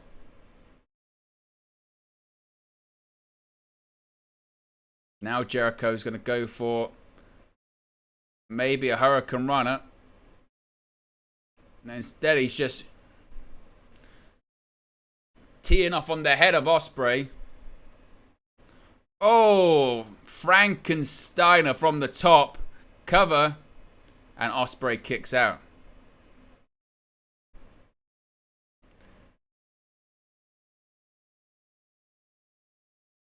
Don Callis watching on from ringside, as is Sammy Guevara. I suppose the question is, are we going to see a Sammy Guevara involvement in this? I kind of think we might. You know, everyone else from the Jericho Appreciation Society has, you know, abandoned him. Apart from Sammy. That's kind of my prediction on the finish of this. Hits the ropes. Oh, Ospreay went for a drop kick. Lion so countered, got the knees up. Did Ospreay. Oh, hangs him up.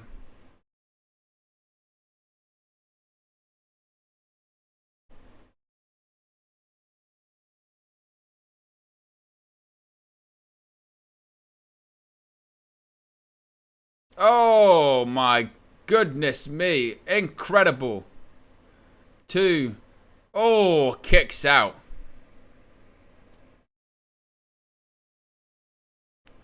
Jumping shooting star across the top rope. Look at that. That is just absolutely incredible. He's, as Taz is saying, oh, going for the Oscar. Ducks under. Oh, went for a Judas effect. Oh, code breaker to the back. Wow. And another code breaker. That might be it. Covers him. 2. Oh, and Ospreay kicks out. Just.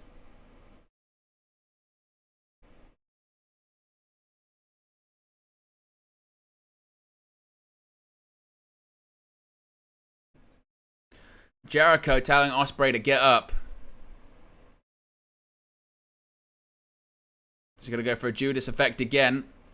Judas effect. Oh, he blocked it. Got his hands up blocked. Oh, kick. Hook kick round the face. Oscar. Nice. Covers. 2. Oh, Jericho just kicks out. Just.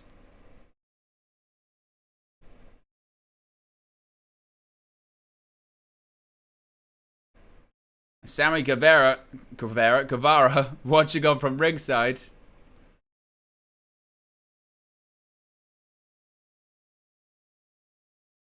Ospreay. Stormbreaker perhaps. Oh my god, what was that? He rolled through. I reversed and then turns it into a Balls of Jericho. That was the most unbelievable counter I've seen in my life. That was incredible. He's going for Stormbreaker. Jericho to the Hurricane Runner, and he's turned it into a Walls of Jericho. Absolutely nuts. The walls are in. They're locked in.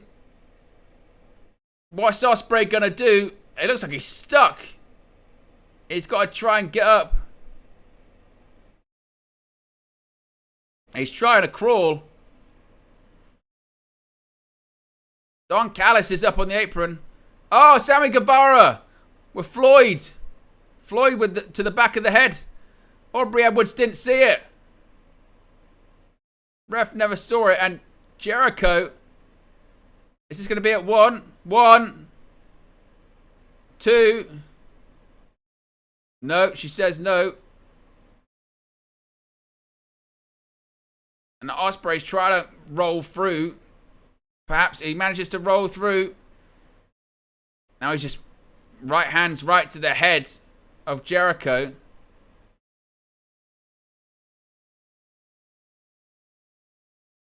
Oof. What's that now says, if that's the most unbelievable counter you've ever seen, then you obviously missed Liverpool versus Newcastle earlier. I did, because I was here watching this game.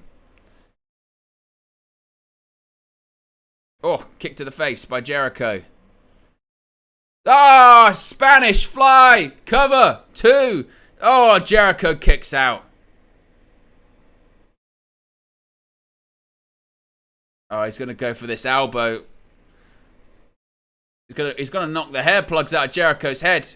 Oh, code breaker again. That might be the third one. Springboard. Oh, what was that? An Oscar of his own, but I don't think Jericho got all of it. That was kind of crazy. Wow.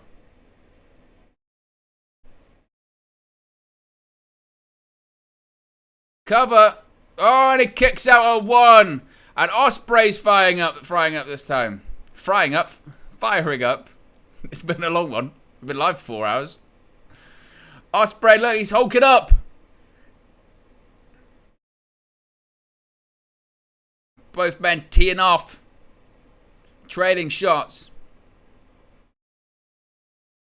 Oh, big forearm, big elbow. Go for Stormbreaker. No, it didn't work out. Oh, low blow by Jericho. Right in the Ochos. He's smart. Judas effect. Is that going to be it? Is that all she wrote? 1, 2, throw. He kicked out at 2 and 7/8. Ospreay's still in it. Low blow. Judas effect. Sammy Guevara looks shocked. Don Callis looks relieved. Lucky he's wearing black trousers. And Jericho still raining the right hands on Ospreay.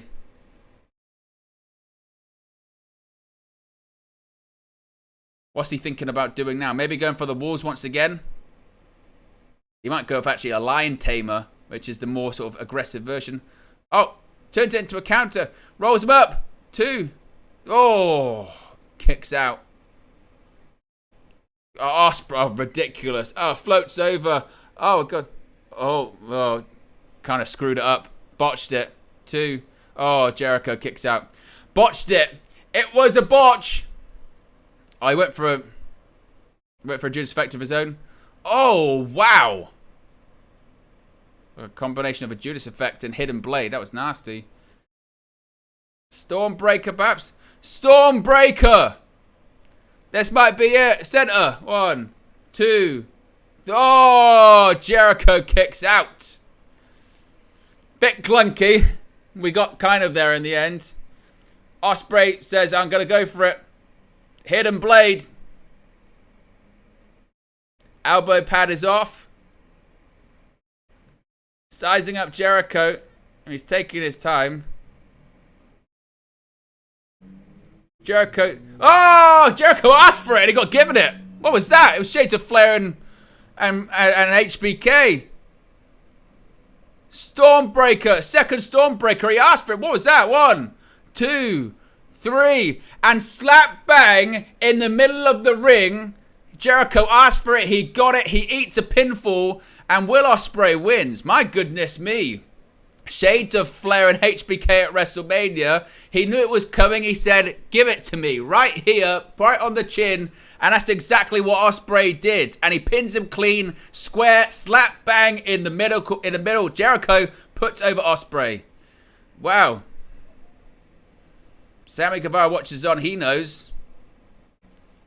And that's what you call putting someone over. How do you put someone over? You take their finish in the middle of the ring and you eat the pinfall. No shenanigans, no ref bumps, no anything. Just putting them over and saying, that's the guy. There you go. Take the finish. And that's exactly what Jericho did. Put your ratings, as always. How would you rate the match out of 5? Put it in the chat. Interesting for a guy that's contract is up in 6 months' time. Does he become all elite? That's the question.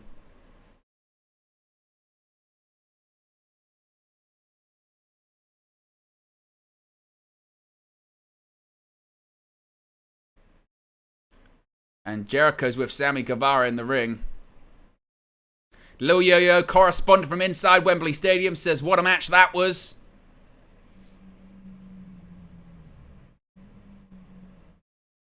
Oh, Jericho shoved Guevara. And says, hold on a minute.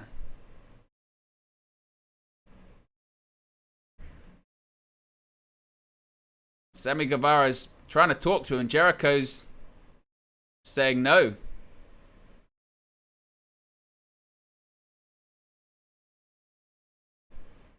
And Jericho looks frustrated and angry with himself.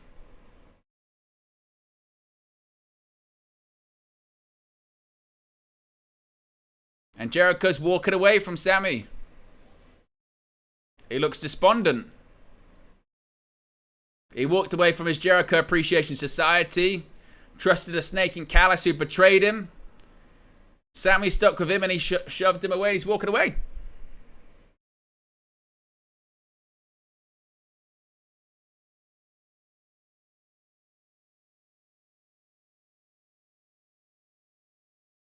He looks dejected.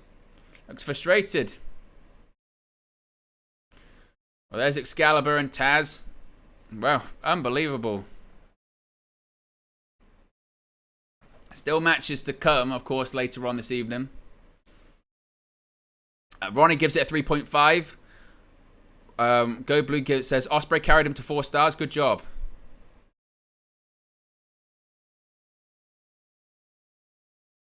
Nigel McGuinness in the ring.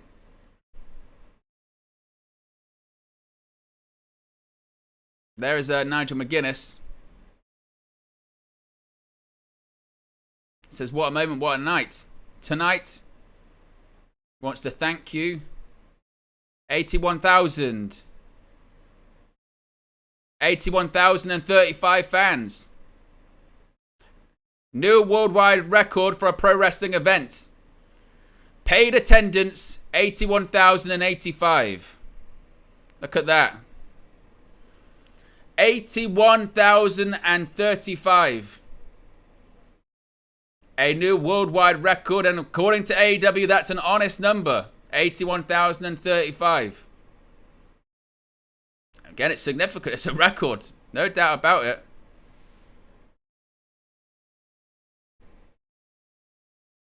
Smash a like if you haven't already. Be sure to subscribe too. Bottom right hand corner.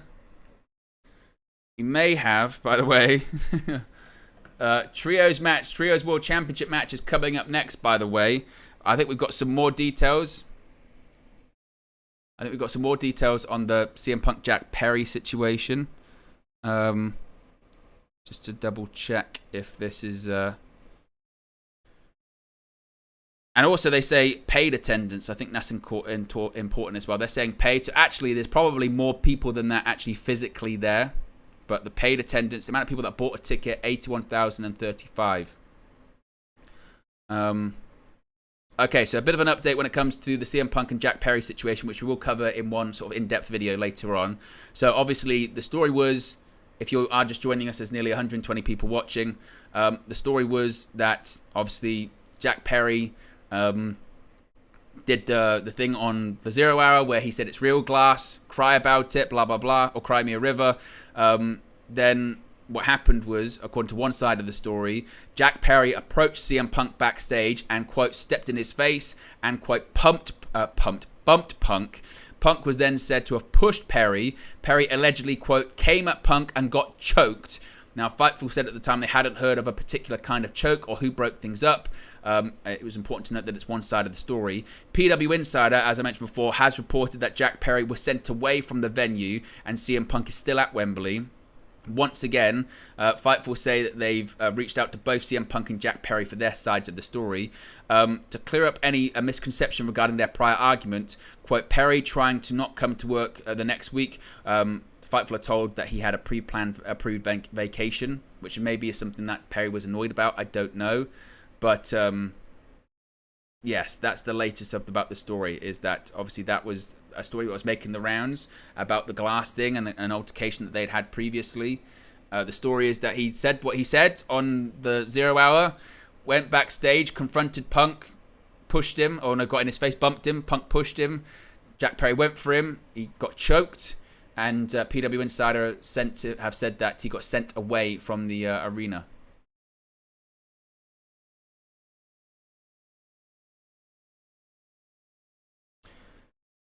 So that is the latest when it comes to Punk. As I mentioned, we'll be live for obviously this watch long and for the post show. I will do a video later today. It will go up tonight, getting as much detail as possible that I can with all of the reports that are out there, compiling them, put them into one place. You know how we sort of do those kind of things. And the House of Black are out.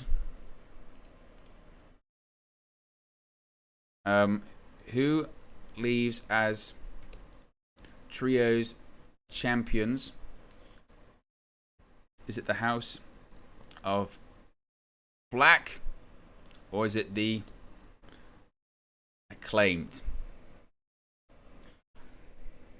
Poll is in the chat. The question is, who leaves as the trios champions? Question is, what is Max Caster gonna say?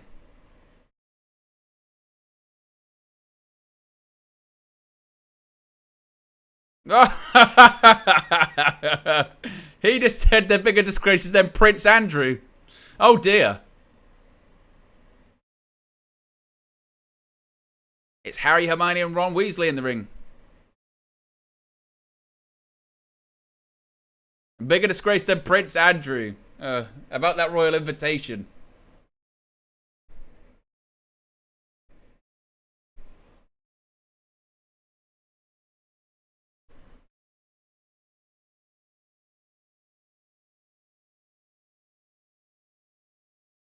No scissor me from Daddy Ass. Because it's badass Billy Gunn in the ring.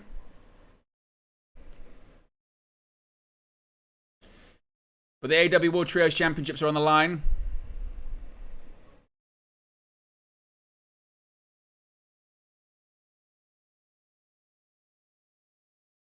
But yes, World Trios Championships are on the line.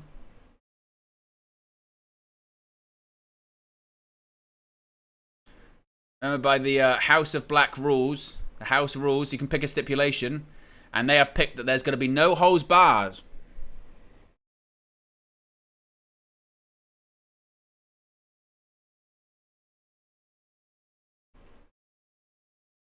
Max Cass is in the ring with Malachi Black, Buddy Matthews with Anthony Bowens, and Billy Gunn with Brody King. Moonsault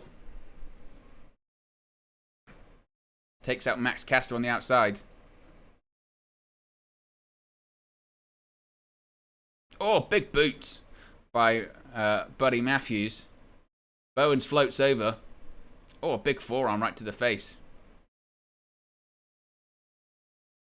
What's this? Oh, he guillotined. Oh, he hung up Matthews, and now he's got off. Malachi was up on his driven into the apron. Oh, Buddy Matthews. Oh, wow. Look at that. He dived over, and he actually over-rotated. He landed on his stomach. What's Billy Gunn thinking? No way Billy Gunn goes for a dive. I don't think that's going to happen. Oh, he gets stopped off. Brody King's behind him. Malachi Black's on the apron. Buddy Matthews. Now they're fighting on the outside of the ring. Oh, ducks under. Oh, Brody King with a tope suicida of his own to the outside. And he's a big man, folks. Wow. And what's Billy Gunn thinking about here? And now Julia Hart says, no, thank you. And Julia Hart's getting in the ring. Oof. Oh, she just slapped Billy Gunn. It's, you can't say that. You can't say that, Billy Gunn. Oh. No. Is there going to be a what's up? Surely they can't. Surely they wouldn't. They're going to go for Scissor Me Timbers. Oh, Scissor Me Timbers on Julia Hart.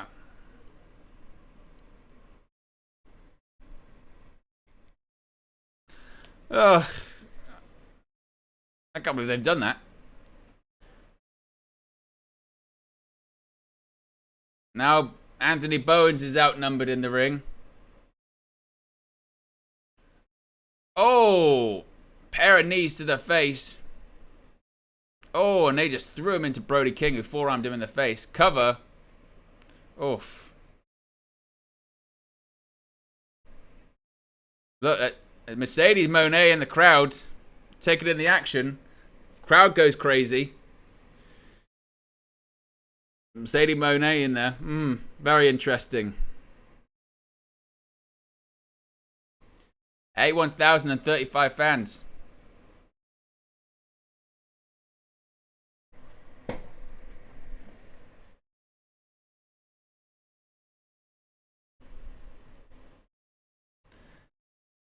Oh. 1 like away from 110, by the way, if you haven't already. And Brody King sends badass Billy Gunn into the chairs on the outside. Remember, we do have one more match after this. The AEW World Championship. Between the Ring of Honor Tag Team Champions, it must be pointed out as well. Brody King firing up.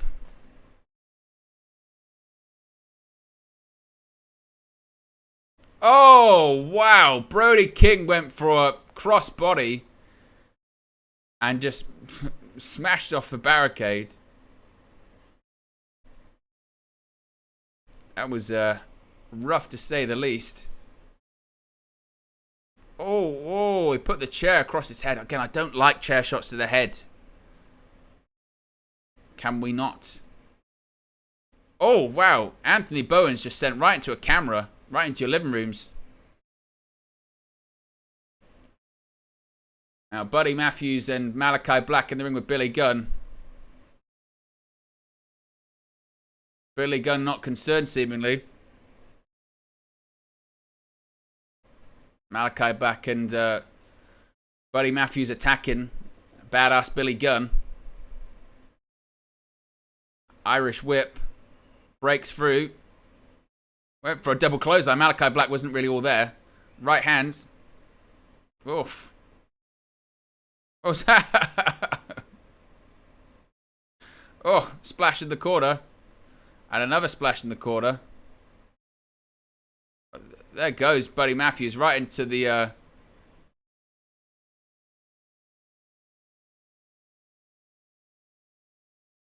Billy's going to go for Famouser. Oh, miss. Oh, went for the end. He ducked it.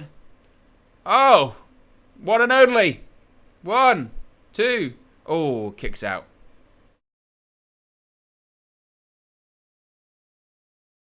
Malachi Black holding his back. We know that he had a really bad back injury and considered retiring at one point.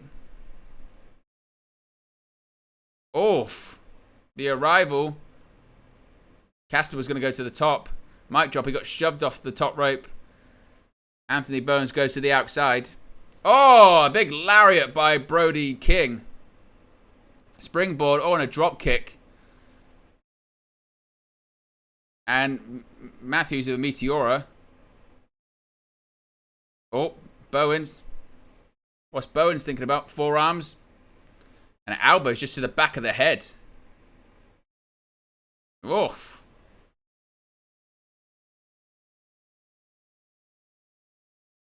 That was brutal. Oh, ducks under. Oh! Look at that for a forearm. Oh, sweeps. Absolutely sweeped him.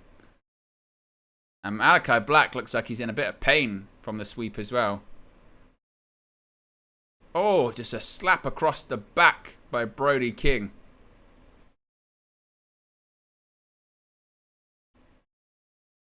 Brody King, look at this. He's going to go for a cannonball, I think. And these cannonballs can be... Oh, everything all at once by the House of Black. A triple-headed monster. Cover. Oh, and Caster breaks it up.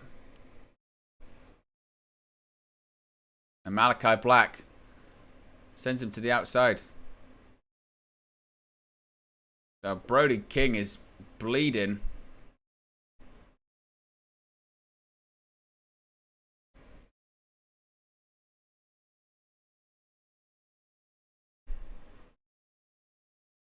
Brody King wrapping the chain around his hand.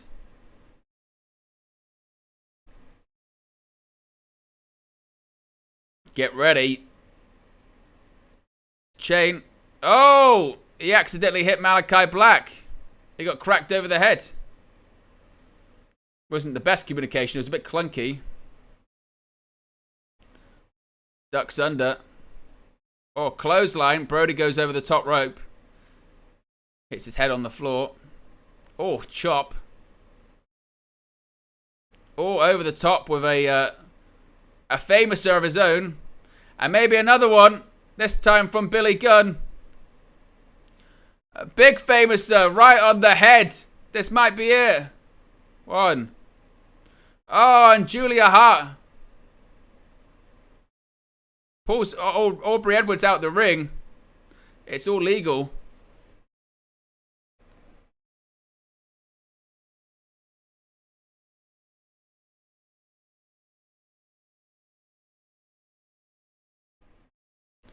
Oh, the end! By Malachi. To Billy Gunn, this might be it. 1, 2. Oh, he kicked out! He kicked out. Did Billy Gunn. And he's trying to fire up.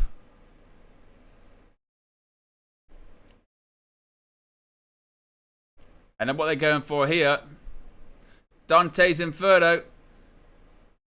Oh, he's in the corner. Oh, super kick, rolling forearm. Brody King. Oh, the arrival. Mic drops coming from Max Caster. Mic drop. Cover.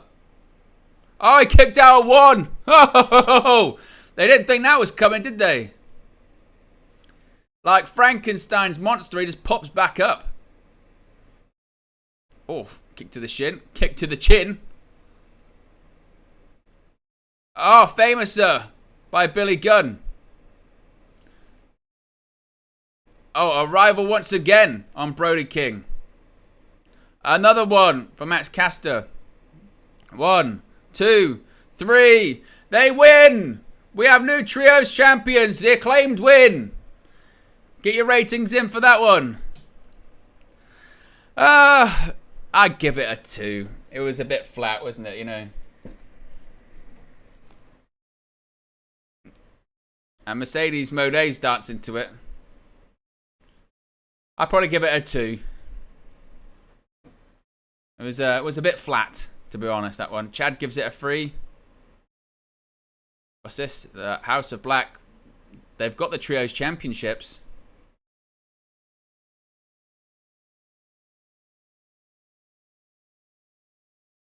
They've got the titles. Are they going to give them to the Acclaimed? The rightful new holders of the titles? We've got a face-off. We've got a square-off. Crowd are singing for the Acclaimed.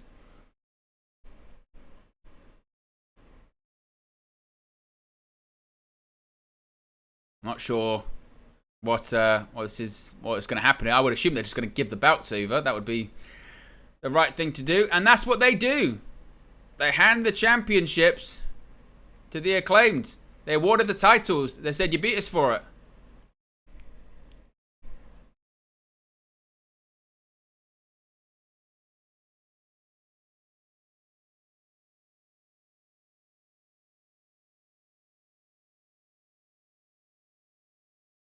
Anthony Burns says, we told you we were going to put gold around your waist. And there it is.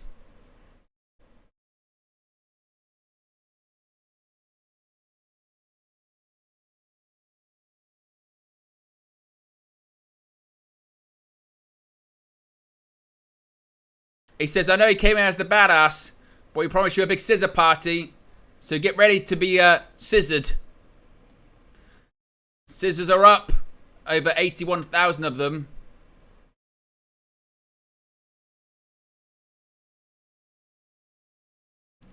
Ready for the scissored. And there they are. They've been scissored.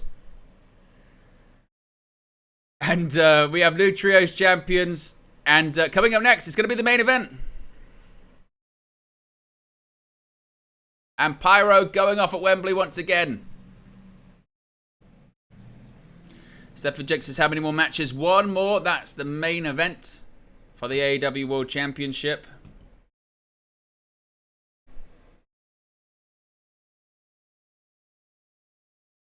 Osama says, scissor me, Owen.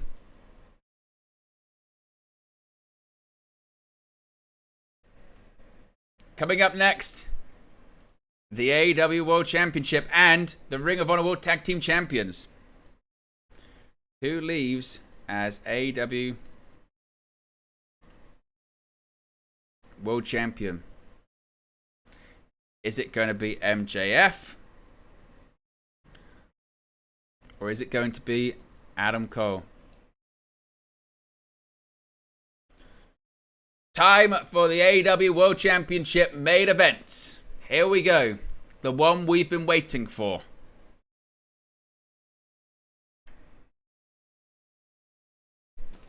Started off as enemies, became best friends, tag team partners, tag team champions, and now they're facing off for the world title.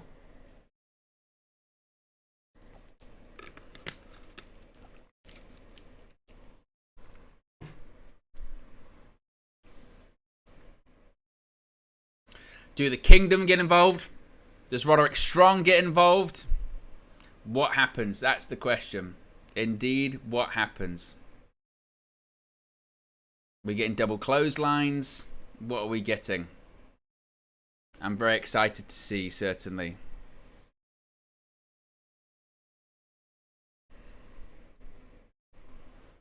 It says, do what you got to do.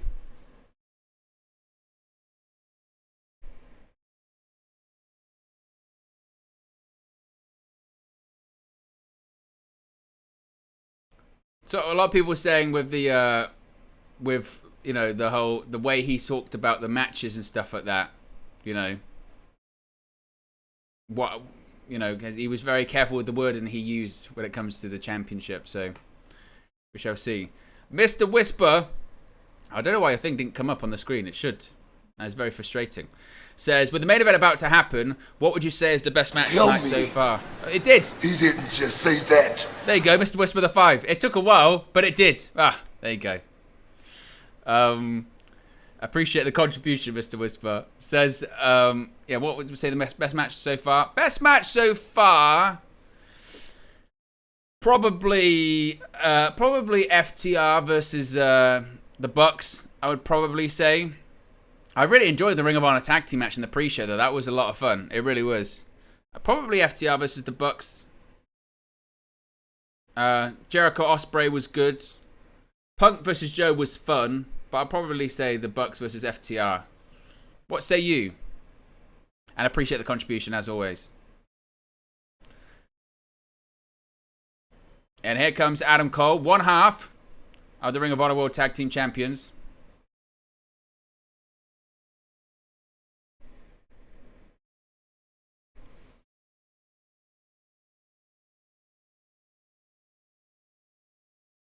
I think of the story for both involved in this one. You've got a situation whereby Adam Cole was a staple in NXT. When WWE wanted to call him up to the main roster, reportedly they wanted him to be a manager or have him cut his hair. He decided to go in a different direction. And that different direction was go to AEW. Of course, his fiance worked there as well. Isn't that over 81,000 saying Adam Cole, baby. Nearly had to retire after suffering back-to-back concussions last year. Now he's main eventing the show that has the record for the highest paid attendance in pro wrestling history. Pretty incredible when you think about it, isn't it? MJF was the opening match at AEW All In.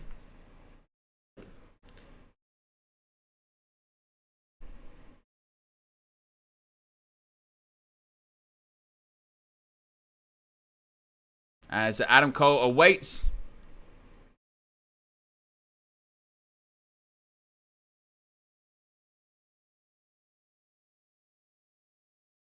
The lights go out. If you haven't already, click the like button as well. 2 likes away from 120. Crowds chanting for MJF.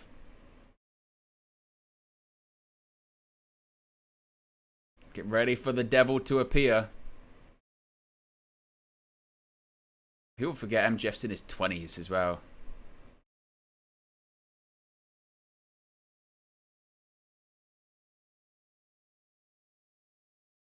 The fire goes up. The devil has appeared. He's on his throne. His mask is on.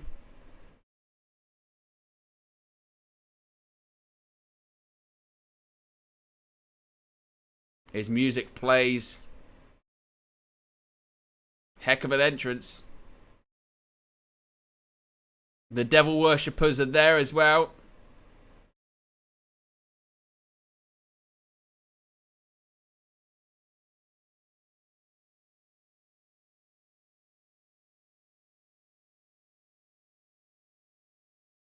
Camera angle made me a bit dizzy. Oh! It went into the steps, actually went into the woman. Oh dear.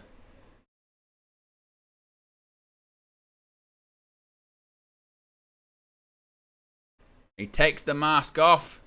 And there he is. The devil himself.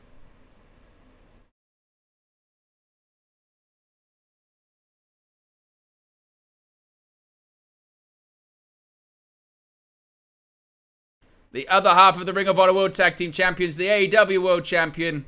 It's MJF 2 bouts. Was that an indication that that was the old MJF? Is he the same as he ever once was? Is he still a snake in the grass? Is he still the most dastardly man in all Elite Wrestling? Or has he truly changed? Has he truly become a new person? Has he truly reinvented himself? Has he truly opened himself up? Or is he the same as he ever was? Is he just playing the long game? That's the question. Who is turning on who? Did neither turn on neither tonight? Do we get no resolution to this? AEW All Out is 7 days from today. That's the question.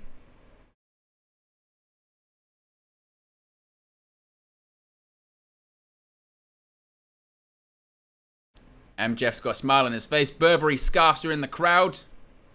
It was the first match at AEW, well, first match rather at All In 5 years ago.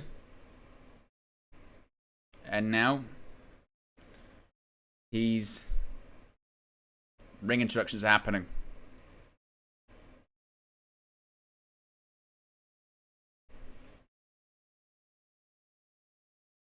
The main event is scheduled for one fall. One fall.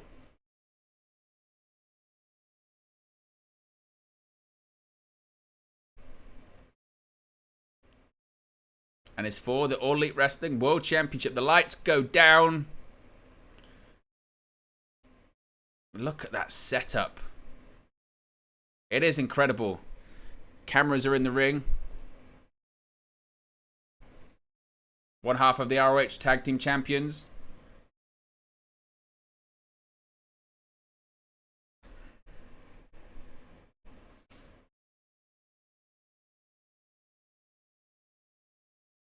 He's the second half of the Ring of Honor World Tag Team Champions.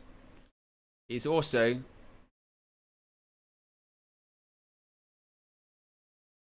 he couldn't get his jacket off.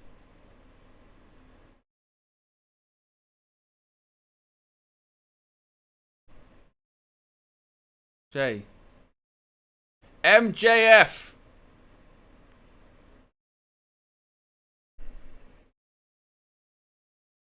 Bryce Remsburg. Boo. Always be the referee. Main event time. AEW World Championship is on the line. MJF, Adam Cole. The bell is about to ring.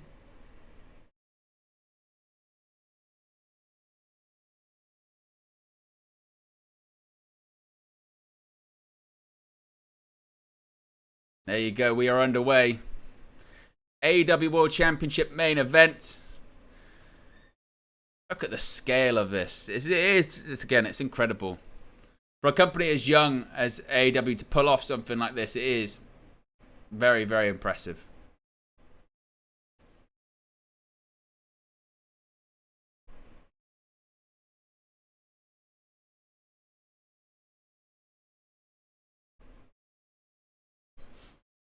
Here we go. Both best friends. They're both telling each other they love each other. You can tell. You can tell they say that they love each other. What's this? What are they doing?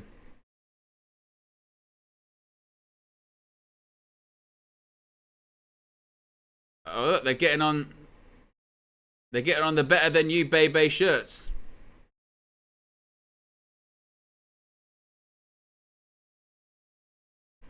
There you go. Their teammates, they're putting on the same jersey. Tag team partners. Best friends. Putting the jersey on together. It's a sign. They're saying we're united. Collar and elbow tie up.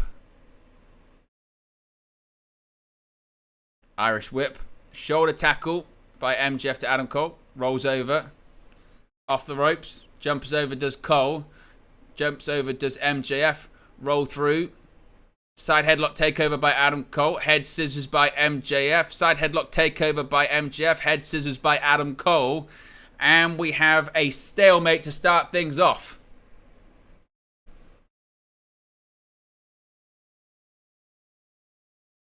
Some of these wide shots are incredible. They really are.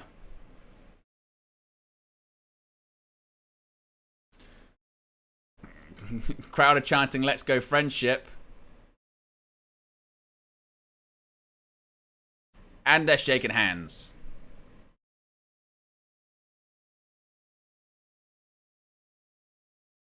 Colin Albert tight once again. Side headlock by MJF. Off the ropes. Ducks under. Oh, MJF holds on. And then he steps and then he starts the strut. And the hip thrust.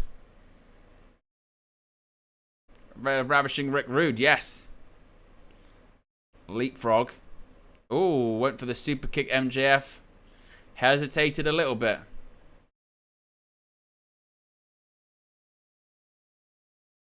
Crowd chanting Adam Cole, baby.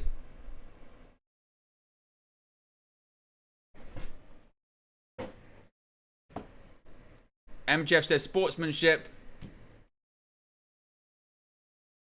Starts off a sportsmanship chant. They're shaking. Oh, and a thumb to the eye by MJF. Oh, what's he like, eh? What's he like? That's what he does.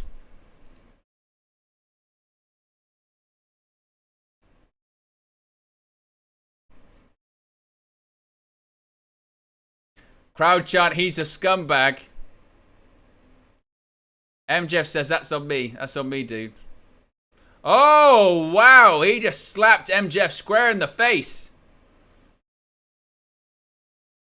And now reverse elbow. Oh, and a big pump kick by Adam Cole to MJF.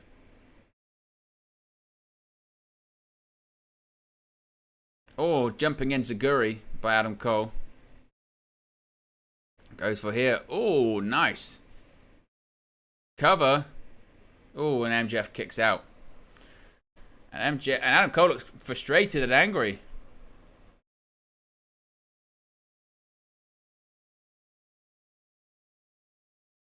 Now Adam Cole is going to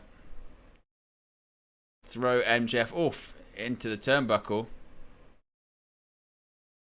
Charges the corner, misses.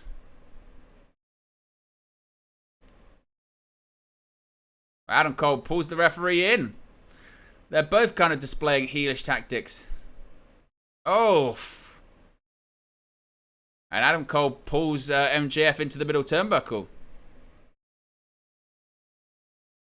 And a foot right to the throat, right to the face of MJF. And now, reverse chin lock by Adam Cole.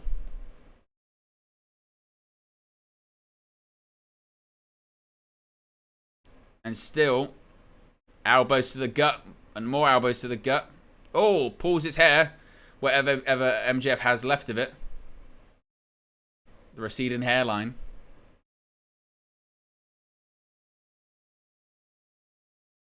What's he going to go for now? Adam Cole. Looks like he's going to go for a front face lock, seemingly.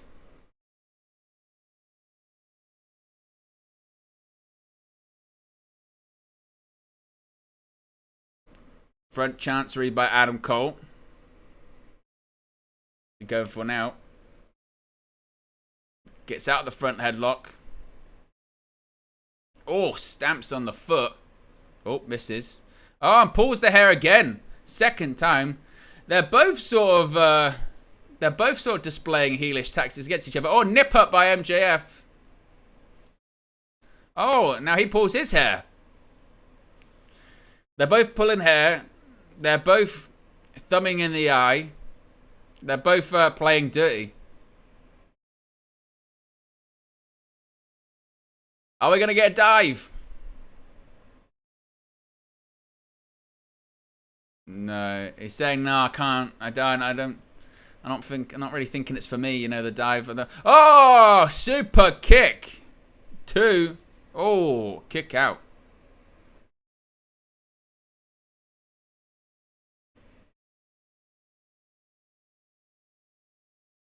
Oof, Adam Cole saying I'm better than you. He's paintbrushing him in the face. He says we might be friends, but I'm better than you. You get that? Oh. Adam Cole keeps saying that I'm better than you. Whoa! Adam Cole's taken the jersey off of MJF's back.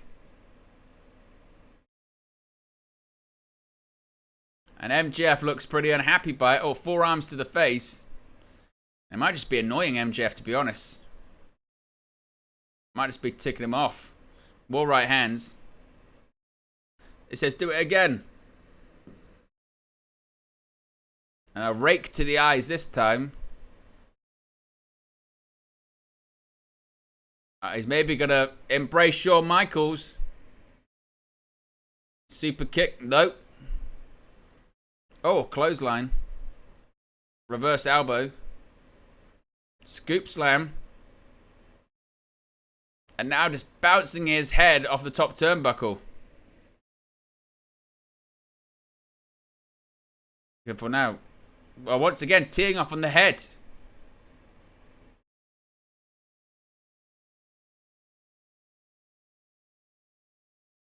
Oh, he's biting him. He's biting him. Oh.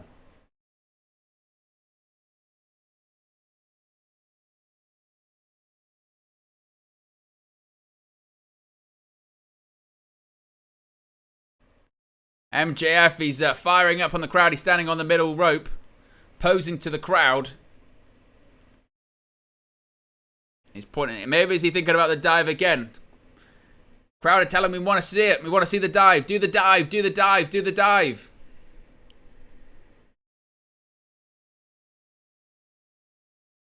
Is he going to do it? I think eventually he's going to go for the dive. He did it. He did it. He did it. He did the dive in a singles match. He surprises everyone else.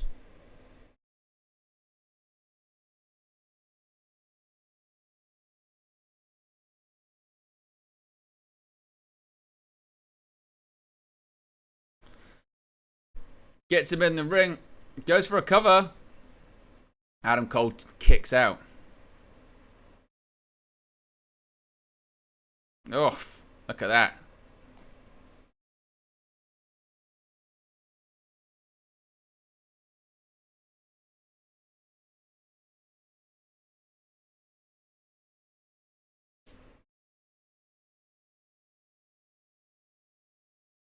Thrown in the corner. Oh, reverse elbow. Oh, jumps across the arm.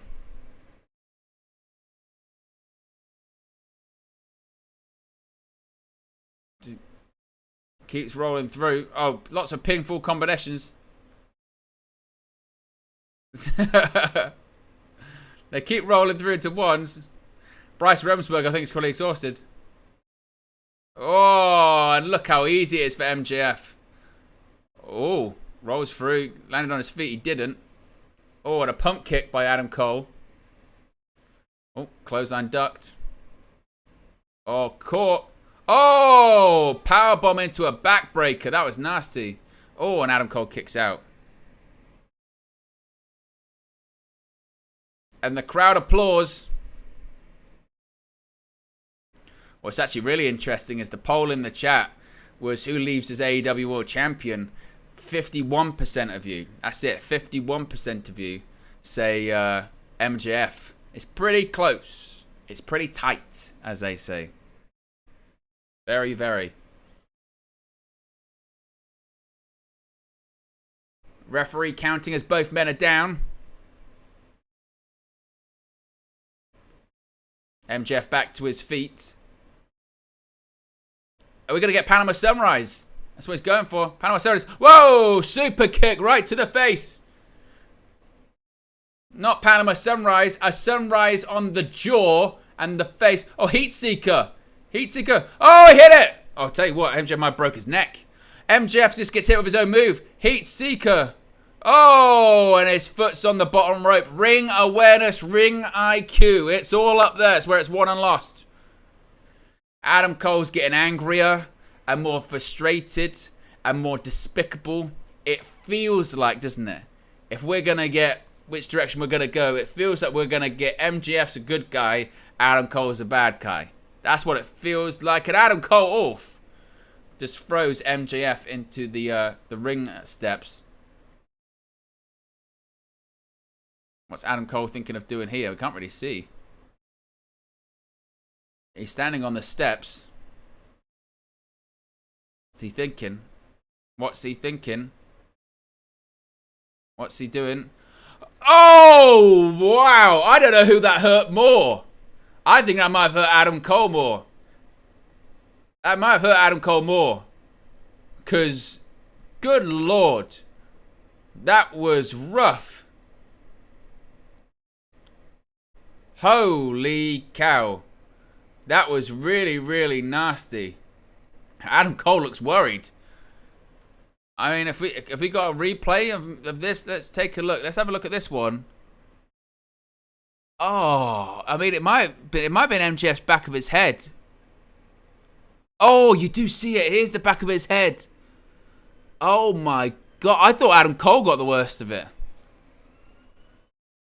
MJF hasn't moved. Adam Cole looks concerned because I think he's thinking, I can't win. Adam Cole can't win the match by count, I remember. MJF hasn't moved.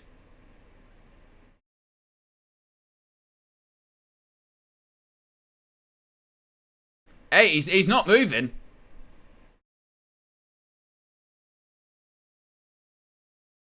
Nine. Oh, and he gets back in. Frosberry flops in. I thought Adam Cole was going to get back in the ring and do something different. Look at Adam Cole. He's got the hell of the fake tan going on, hasn't he?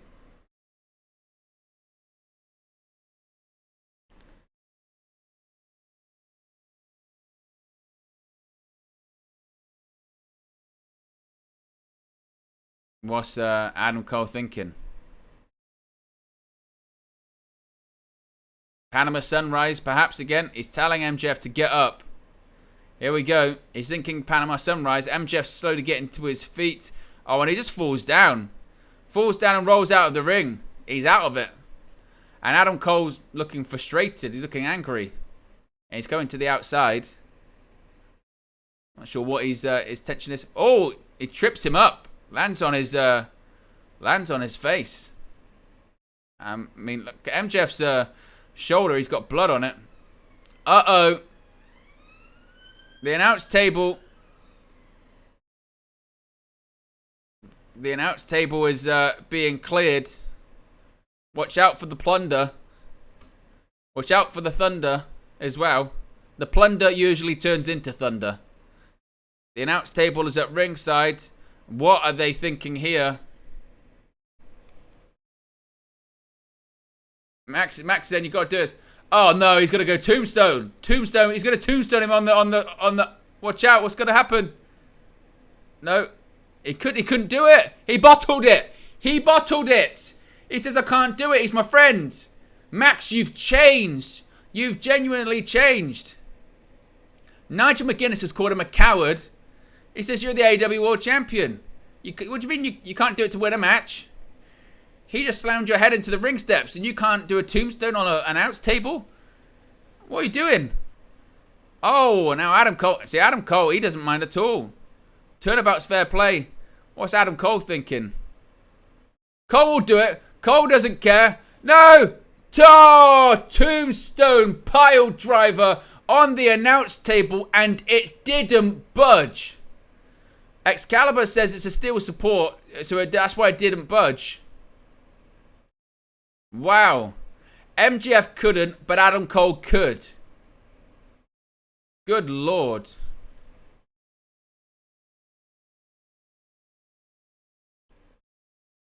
Enter the ring. This is it. 2. Oh, and MJF kicks out. Oh. So we've seen a couple of instances here where MJF, he couldn't because he likes Cole too much.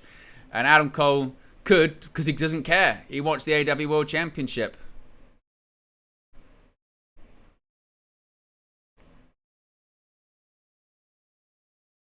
Incredible. Absolutely nuts. MJF's trying to fight back, it looks like. How long he can do it for, I don't know. Trading blows so far.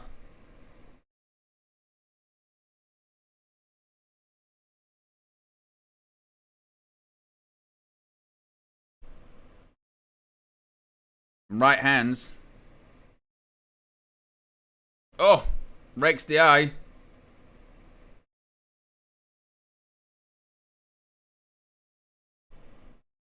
Oh, big kick. Rolling elbow. Oh, Canadian Destroyer. Oh, and a kick to the face by MJF.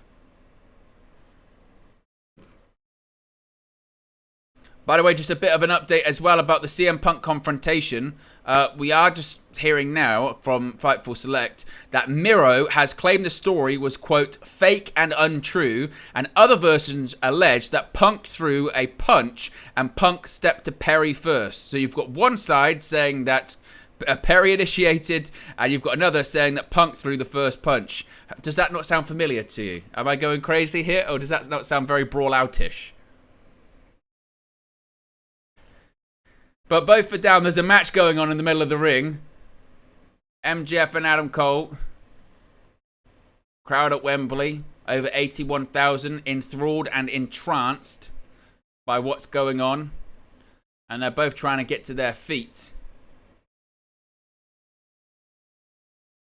Both pulling themselves up. MJF struggling. Double clothesline. What are they doing? Oh, they both went for a clothesline. Adam Cole went for a clothesline. Oh, and they did hit a double clothesline. What? A double pin? No, they would never. They wouldn't do a draw. That son of a bitch! No. You can't finish the pay-per-view like that. No. Ooh. You would never. They wouldn't. Bryce, you couldn't. That is... You can't end the biggest show ever like that.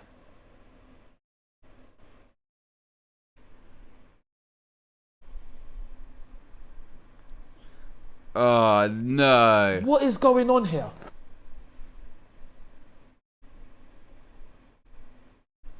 Adam Cole says, no way. Max. 5 more minutes. Remember before? He didn't give 5 more minutes. Last time he didn't.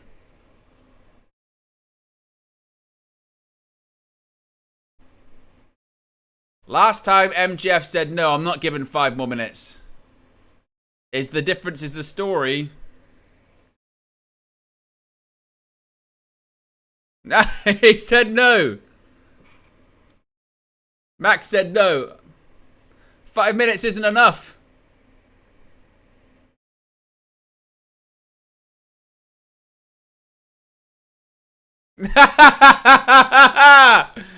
Max said we'll go till we've got winner at effing Wembley. Winner. 2. Oh. 2. And they're both trying the trunks. Oh. It's sudden death. Oh, we got a ref bump. Bryce Wemsbo's gone down. MJF says, we're not doing 5 minutes. We're going till we've got a winner at effing Wembley. And now the referee is down. And MJF smiling and laughing. Uh-oh. The devil is curious. The devil is ready. It's just smouldering heat because I feel like I'm in hell. He says, I need a steel chair. Steel chair. This is the MJF we know. Get ready. Well, he's giving it to Adam Cole. What are we doing? Why are they giving it?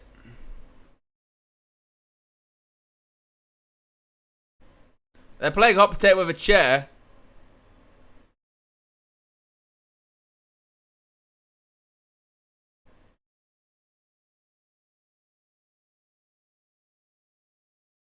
And now he's got the chair wrapped around his neck. Adam Cole realizes. He's going, no. It's Cole stunned. Bryce Remsburg. He spotted it. Adam Cole saying, no, I didn't do it. He brought it in. Rolls him up. Oh, Adam Cole kicks out. Super kick. Cole goes to the outside. Get ready. Heat Seeker hits it. Oh, wow. Stuffed him on his head. 2. Oh, Adam Cole kicks out. Still in it somehow. Somehow, some way, he is still in it. I don't know how. Look at this. Oh, man. Adam Cole's body moved in just a horrible way there.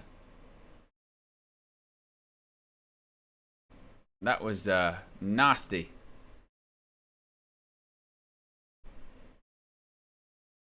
Adam Cole's struggling to get to his feet. MJF's trying to get the crowd going. Match continues.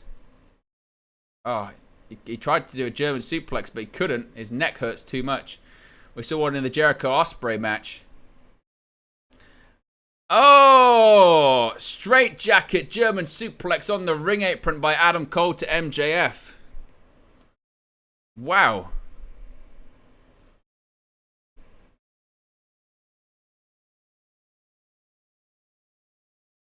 They're both look absolutely exhausted.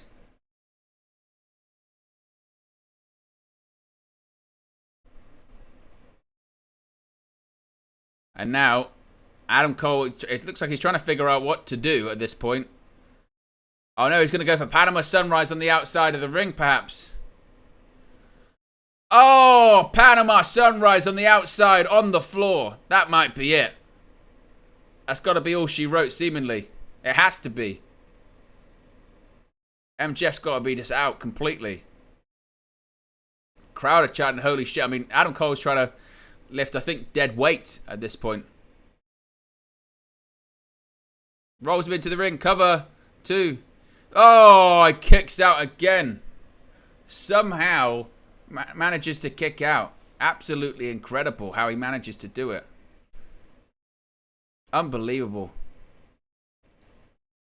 But that's what he is. We can hear a replay. I'll tell you what. Headphones are dying.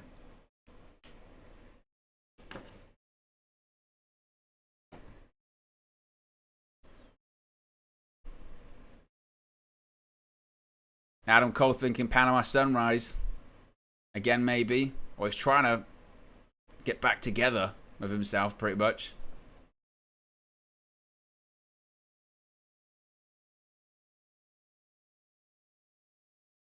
Gonna go for another Panama Sunrise, I think. Another Panama Sunrise. What the? Oh! He hit on the referee! What? Yeah, Panama Sunrise on Bryce Remsburg. What? What? I mean, I don't think I've ever seen a ref bump like that before. That was incredible. He goes for another Panama Sunrise. MJF pulls the ref in. Bryce Remsburg takes a Panama Sunrise in the middle of the ring. I've never seen anything like it. Oh, wow. Bryce.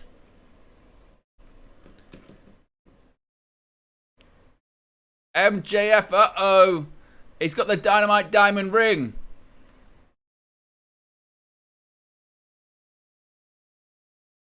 Dynamite Diamond ring. Bryce Remsburg's down. Adam Cole's shocked. Get ready for it. Or is he conflicted again? Is he still conflicted? Would he still do it? He looks like he's on the verge of tears. Surely not. He's thinking, oh, can I do it? Do what you need to do, MJF. Do what you need to do. Oh, no, he put it back in his trunks. The friendship's... Uh-oh, Roderick Strong. Roderick Strong is behind him. Roderick Strong is behind him. Oh, low blow. Low blow. Roderick Strong's pointing at him saying, do it, do it.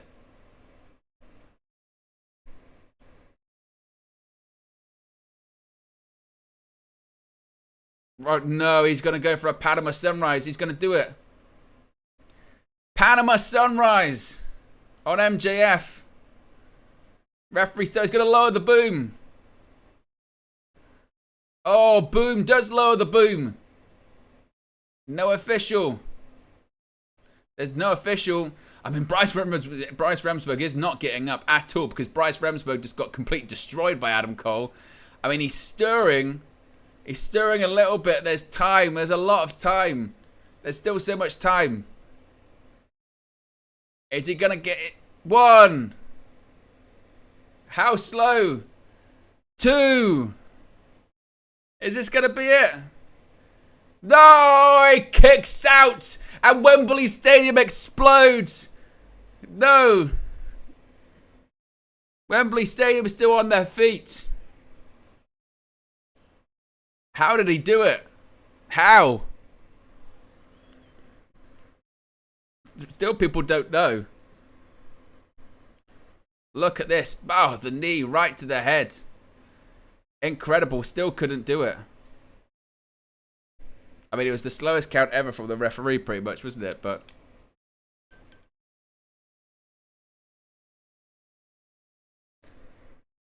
Roderick Strong says, I'm your best friend, do it. Will he do it? Oh, he's giving them the bout.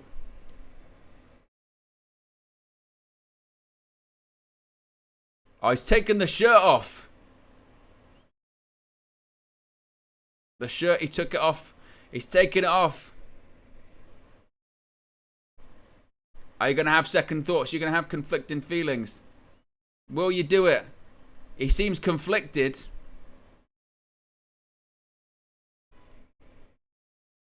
No, Adam Cole's saying no. Roderick Strong's pissed. He says, get out of here. Small package. Small package. 2, 3 wins. MJF did it. Oh, he retained. Oh, my God. MJF retained somehow, some way. MJF is still the AEW World Champion because he didn't do what Roderick Strong told him to do. No good deed goes unpunished, as Taz says. And Adam Cole, I think he might have regrets. He might wish he did the right thing, but he didn't get what he wanted. Let us know. Let me know your thoughts about it in the chat. Get your ratings in. And Adam Cole looks absolutely distraught.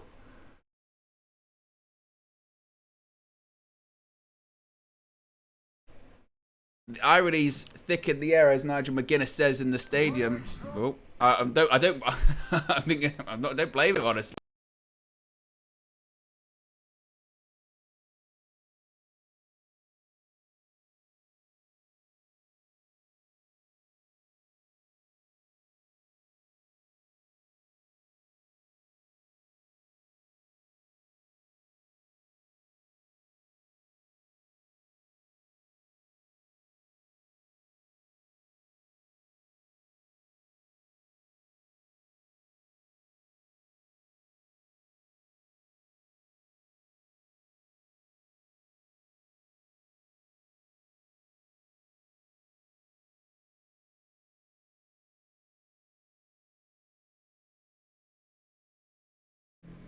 I'm back. You couldn't hear me. Headphones, I tell you, I have a love-hate relationship with AirPods. I tell you, I really do. Ridiculous. I'm back. What's MJF thinking about now?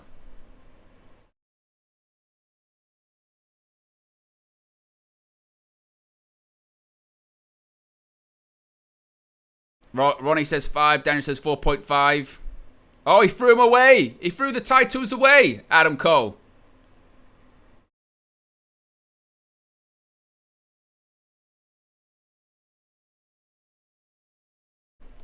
MJF, you didn't... He says, you're a fake piece of shit.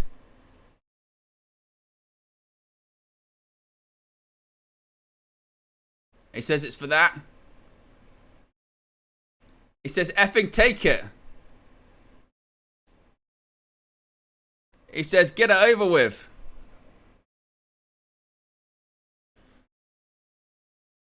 Well, Adam Cole turned on him.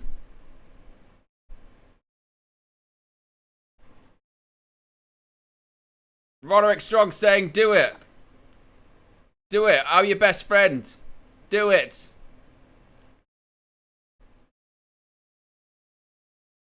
He says, no, he throws it to the ground.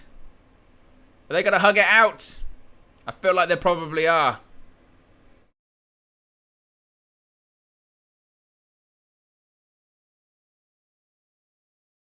Will they hug it out? I feel like they will. After all that, after an incredible main event, will they hug it out?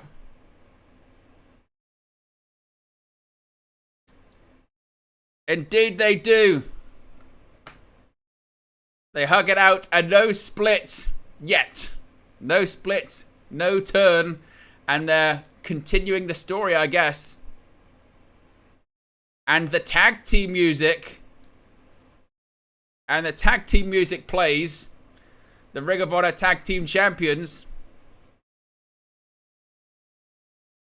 So no split as of right now. Which I think, do you know what? I think is probably the right call. There's more that you can get out of this.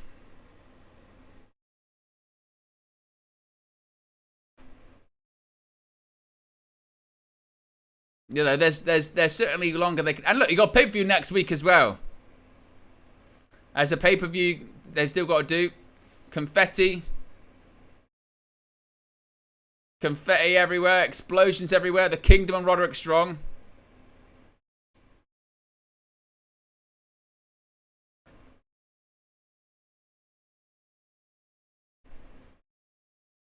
Explosions, fireworks.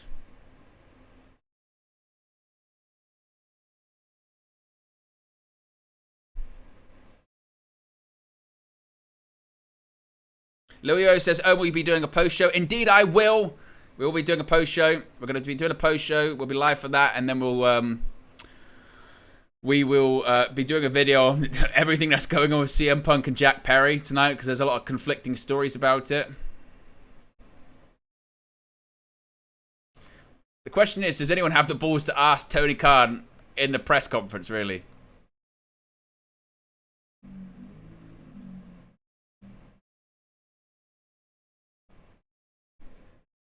And the Ring of Honor Tag Team Champions.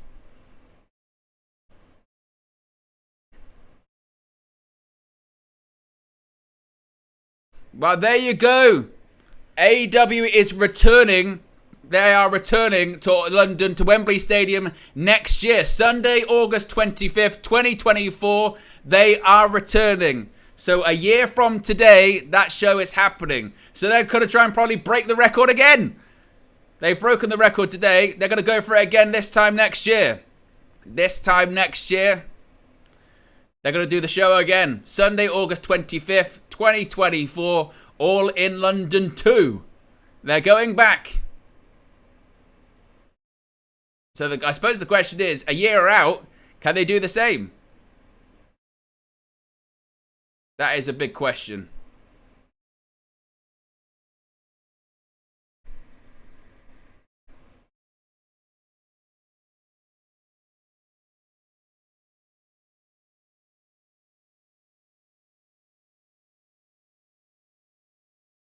And both Adam Cole and MJF celebrate.